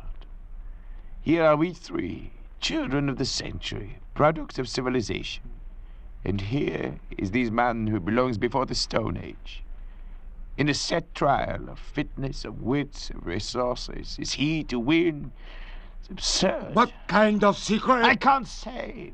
Perhaps some method of breathing, some strange posture he uses to cheat the sensations of the body. Such things are known among primitive peoples, known and jealously guarded, like the properties of certain drugs, the uses of hypnotism, who knows? We can know. We can find out. To ask him. Useless. He will not tell. Why should he? We scorn him. We give him no share with us. We abuse him. And so he falls back on his own expedience. He remains silent, as he always has been, as he always will be. He never tells the secrets. They are the means by which he has survived from the depth of time, by which he may yet survive when all our wisdom is dust. There are a number of ways of learning secrets. I know them all. No power. It would be useless. He could stand any torture you might invent. You saw how he behaved before. No, it's not the way. Talk! I'm tired of all this talk! Kill him and throw him over! Let's be rid of the thing! We gain nothing. Then what do you want? To beat him. That's what I want. To beat him at the game. For our own sakes, for our own racial pride. We must. To outlast him, to prove ourselves his masters. By better brain, by better organization and control. Watch him, my friends, so that we may trap him, so that we may find him out and defeat him in the end. Watch. I will watch, all right, you old windbag. I'm not sleeping anymore to leave you alone with that bottle. The bottle. Oh, the bottle. I've been meaning to discuss our rations with you. Have you? We are running very short. I'm afraid we must all take a cut again. And what are we down to now, Doctor? Half a thimbleful. No. We must keep our wits. I say no! Then we'll put it to a vote. You say no, I say yes. Fenero? Yes, anything. But give me mine now. Then it's half a thimbleful for Monsieur Fenero. Your share, Fenero. More, or I'll die. More. No more today. You must. Oh, Doctor. No more today. Look! A ship! Where is it? Where is it? The bottle, Doctor! What? Here's the bottle! He drank! Look at him. You killed him with that oar. What about the bottle? There's some left. You caught him just in time. And you got the bottle just in time. It seems I did. And there's no ship. There will be no ship. We are done. Because of you and your dirty promises that brought us here. Doctor, liar, fool. Don't come any closer. Unless you want this flask broken over your head. No, I would not want that. Barrett, just think. Why should you and I fight? We can see this trouble through and win yet. This weather can't last forever. Besides, now here would be only two of us to divide the water, yes? Yes. That is true, is it not? Fenarou kindly leaves us his share. An inheritance. All right. I'll take mine now. My share now, if you please. Later we shall see. So be it.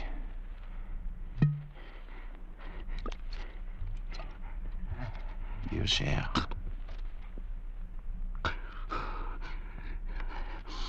Many thanks. And now, Fenarau's share. To me, please. As you say.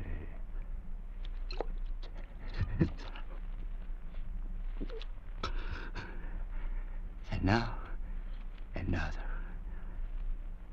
another good doctor. 3. That's enough, Barrett. No, Doctor. It is not enough. Now, I will take the rest. Oh, Barrett! Stop! My Your arm! Please! I will kill you if you don't! Thank you. You see, I have manners, haven't I?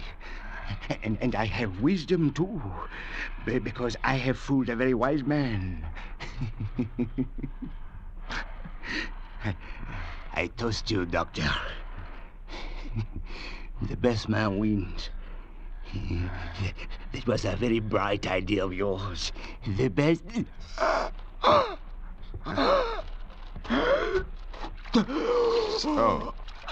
The best man wins, Barrett. You forgot I am a doctor, didn't you? The water you would kill for has killed you. A man cannot go without water for 4 days, then drink his fill and still live. Go on, Parrot. Gasp out your worthless life while I laugh. The best man always wins, Parrot. The best man always... So, the best man wins. Yes, Doctor. Forgot my knife, didn't you? Forgot me, lying at your feet, while you divided my share of the water. Gave me up for dead, did you? But I, Fenarau, will outlast the two of you. Fenarau, the best man always wins. Oh, Fenarau, you fool. The water. It's running out.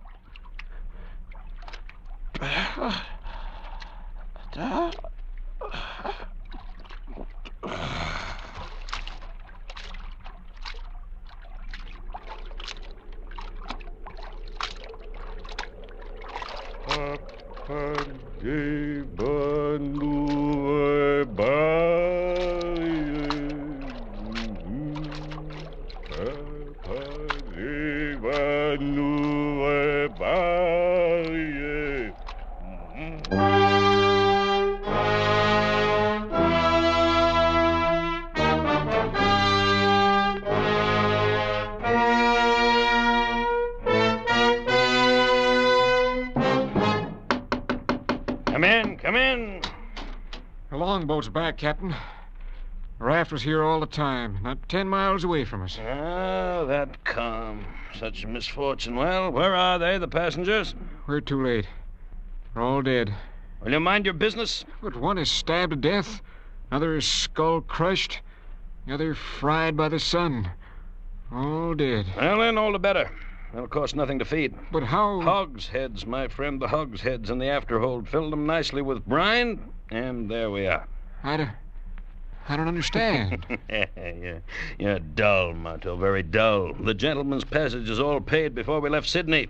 I contracted to bring back 3 escaped convicts. Well, I'll bring them back in pickle. So if you'll go back, Marto, and bring them aboard for the trip, I'll be much obliged. Very well. Oh, there's a 4th man on the raft, Captain. A Kanaka. Still alive. What do we do with him? A Kanaka?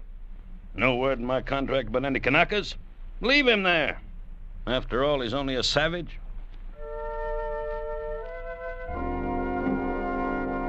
And so Dr. Dubose and Fennereau and the parrot went aboard for the long trip to their beloved Paris, their bodies pitching and rolling gently in the huge vats of brine.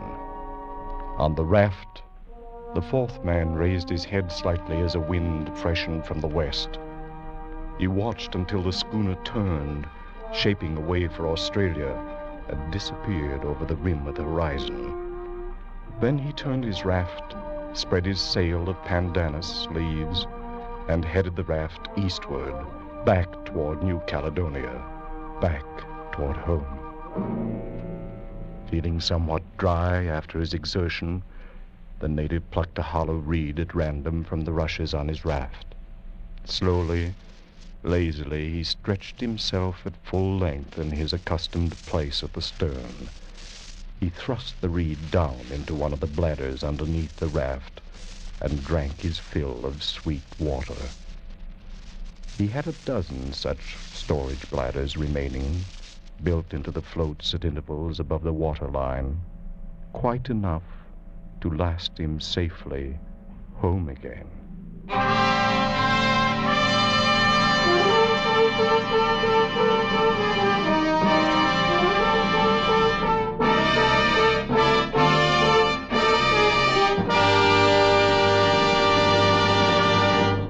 Escape is produced and directed by Norman MacDonald, and tonight brought you The 4th Man by John Russell, adapted for radio by Irving Ravitch, and featuring Barry Kroger as the Doctor, Joseph Kearns as Fennereau, Jay Novello as Parrot, Lou Merrill as the Captain, Byron Kane as Morteau, and Eric Rolfe as the narrator. Music is conceived by Cy Feuer and conducted by Wilbur Hatch.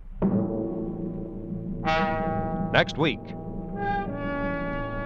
You are groping in the dark of an African night, trapped on a dock above a crocodile-infested river, fighting for your life against a ruthless giant from whom you must escape.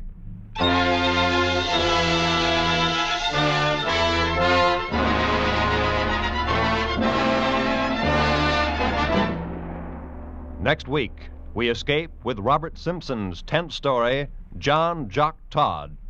Good night, then, until the same time next week, when once again we offer you Escape. This is CBS, the Columbia Broadcasting System.